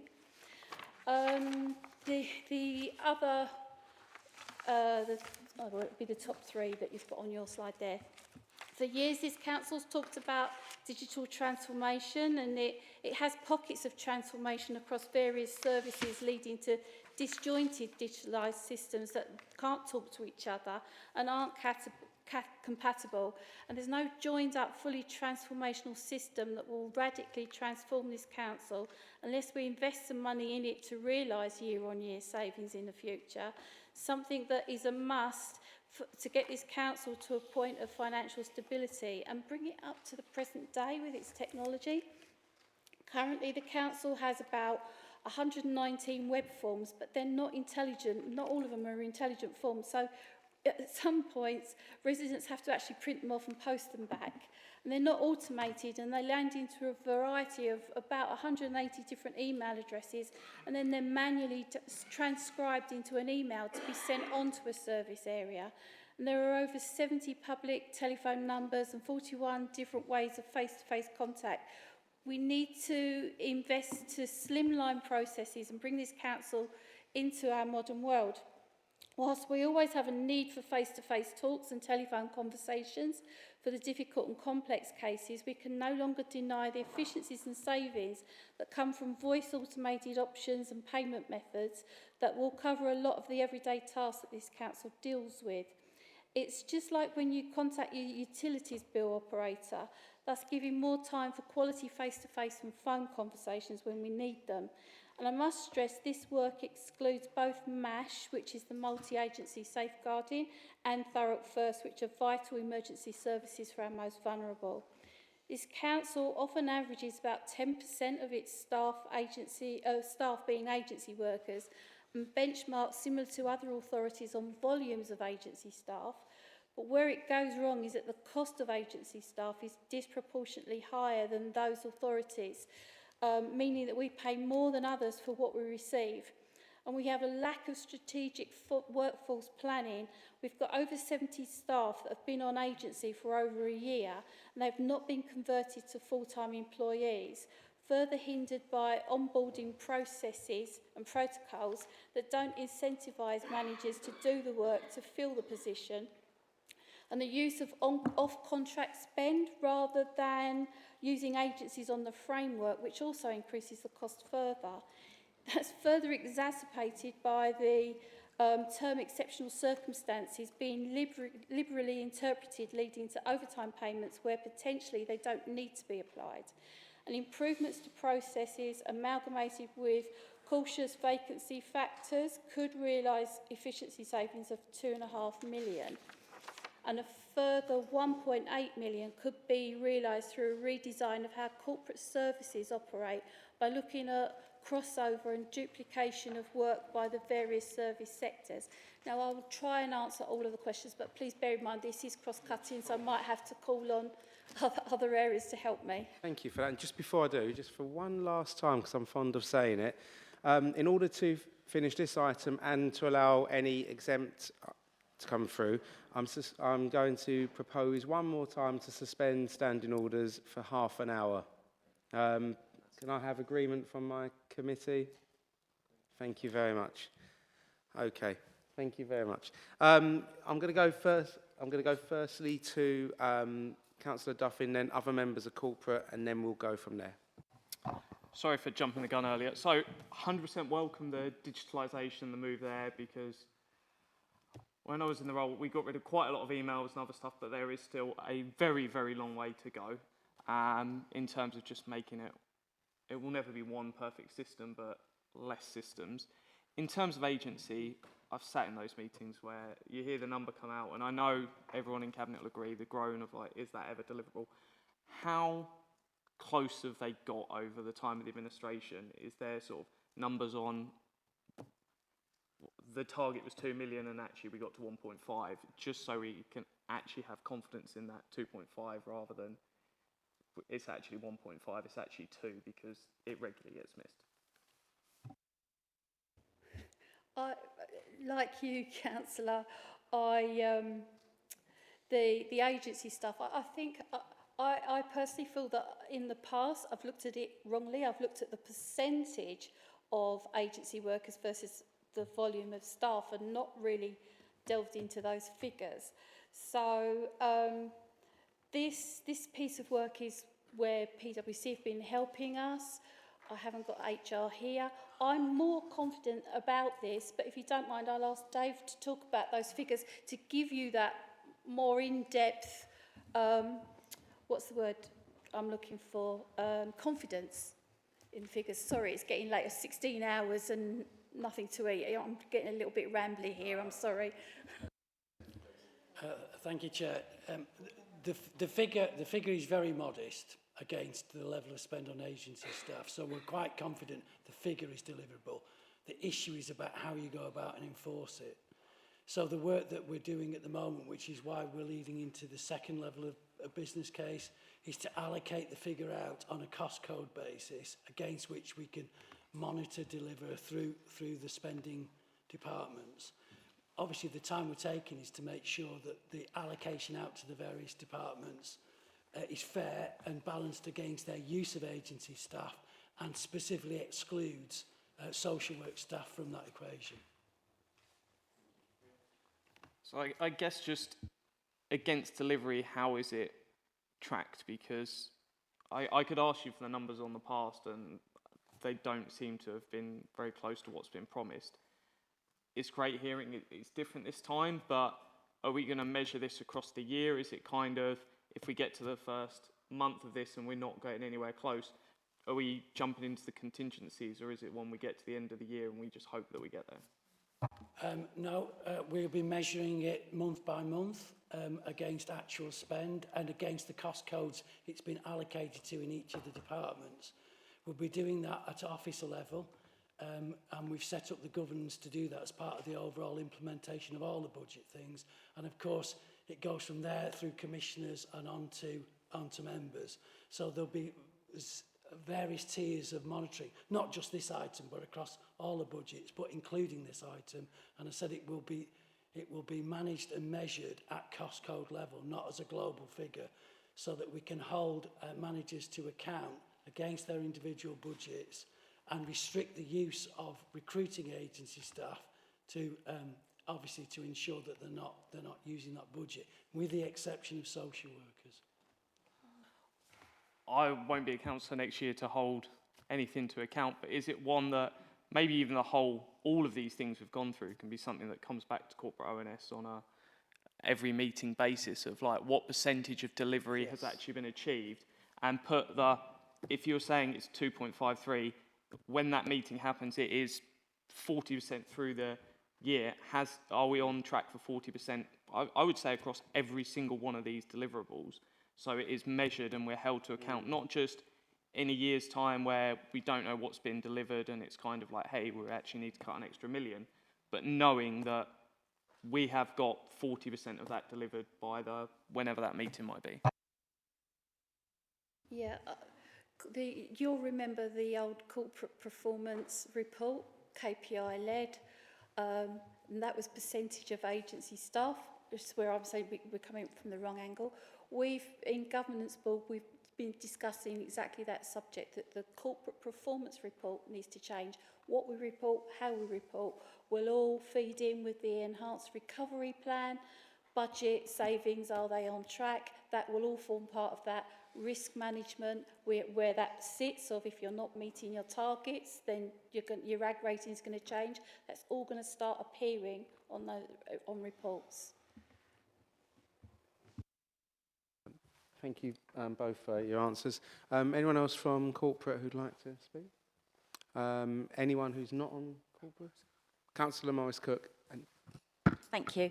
I'll just go into the agency before I talk about the other one. I would ask that the figures are double-checked that are currently in the report, because I have never worked anywhere where the cost of an agency colleague outweighs the cost of a full-time colleague with their on costs. And, you know, for me, I welcome the fact that we're going to have a strategy on it. And, you know, we are here looking at cost savings to be able to set a budget.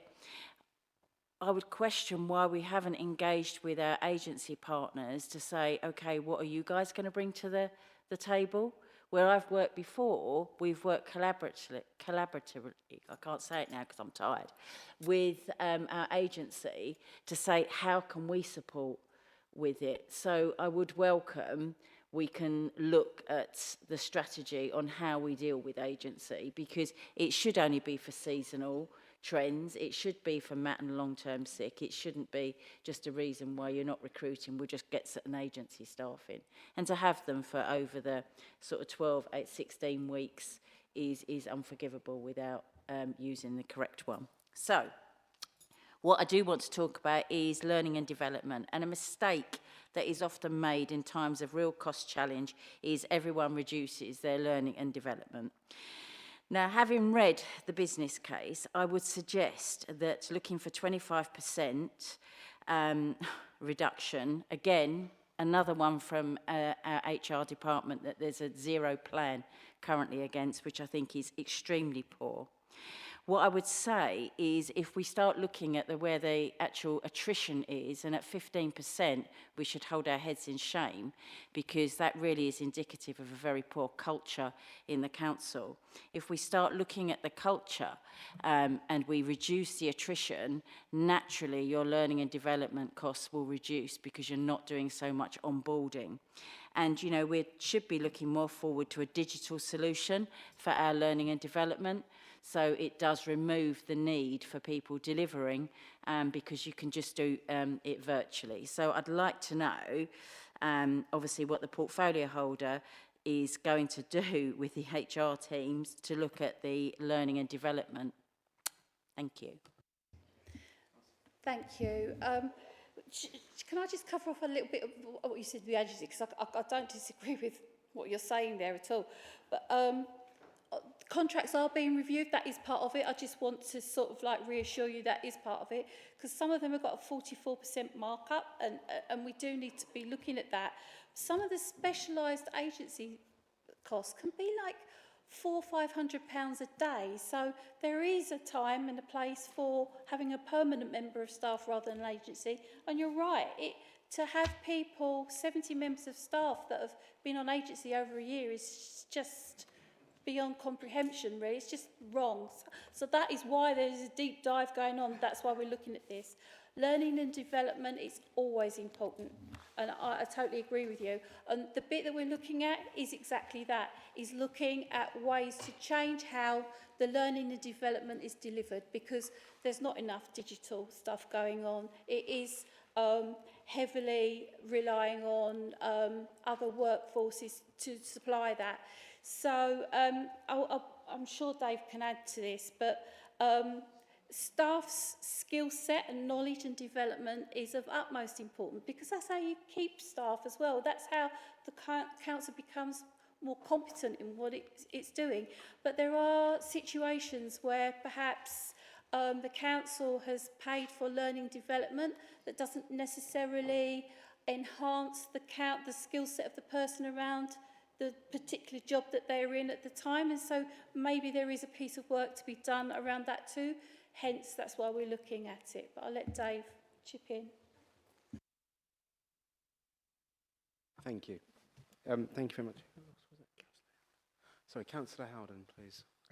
Thank you. Just a quick question for Dr. Smith. Along the same lines as Councillor Morris-Cook's question, that there are times where agency spend is just eminently sensible. And every year I've been a councillor, we've always decried agency spend, but sometimes there's a good reason we have agency spend. So can you just provide some reassurance that it's not just going to be a arbitrary cut across the board, because the last thing we want is to decrease our agency pool to the point that perhaps we have to bring in permanent members of staff, which inevitably will be more expensive in the long term. Thank you, Councillor Howden, for your comments and question. And I absolutely agree with you that this is not about not spending money on agency staff. It's about making rational decisions. So, linked to Councillor Morris-Cook's comments earlier, there are perverse incentives at the moment within the council because it takes so long to recruit and onboard new members of staff. So when people bring in agency staff, it's easier to keep the agency staff than go through a process of recruiting a permanent staff. So what we want to do is remove those incentives to do the wrong thing and replace them with incentives to do the right thing, which includes using agency staff or other forms of temporary staff and so on, when that is an appropriate thing to do and in support of the needs of the organisation. So it's about having a more rational system that's better managed and controlled, so we're making the right choices at the right stages in the council's needs. And that is absolutely what we're driving to. Thank you. Councillor Redsell, and then Councillor John Kent. Thank you, Chair. Although I can't see Deborah, I do apologise for not seeing you. Just to ask about the fees and charges, Deborah. Have in that 325 you know, what we've saved. Are peppercorn rents being looked at in that? Isn't that something we should be looking at? Because we have still quite a few peppercorn rents sitting out there. I mean, could that be due to the lease they've got, and we can't alter it? But I think there's some people paying well over the top, and there's some people just paying that pound, whatever. There's different circumstances, isn't there? So there's that trying to get to a point where we are receiving a commercial rent. There'll be charities that may have peppercorn rent, and maybe that's the right thing to do.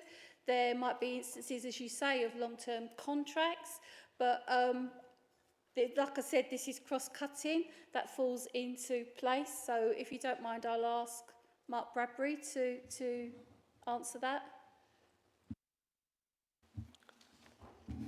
Thank you. So I'll just move this a little closer. Normally where somebody is paying a peppercorn rent, it'll be on a long lease where they're tied into that for many years, as obviously the landlord is as well. And normally in a peppercorn situation, it will be because you've received a premium at the beginning of the lease rather than a rent throughout the lease. But as part of our rent review that we talked about earlier, we are looking at whether current arrangements are fair, and if they are capable of review, we will review them. So rather too many reviews in that sentence, but when you're talking about rent reviews, it's difficult to get away from it. Just quickly, yeah, thank you for that, Mark. I think we've got a lot of small places out there that pay quite a bit, and then we've got the same sort of places that pay very small, you know, pay £1 or whatever. So I think they do need, but thank you for that, I think they do need looking at, you know, where some people have got the same, perhaps a sporting venue or something, are paying a very small amount, and you've got some paying about £1,000, £3,000, even £5,000. So I think it's, you know, it's disproportionate really of what we're doing. So thanks for looking at it. Cheers. Thank you. Councillor John Kent. Chair, I'm just looking at the first three proposals we've got there that come to 5.295 million. And I kind of understand at the bottom that outline business case stage requires further work, etc. Can I just get some comfort that there has been some detailed work on those figures, and this isn't just a kind of balancing figure to get us to the 18.2 million? I'm really sorry. I got the last part of the question. I couldn't hear the first part. Do you Could you do the first part again, please? That's because you're tired. I'm No, so what I'm saying is... I'm really trying to concentrate. I'm so sorry, Jack. No, if we take those first three proposals that come to, what is it, 5.295 million, whilst I understand that we're told at the bottom there that these cost-cutting proposals are outlined business case stage, I just want some comfort that there's been enough detailed work done to give us some assurance that these aren't just a balancing figure to get us to the 18.2 million, that they're real and achievable savings. Yeah. All I can say is that this is where a lot of the work that PwC has done. So that's the efficiencies that they're bringing forward and the proposals. I know that Dave and obviously the senior leadership team have looked at that as well.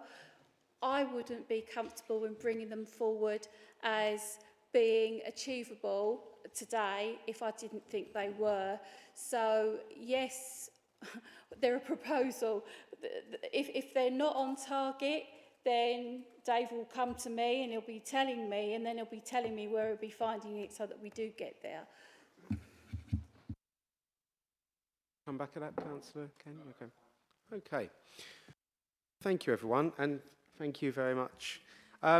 So, just to my committee here, there's a number of recommendations. I'm sensing an agreement that we've worked through the recommendations. So if we're all agreed, say, can we all Councillor Gledhill. Thank you, Chair. I don't know, I'm not speaking on behalf of the rest of the committee and members present, but should we not deal with the exempt items before we go to the recommendations? No, I know what you said. I was going to suggest we do the recommendations, then we can have purely an exempt session, so we can go into exempt. So I'm definitely going to come to exempt, but It's your meeting. no, but sure I respect agree your something view. that we then change later. Okay. So if we're agreed on the recommendations, we can do 1.1, that the committee act as a critical threat. Yep, good. 1.2, that the committee asks members of directors for any explanation or information. Yep. 1.3, that we consider the community and equality impact assessments. 1.4, that the committee make recommendations to officers to improve proposals. And 1.5, that the committee provide commentary and recommendations. Yeah. Yeah. Okay, I'm going to take that as a yes. So, could we switch off the recording and everything, and we go into exempt? No. Oh, firstly, do any members have any thing from the exempt section that they wish to go into? You do,